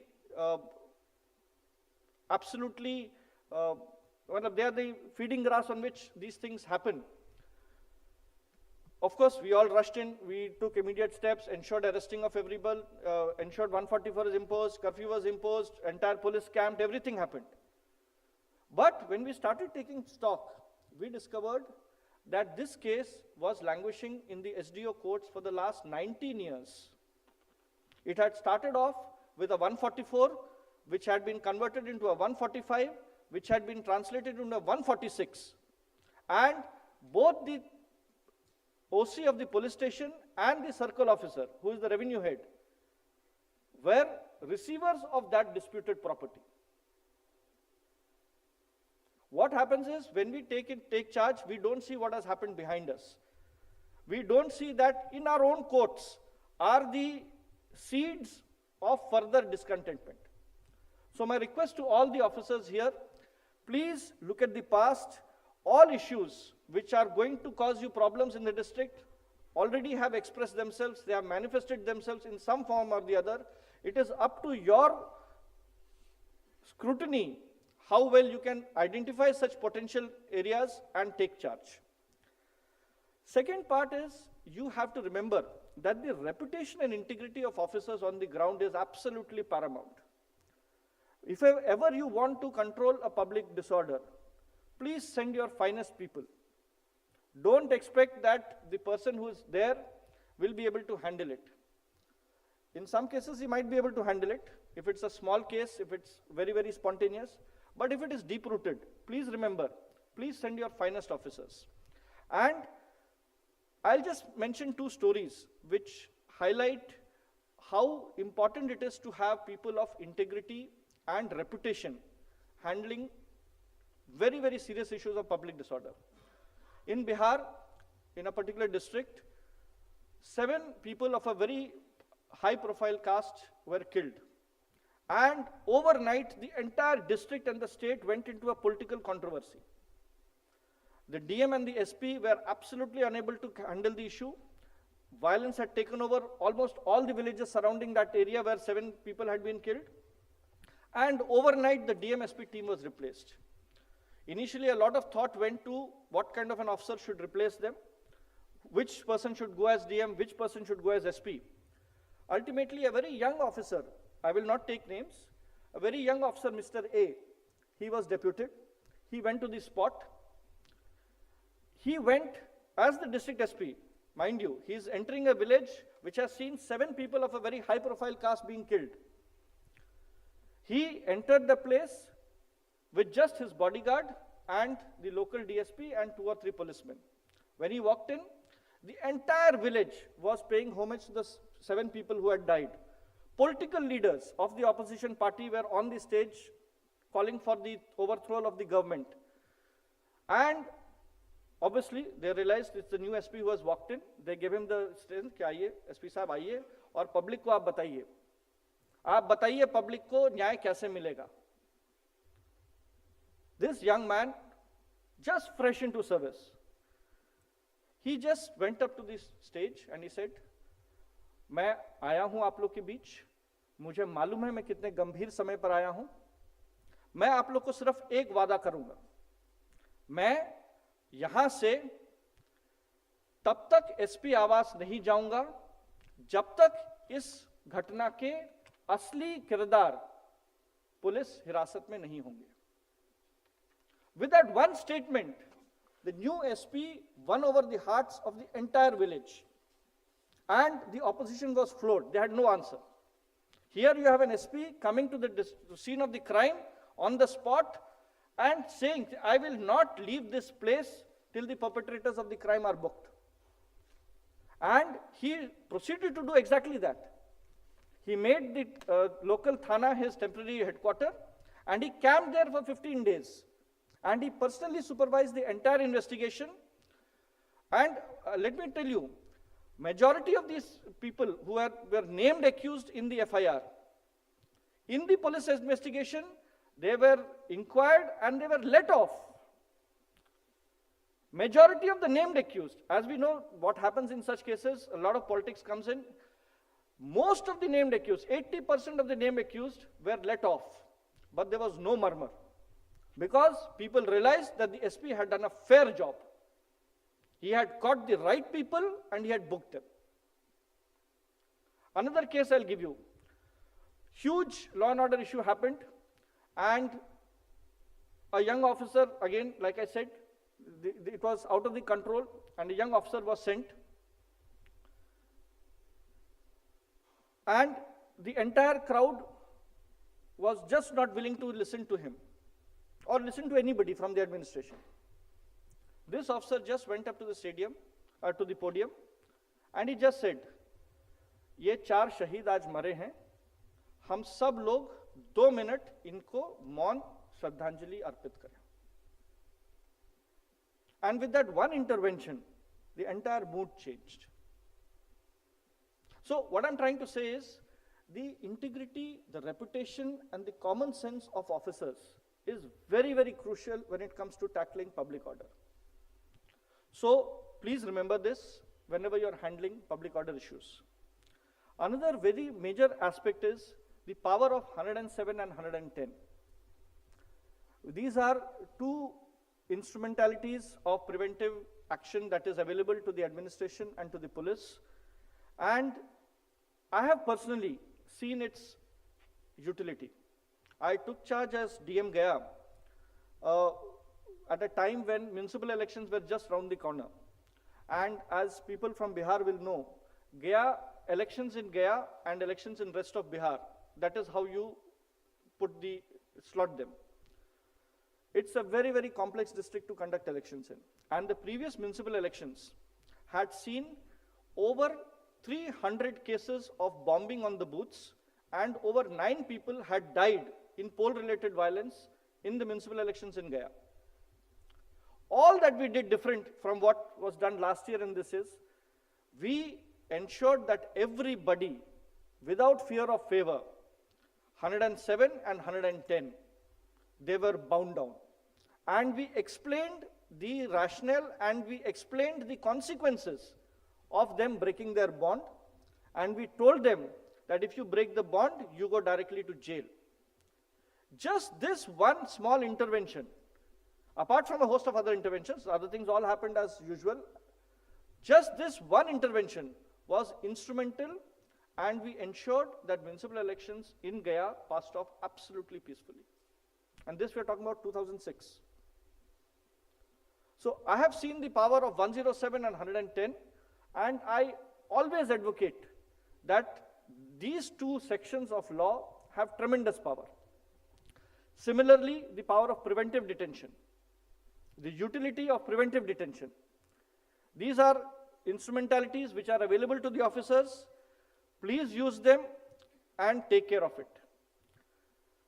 One last point I will just mention. Whenever you're handling public order, please balance civil liberties. We tend to sometimes go overboard thinking about the government perspective, but it is very, very vital, especially if you are dealing with the spontaneous kind of a public disorder. Please balance civil liberties. Sometimes it may be wise to hold back your arsenal of weapons which you have at your disposal and just listen to the people at large. Like Madam said, if you just talk to them, most issues will get solved. So especially when you're dealing with a spontaneous kind of a public disorder, please remember to take the community along and to balance civil liberties. Thank you so much. I would now basically just wind up. I'll just say one thing. We have a lot of innovative technology at our disposal as on date. We have body-worn cameras, we have drones, we have artificial intelligence. I would request my young colleagues to please resort to these innovative technologies, to please use predictive policing to ensure that order is maintained in your districts. Thank you so much. Once again, my regards to the dignitaries on and off the dais, my compliments to the RAF on their 31st anniversary, and thank you so much for giving me a patient hearing. Thank you.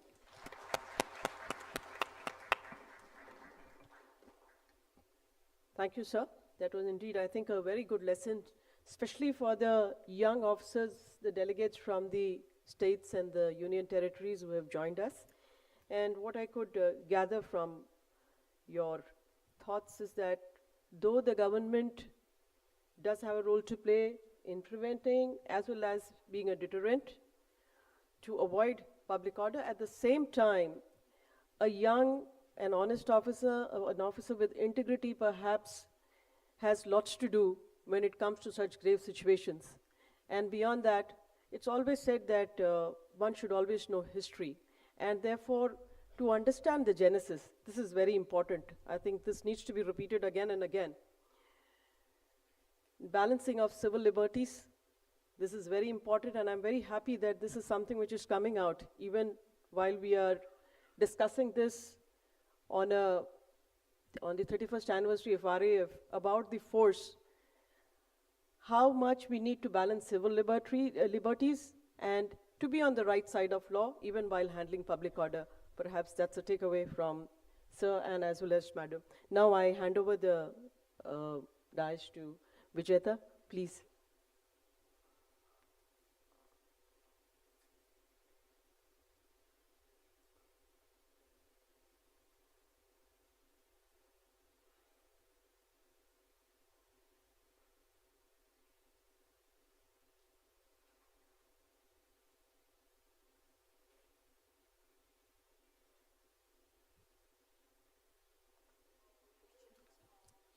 Yes, we're supposed to. I know it's a post-lunch session, so even if I make mistakes, I'll be pardoned because half the people are asleep already. So that is not a comment on the panel, it's just a joke. I'm here to speak on the role of media in handling public order. So media has a very tricky relation with the administration as well as the police. So, and media plays a crucial and an equally important role whenever there is a public disorder. Clear, cogent, and factual information has proven to act as an antidote to any kind of mischief or rumor mongering. Good communication is half the battle won. India is among the few countries which can boast of an independent and free media. Just like the women and men in uniform, we have an immense responsibility to inform the public in a responsible manner. I stress on the words responsible and ethical, as these are elements that are sometimes lost in the race to publish or broadcast news. There is always a rush, and you would be knowing whenever there is a law and order situation, the first thing your phones start buzzing, and because it's the media persons on the other line who just want information. And this is also partly because this is the nature of our job. So the second issue I would like to highlight here is social media and the information overload we are living in. As media persons, sometimes we get a lot of video clips on our phones. So it takes time to verify or authenticate the information before you inform the public through your official handles or through your newspaper. That is where the responsibility comes in. And social media, after the IT revolution, it has resulted in such a, it has become such a phenomenon that both in terms of volume and velocity, that has not been seen before, the information that is coming on your screens. And the reach is also qualitatively different. In earlier times, people would wait for the newspapers for the next day to for the news bulletin through the public broadcaster. There was just one bulletin. But today, especially after cable television and after social media, the rules of the game have changed completely. Today, news reaches you within minutes, but such fast delivery of news also has consequences, and many a times, truth or the facts are the biggest casualty. As reporters on the ground, many times we are confronted with situations which is much beyond the ambit of our work. I would like to state an example here. I had gone to cover a communal riot incident in Uttar Pradesh in 2018, and the police station was right here, and the two communities used to live like 10 meters apart from the police station, and yet there were riots and people were killed, and the police was not able to control the situation. So I went to one of the homes which was affected in the riot, and the flour was still lying in the kitchen. There were half-cooked vegetables. So it appeared that, you know, the morning meal was being cooked and people had just barged in and hit the family. The family had fled the home, obviously. So as we entered, I took the help of a local who was there. As we entered, we saw a religious book whose pages had been torn. And I immediately understood what this could lead to if you know, this news goes out. So I picked up the book, I gave it to that person. I said, "Aapko ye kitab, aap usko theek se rakh lo, but don't go out and say that, you know, the pages were torn. Because this could have consequences, and abhi jo, the situation that has been brought under control after much difficulty, you know, it could flare up again." So that person found merit in what I said, and he did not tell it to anybody, and the situation was we could pacify the situation. So, but I am not a police person, but being from the media, I saw what could go wrong here. So this was our way of helping the administration, one of the ways. Ma'am also spoke about the role of citizen journalists these days. Every other person has become a journalist. The mobile phone has produced so many citizen journalists. So when you are involved in a law and order situation, just be careful that you're being watched. Your actions are being monitored. Everybody has a phone. The proliferation of mobile phones and cheap data is a double-edged sword. While it has democratized the reach of information and services to all, there have been several instances of its misuse too. But misuse of something should not be used as a pretext to ban its existence. And what we need is better education and awareness. I would like to state the example of Manipur here. I think RAF has seen in the past 10 years most continuous deployment at a particular place. I think it's Manipur. And we have seen videos where protesters have come this close to RAF personnel, and they're hitting them with stones, with bricks, and sometimes they're also being fired upon, not only RAF, even Army and Assam Rifles. So as ma'am correctly pointed out earlier, that it is not a simple law and order situation always. It is a political issue. But what do people, it requires a political situation, but the brunt has to be faced by security personnel on the ground, and not only security personnel, sometimes the media also becomes a casualty of this anger against the administration. We have seen instances where, cases where media persons have also been beaten up.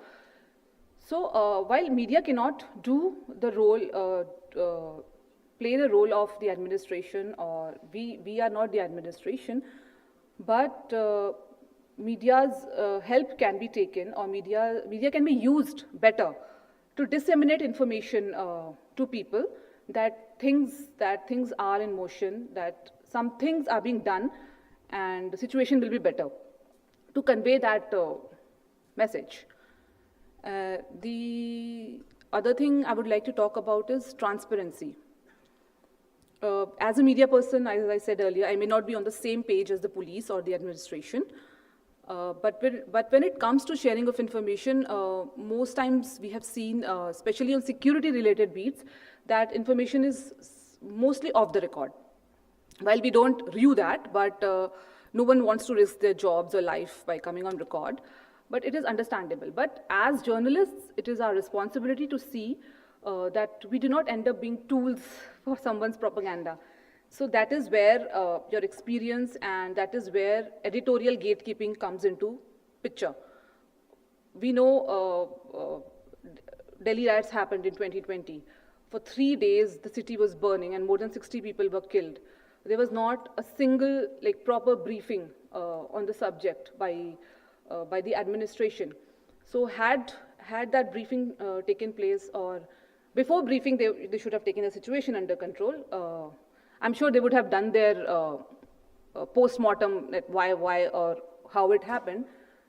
But that time, the media was, kept away from all kind of information, which led to a lot of rumor mongering and lot of speculation. And TV won't stop, social media won't stop for you to give information. They will run whatever half-baked information they give. There are very few responsible media houses which will wait, like ours, like the Hindu. We will wait till it has been verified. But we are in such a business that it's already late. You are already late by 2 hours. But as an institution, we have taken that call. But there are not many organizations who are ready to take that path, because it's also eyeballs. If one channel has broken, there is a pressure. So there should be a system that, there is quick dissemination of information, and you create, you have a separate team which is ready to brief the media with facts, whatever facts you want to give, so that you control the narrative. And transparency is also essential to fix accountability. It is when there are attempts to hide facts, muzzle information, that it becomes a free-for-all.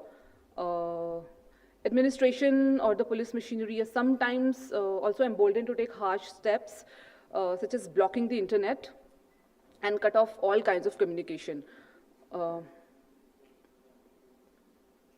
So the objective of all the stakeholders, be it the police, be the state administration, at the end of the day are the same: to save lives and property, including the media. I have already spoken about RAF's role in Manipur, and overall, like how you have you have 0 minutes for deployment. But it will be better if a force that is going to a state such as Manipur, if you read up a bit on its history, on why the violence has taken place. And the reading up should not only be restricted to the commanders or the leaders. It should, percolate down, so that the constable has a situational awareness of what is happening and how he has to deal. What is he dealing with? If he just goes there, he or she goes there completely blank, then problems are expected to arise. And it takes, I understand it takes a huge amount of resilience to not lose cool in situations when the passions are running high and you have people coming from all sides and attacking you with bricks and stones. I would like to... Just a minute to wind up. Yeah, sure. Yeah, just 1 minute, Security forces have always said that we use non-lethal weapons, but we have seen that these non-lethal weapons have resulted in life-threatening injuries to people. In 2018, a 19-year-old baby in Jammu and Kashmir was blinded by a pellet. While it was used for law and order situation, but she was a casualty. She was a bystander, and she was hit. So. Can it be reduced, or can we have something, can we look up in other parts of the world, the best practices, so that there is minimum injury to people, and because these people are also from the same society, they are not your enemies. And in conclusion, I would like to say there are lives at stake when it comes to a public disorder. And media has an important role to inform the people without any bias or prejudice. Thank you so much.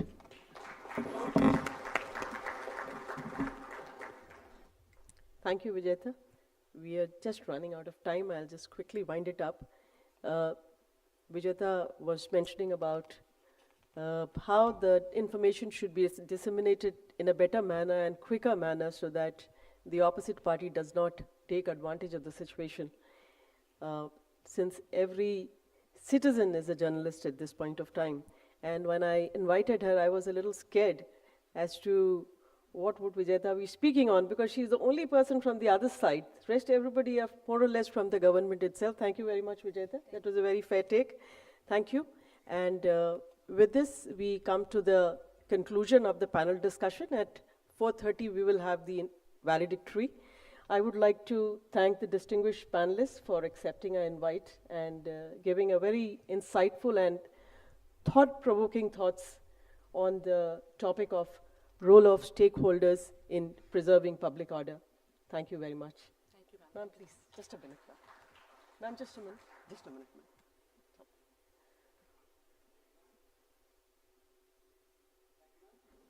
We got a lot of insights from this session.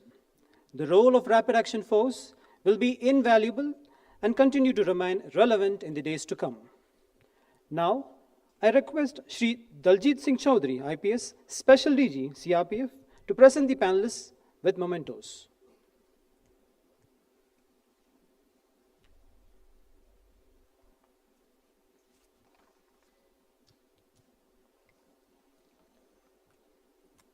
Dr. Meeran Chanda Bovankar,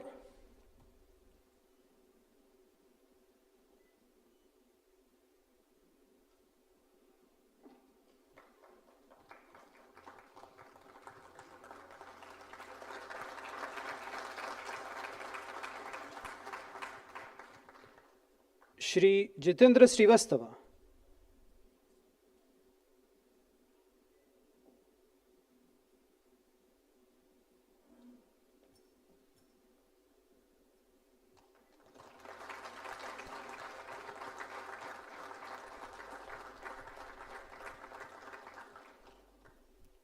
Shri Eric Gilbert,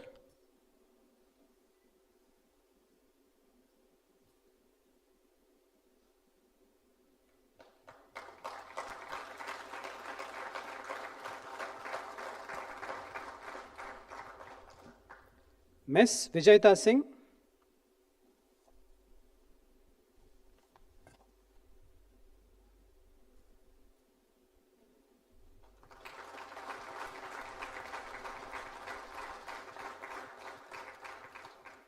Ms. Annie Abraham,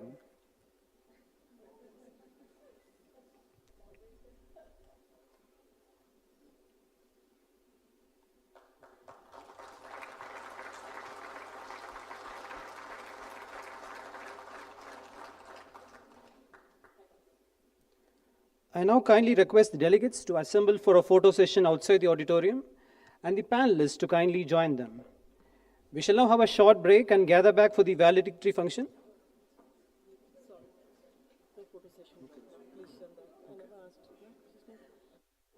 Sorry, just a change.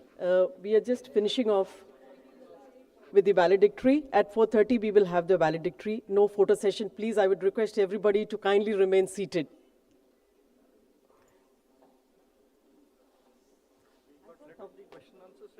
Yeah, I thought there would be questions. She actually was just finishing off.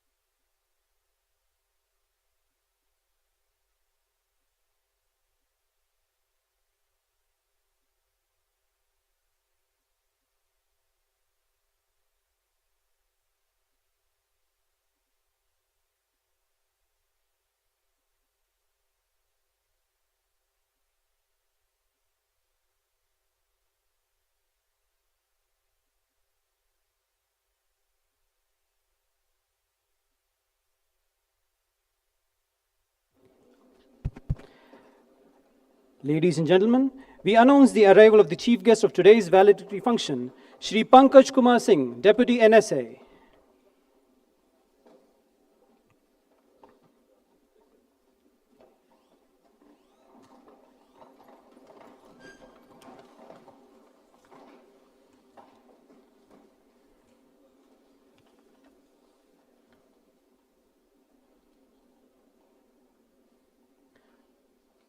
Now, I request Dr. Sujay Lal Thorson, IPS, Director General, CRPF, to welcome the chief guest, Shri Pankaj Kumar Singh, Deputy NSA, with a planter.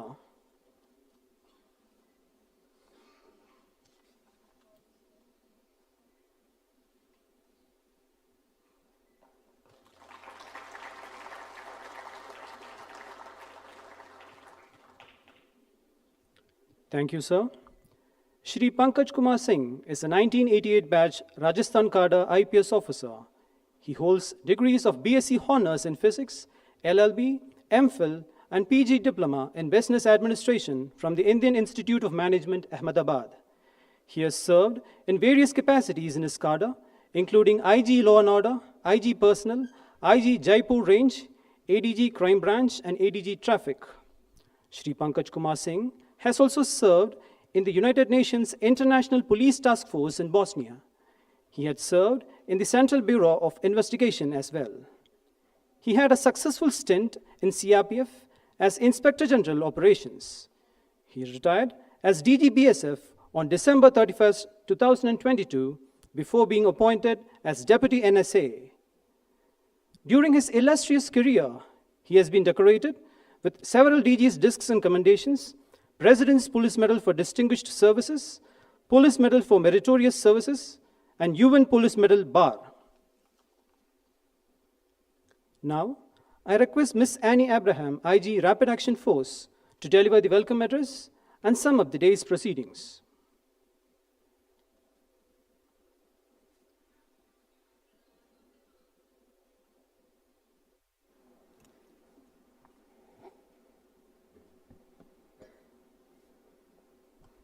Good evening, sir. Respected Shri Pankaj Kumar Singh, Deputy National Security Advisor, Dr. Sujay Lal Thorson, DG CRPF, senior officers on the dais, my senior colleagues in the audience, delegates from the states and civil administrations and the UTs, delegates from the CRPF, and my dear friends. We are indeed honored to have in our midst Shri Pankaj Kumar Singh, the Deputy National Security Advisor for the valedictory section today. I feel proud and privileged to extend on behalf of DG CRPF a very warm welcome to you, sir. And we are indeed grateful to you for having accepted our invite to grace this session at a very, very short notice.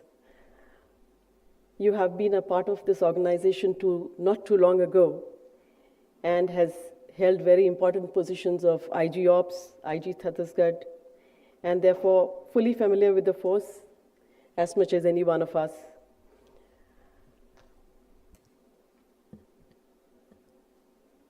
Today we are celebrating the 31st anniversary of the Rapid Action Force, and in order to commemorate this occasion, a national seminar on the subject Management of Public Disorder, Challenges and Strategies to Restore Normalcy was organized, and we had two panel discussions today, the changing nature of public disorder as well as the role of stakeholders in maintaining public order. We had a very distinguished set of panelists who were here today, sir, which included retired very senior distinguished police officers, Dr. Vikram Singh, Dr. MC Baurankar, and a few more very senior serving officers of the states, as well as a media person. So it was a very enriching discussion that we had on both these, and a very electrifying sessions we did have, sir. It makes me wonder, what is most severe? Is it the fury that is unleashed by nature, or is it the fury that is unleashed by the human beings? The fury, while unleashed by nature, while it continues to be very unpredictable, But once that fury is over, I think we have time to pick ourselves up and plan our course of action and proceed ahead in that manner. There is time to build things brick by brick, whatever destruction the nature has left behind. But the fury that is being unleashed by the humans, and as we have heard today morning, the changing nature of public disorder, Dr. Vikram Singh traced back with effect from 1977 as to how the nature of public disorder has been constantly changing. And earlier, it was much simpler when it came to handling public disorder. Now, with the situation turning very dynamic, and especially the game changer has been the mobile, the instrument which is there, which enhances the speed of the communication, and it completely has changed the nature as well as the dynamics of public disorder. While the RAF came in for praise from all around, from all these speakers, from the police officers and all, as well as from the officers of the district administration, there was a bit of a criticism by the media. Obviously, they are the people who look at this critically, and that it's very important that we need to be very careful about it.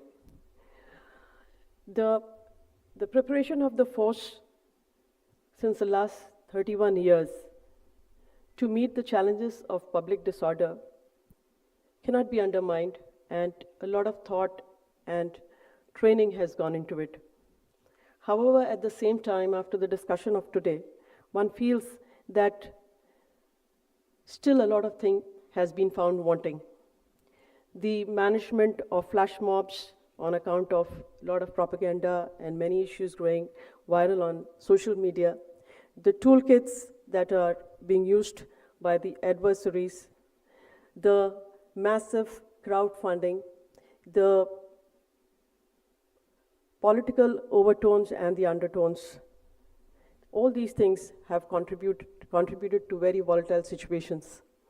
Apart from that, earlier, any kind of disturbance used to have a particular shelf life. That's not the case anymore.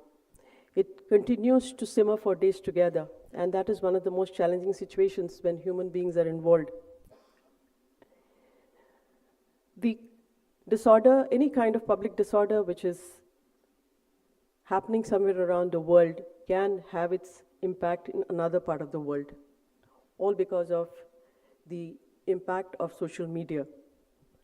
And therefore, one of the speakers said that it is important that we need to harness the power of social media to gain control of the situation before the adversaries do. We need to use the new instruments better and in the same manner more speedily so that the plans of the adversaries are defeated. RAF has been constantly dwelling into these aspects. However, there has been a lot of praise in the manner the RAF has been handling situations, especially as I was sharing with everybody that since the many years that my memory goes back, I've never heard RAF using force in the sense firing a bullet. I will not deny the other aspects of force, but firing of a bullet, which itself shows that the force is trained in a manner that it will use the most minimum force as and when required. The conversion training over a period of time, after they come from the very volatile theaters of the country, ensures that there is a change in the orientation of the troops, and they actually become more tolerant and more acceptable, and they understand the crowd psychology, how to deal with the crowd. I have commandants who have been in Manipur who have come back and said that despite the fact that there was a firing from the opposite side, which is one of the new dynamics of public disorder, when we do have the women in front, or do we have the youngsters in front, we have also elements who use firearms from amongst the crowd. Despite all that, Two of my companies who were deployed in Manipur, they continued to resist any temptation to fire. The commandant continued to negotiate with the troops.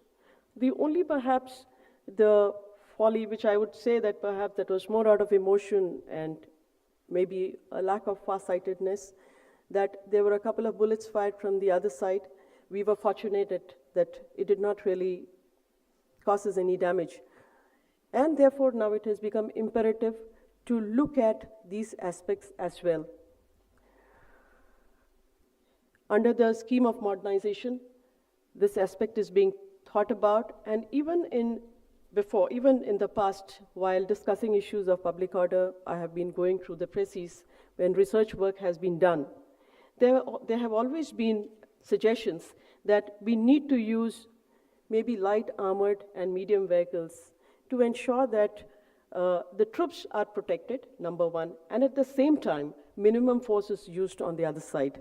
That is the thumb rule, and that is basically what RAF is all about, that is serving humanity with sensitive policing.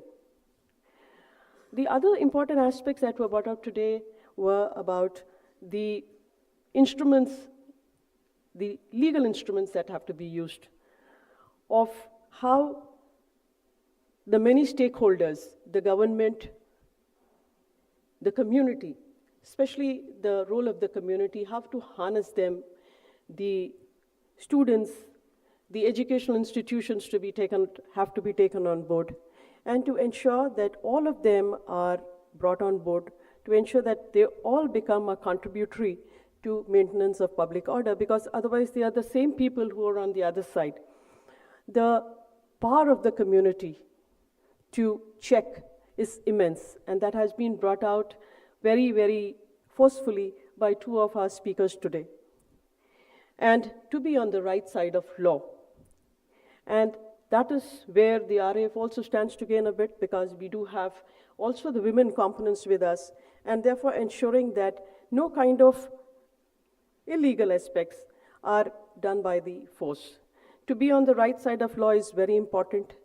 To use force becomes very easy, but to negotiate the same in a peaceful manner is perhaps the challenge of the day. And one of the speakers also spoke about the intention of the law enforcer, the intention of the police or the administration, that if the intention is honest, if the integrity of the officer is clear, many often than not, through negotiations and through talking, the crowd can be brought under control. The power of visualization, the power to observe, the power to use the ground in a manner that is suitable to the force is something that we need to train everybody about. And this is a concept not just for the RAF, but for all the forces around the country, that the force is something that we should not be using against our own people, and how best to tackle that. Then constant talk. It is important that you talk and you talk and talk to keep them engaged and to try and come out with a very peaceful solution. This is something which has come out very forcefully today, and RAF has been doing this. The aspect of negotiation has always been very paramount to us, and the leaders and the commanders on the ground do ensure that in case of any such public order issues, they do engage with the crowd, they do engage with the community that is around. And to that extent, the familiarization exercises that are carried out by the RAF time and again in hypersensitive and sensitive districts, they do actually fulfill this aspect. They do meet the members of the community wherever they go. They know the elements who are disturbing, who could be troubleshooters out there. They meet the members of the administration. They understand the demography, the topography of the place, how well they should maneuver in case there's a trouble, and how quickly they can reach that spot. The aspect of a zero response force, which is supposed to be the golden aspect of RAF, that within no time we respond, in order to ensure that we do carry out these familiarization exercises and we ensure that we are there as and when we are called upon. There have been controversies about use of force by the RAF, but that is very, very minimal and only when required. Otherwise, they normally do not resort to any kind of force. The Manipur situation this time was very typical and a situation which has not been not expected, actually. And the prolonged deployments of RAF for months together, this would impact its future preparedness. So there is a necessity to actually think and understand whether the RAF needs to be really deployed for such long periods of time, and whether the force would lose its efficacy, whether the training would be impacted, etc. I think the authorities, the government, need to preserve this force which is actually the key component, the key instrument with the government to handle public order issues, who specialize in anti-riot control. They need to be preserved, they need to be trained, and they need to be deployed in a manner which is as per the SOP. I'm sure the authorities would surely give a lot of thought about this.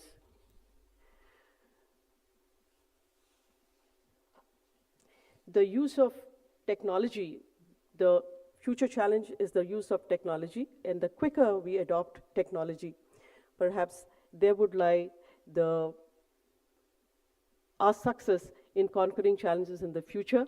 And even to that extent, the RAF has been working on it as to how we can harness technology, how artificial intelligence could be harnessed, and to ensure that in the future we do have these resources with us available and we are able to perform better and to meet future challenges. So with this, I would like to sum up the day's proceedings, and thank you again, once again very much, sir, for being accepting our invitation to be the chief guest on this occasion. Thank you. Jai Hind, Jai CRPF. Thank you for your insightful address, ma'am. Now, I request the chief guest, Shri Pankaj Kumar Singh, Deputy National Security Advisor, to deliver the valedictory address.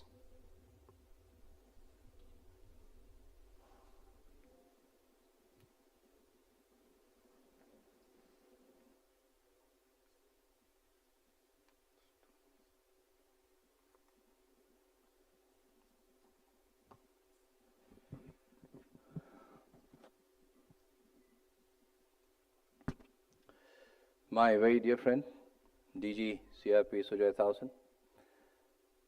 Annie, thank you for the welcome address. Distinguished people on the dais, Daljit, Vitul, Sanjeev, senior officers present, all officers, colleagues, and friends. I must tell you honestly, when Annie was referring that I'm very thankful to the chief guest, Deputy NSA, it has still not sunk in. When I walked into the room and I saw all my old colleagues, I said, okay, I was the IG Ops, and who are my colleagues here? And I was trying to trace, and I could find so many of them. So thank you very much, Annie, for giving me this opportunity to come here again. I feel absolutely proud to have been associated with this wonderful organization. And I can confess, and not because I'm here to address you people, I can confess with all honesty that the best years of my life, the most satisfying period of my life has been in CRPF.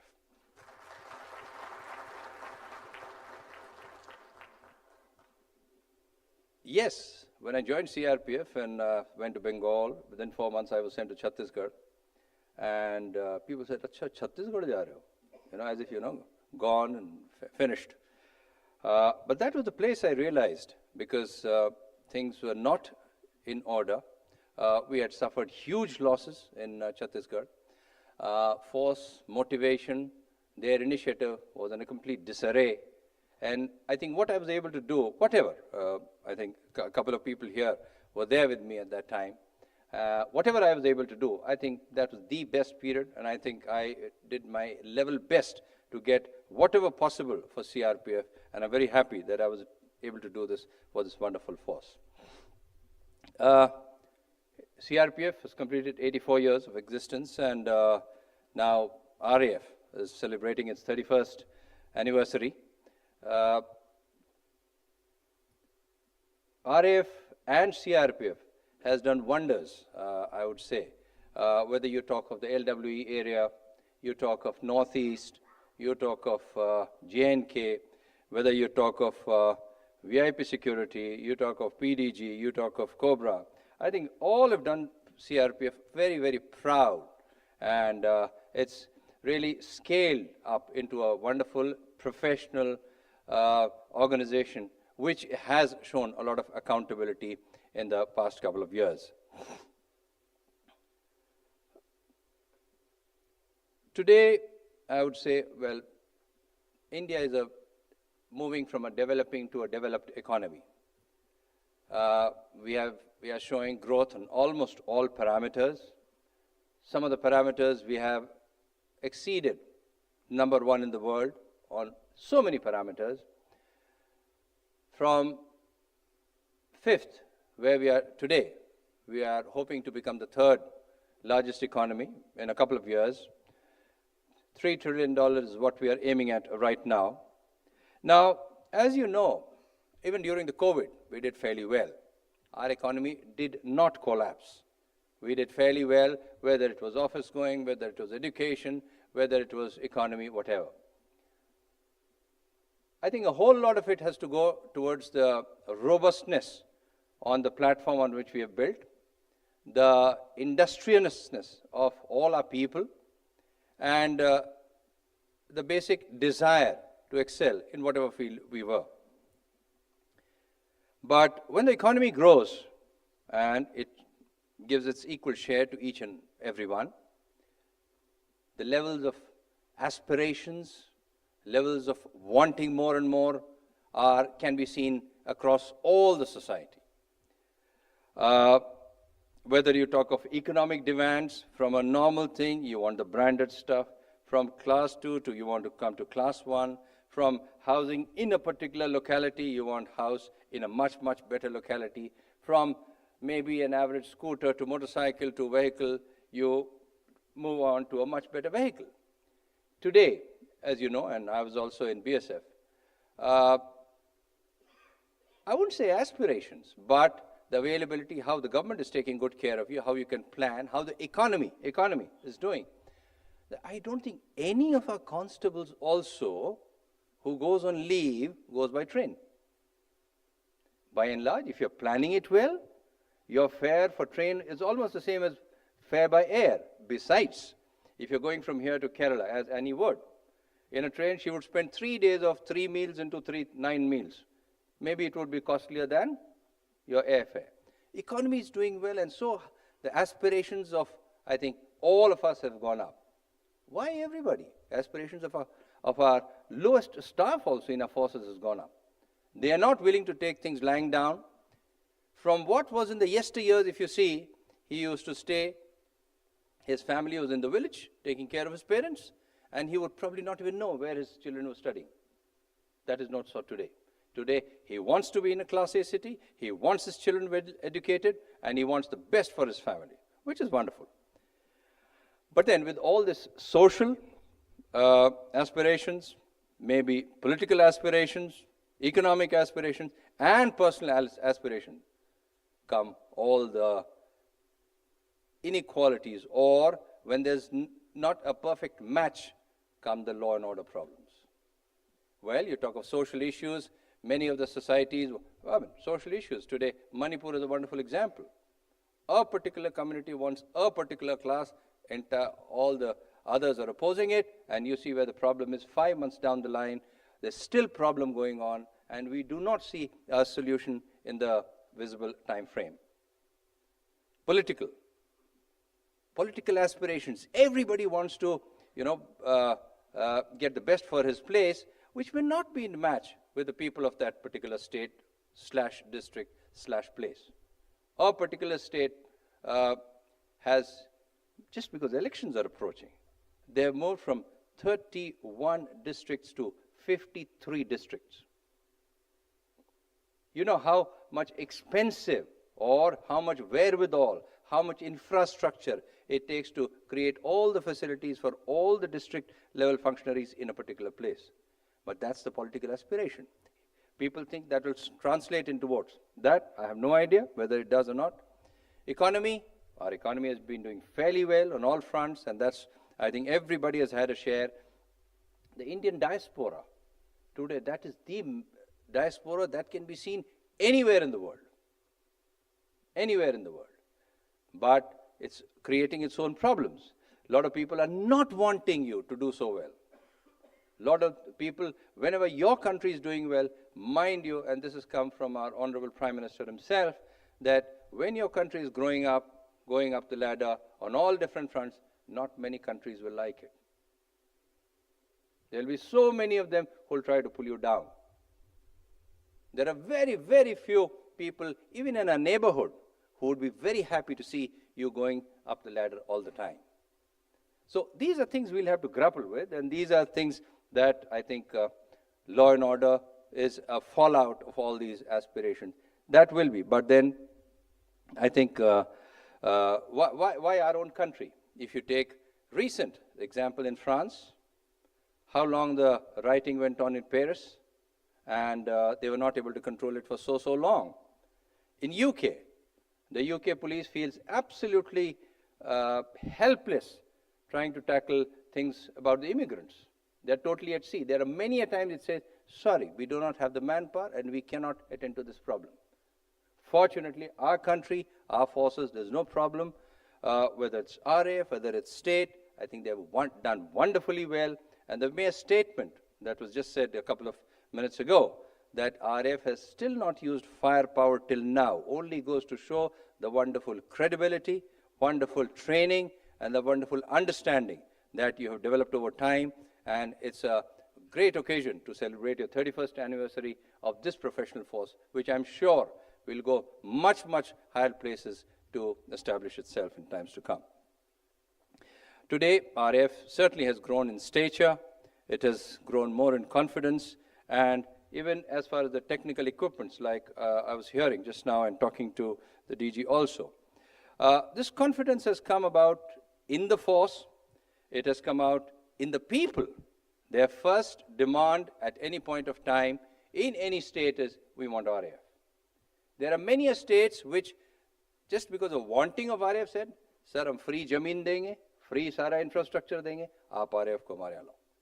Because these are states that are beset with so many problems over a period of time. The atmosphere is vitiated, there are caste problems, there are communal problems, that they would want RAF because they are confident. This is a force which will be impartial, which will deliver. Deliver. They are not very confident about their own state police, so they would want a different police. There are also other reasons, because their own state police, there are their own people, and they would not want to be seen as people taking action against their own people. But fortunately, RF comes in, and you have done wonderfully well on all different fronts in all the different states. Public disorders also come in different hues. There are sometimes, there is a very normal public disorder,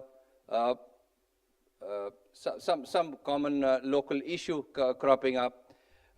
It turns into a normal protest. You explain, you maybe accede to their demands, and then the protest dies down. Then there are violent protests, like we are seeing in Manipur, we see in communal incidents. They are violent, they want to break everything, they want to cause damage, not realizing that whatever damage you are causing to public property is ultimately going to come back from your pockets.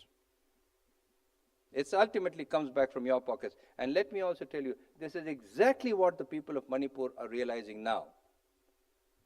Any kind of pure bazaar band kar do, whom is it harming? It's harming only you. Your economy, your income, your money, your wealth is harming you. So fortunately, they are realizing, and they are coming slowly and steadily but surely to the bargaining table. Then there are people, then there are law and order issues wherein certain hoodlums come in. Hoodlums come in, they take advantage of the situation, cause damage, violence, killings, injuries, and move out. So the entire section of people get branded as they are the ones who are done. So we need to be very careful. Where each and every situation is going to be very, very different. Children protesting in Imphal in the streets because 2 students got killed. Now, they are your own children. Ultimately, please realize they are your own children. The amount of force, the amount of dialogue that will happen with children will certainly be different. The way a whole lot of you would have seen how the Naxals kind of encourage, browbeat, bulldoze the local villagers to cause protests. They do not want to go there, but yet they have been asked, and there's precious little that they can do. So that's a different kind of protest. And tribals protesting over their genuine demands, that too much of mining is going on, too much of our wealth is being taken away, too much of forests are being cut down in places like Orissa, Jharkhand, and others. That's a different kind of protest. So all I'm telling you is that there are different hues of protests, and I think it would be well worth it if we firstly understand each situation as to what it stands for, how much is it worth, how much force needs to be deployed, and only then I think we need to take any kind of action. Whenever you have been deployed, I think there's been wonderful public connect, dialogue, and I think that's the way to go about, because the initial steam that is there in any law and order situation, I think it doesn't stay for long. It needs I can give you a real life example. I had a deputy SP with me in a place called Bhilwara, and he was 110 kgs. He cannot run, he cannot chase, he cannot do. But he had a way of dialogue.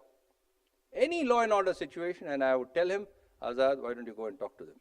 And he would go in a very smiling way, he will tell 1 joke, he will tell 2 jokes, he will tell 3 jokes, and lo and behold, let me assure you, within 20 minutes to half an hour, entire law and order, whether it was students, whether it was politicians, it would go away.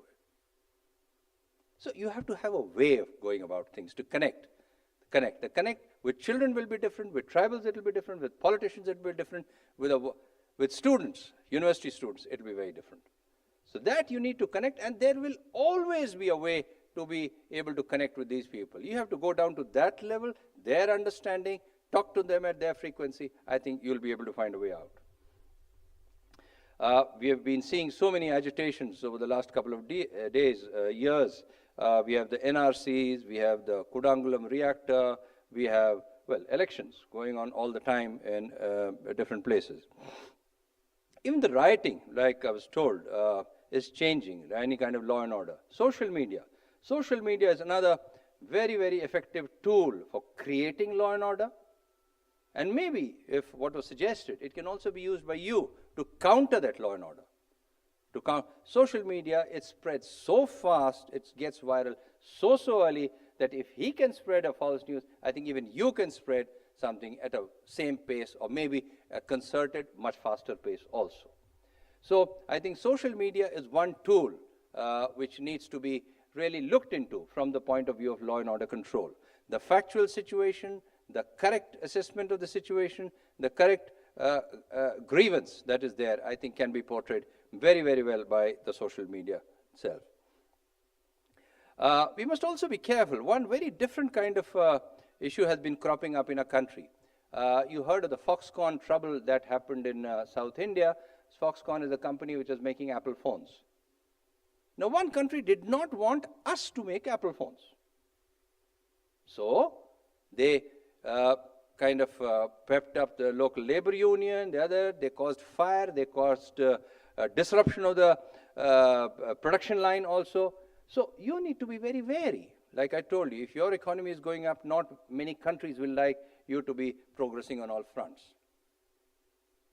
I was told by, I've gone to UK for a dialogue with our officials, and then he very grudgingly said, oh, Pankaj, congratulations, you have overtaken our economy.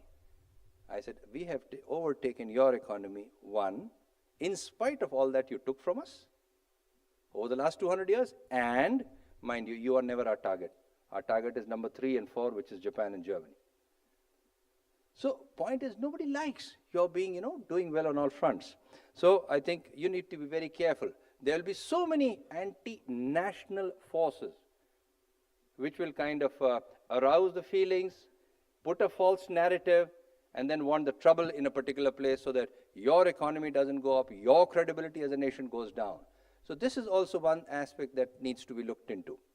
We had issues in Maruti, Gurgaon also, where a particular section, so to say left wing, did come in and they wanted to disrupt the production. They even killed the manager in that factory because they wanted the production to go down. Technology is a very, very important part, and I think one more thing that maybe RAF could also look into, although it should not get into it, but it can always give, for example, any kind of evidence that you are able to collect during the period of deployment. Any kind of photographic evidence for that matter is today incontrovertible and absolutely acceptable in the courts. Because I was in BSF, and in law and order you have these federal riot gas guns.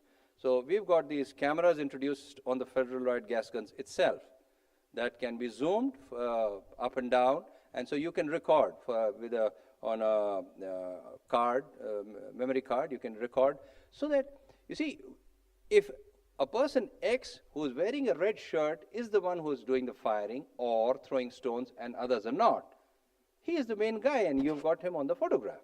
I think that's incontrovertible evidence that you need to carry. Drones, another wonderful example. Drones you can use for photography. You can get right in the middle of the crowd, up above them, capture all by photography depending upon the kind of camera that you have, and have that evidence passed on to the local police, even if you don't want to go to the courts. Passed on to the local police, and this will certainly be a great deterrent for the people who are causing these problems, because everybody knows as far as that place is concerned, it's okay, but nobody wants to go to the courts because it's a long haul. Courts are a long haul, and then nobody comes to your to save you. So that kind of drones, in fact, we even had drones with not only cameras are a very common thing, we even had drones done, which we have given to Delhi police, which can drop these grenade shells whenever you want. So you have a small controller, and you can say drop 1, drop 2, drop 3, drop 5, drop 6. You can use that also. So technology can be a great enabler, can be a great multiplier in your being able to use evidence and also deter people from indulging in these law and order breaking issues. I think each one of you in the RAF is a wonderful ambassador of the force, and whenever you are there in the field, each one of you reflects RAF. So I think it's absolutely important. Yes, you are the blue-blooded force of CRPF, much held in much high regard, and I think these are standards that you'll have not only to maintain, but even take it higher. That you are a force that is absolutely professional, can be held accountable, and can be absolutely relied upon for any kind of delivery whenever there's an issue with the different states. I was also told about the wonderful panel discussions that took place. I was also discussing with some of the panel members below. A lot of issues, I think, have come up, and I think will be coming up in times which you'll be discussing and trying to find a way forward, how to go about with them. And finally, I think I'll round off by saying, well, elections are around the corner, you know very well, and RF is going to be very, very busy with the elections, with aspirations of the people, and everybody trying to make, because unless and until you are on the forefront of an agitation or a law and order problem, you do not make stake or your claim for a ticket. So you're going to be faced with all these kind of problems, but I'm sure, but if there are elections, if there are problems, it's a great challenge also. It's a great, but if there's a challenge, it's a great opportunity also.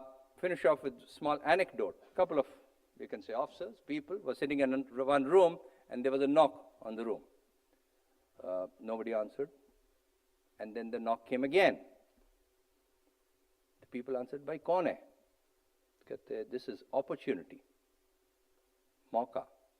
No, it cannot be opportunity. Opportunity kabhi bhi 2 baar dastak nahi deti. Ek hi baar mauka deti hai. So if you have this wonderful opportunity with you, I think you need to grab it, prove your worth, prove yourself, do your RAF and CRPF proud for whatever you've done, so that it comes about as the most disciplined, professional law and order control force on this entire globe.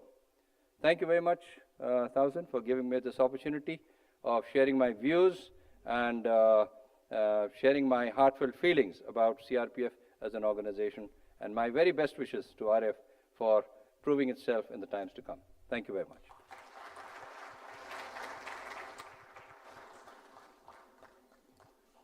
Thank you very much for your far-sighted and enthralling speech, sir. Now I request Dr. Sujay Lal Towson, IPS, DG CRPF, to present.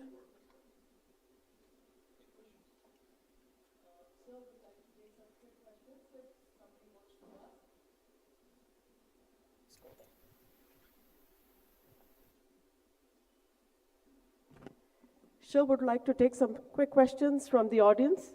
The house is open.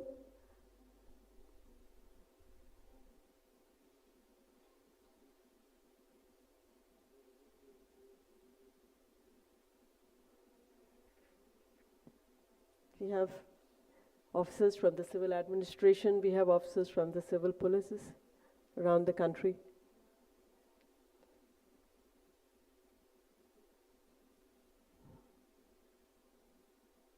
This is a very rare opportunity.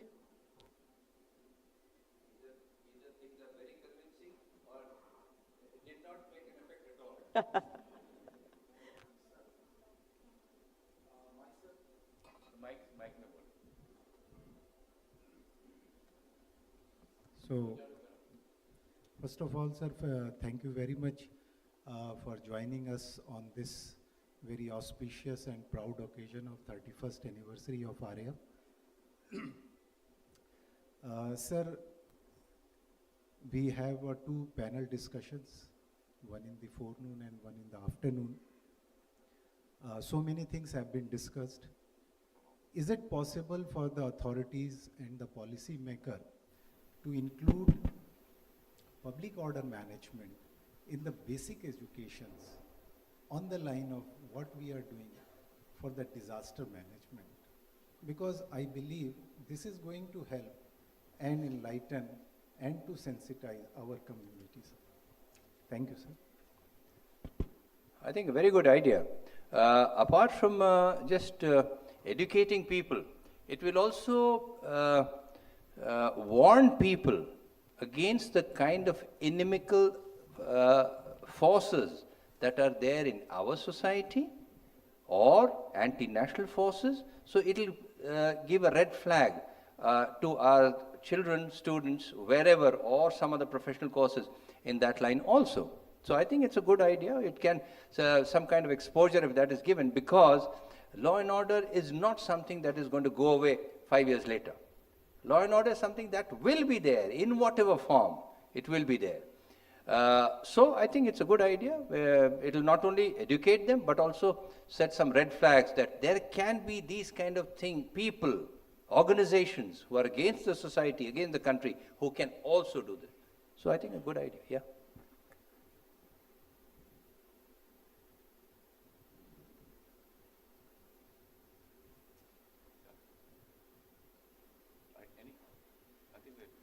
Anybody else? Anybody from the right side? It's been a long day, sir, today. Thank you, sir.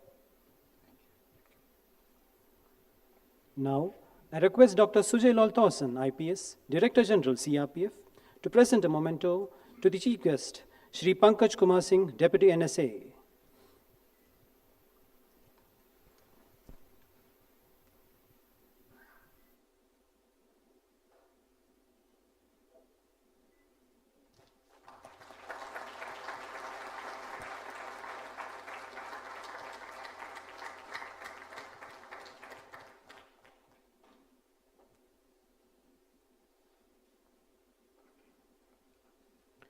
Thank you, sir. Now I request Shri Sandeep Gokhale, DIG, Rapid Action Force, to deliver the vote of thanks.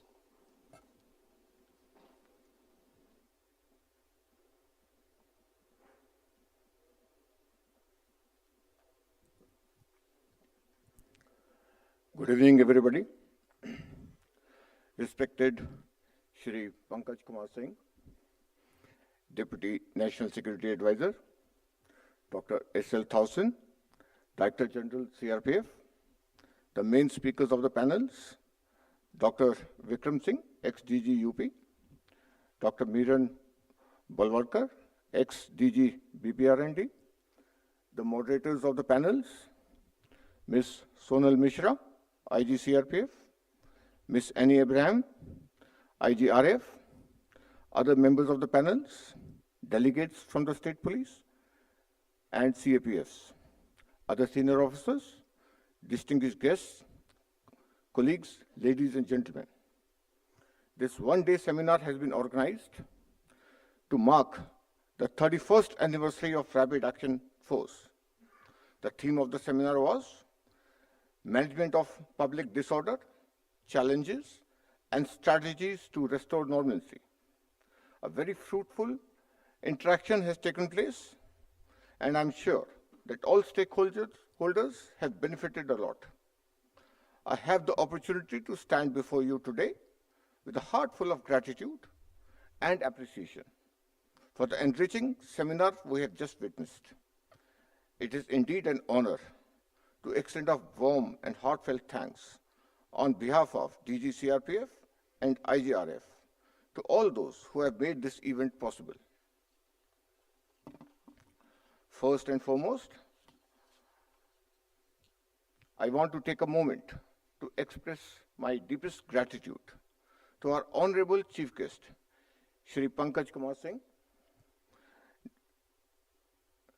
Deputy National Security Advisor, for your gracious presence by sparing your precious time for this seminar on the occasion of 31st anniversary of Rapid Action Force. Sir, your presence has not only added prestige to this momentous occasion, but also enriched it with your valuable insights. I would like to express our deepest appreciation to the esteemed speakers, Dr. Vikram Singh, ex-DG UP, Dr. Miran Balwarkar, ex-DG BPRND, and our other panelists for enlightening us with their profound knowledge, insights, and valuable experiences. We also extend our gratitude to IG Adam, IG Northern Sector, IG Communication for their unstinted support in organizing this event. Your contribution and efforts have played a pivotal role in making this seminar a success. We are immensely thankful to all our distinguished guests and participants who took time out of their busy schedules to be part of this seminar. Your active participation and engaging discussions have added immense value to the proceedings. A special note of thanks goes to the dedicated organizing committees and volunteers. That is, DIG New Delhi Range, DIG Ranges RF, Commandant 122 Battalion, Commandant SDG, Commandants of RF battalions, and their team of officers for the meticulous planning and execution of various tasks given to them. Our sincere thanks to the communication and technical team, without whose dedicated and flawless performance and success of this seminar would not have been possible. I would also like to thank administrative staff who worked tirelessly behind the scenes to ensure that everything ran smoothly. Your diligence and professionalism are highly commendable. I also thank the associated media people who covered the proceedings in audiovisual and print media. We also express our gratitude and thanks to each and everyone whose names could not be mentioned due to paucity of time and space. We look forward to your continued support in all our future endeavors. Let us carry forward the knowledge and inspiration gained from this seminar and apply it to our respective fields of expertise to overcome the challenges and restore normalcy. Lastly, I will offer my special thanks to DG CRPF for having been with us throughout the day. Jai Hind.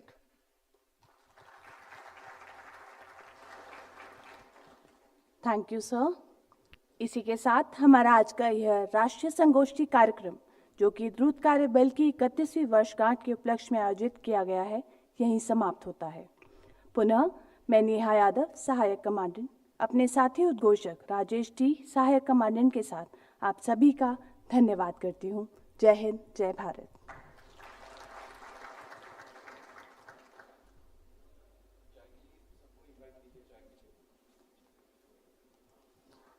आप सभी से अनुरोध है कि चाय स्वल्पाहार में शामिल होने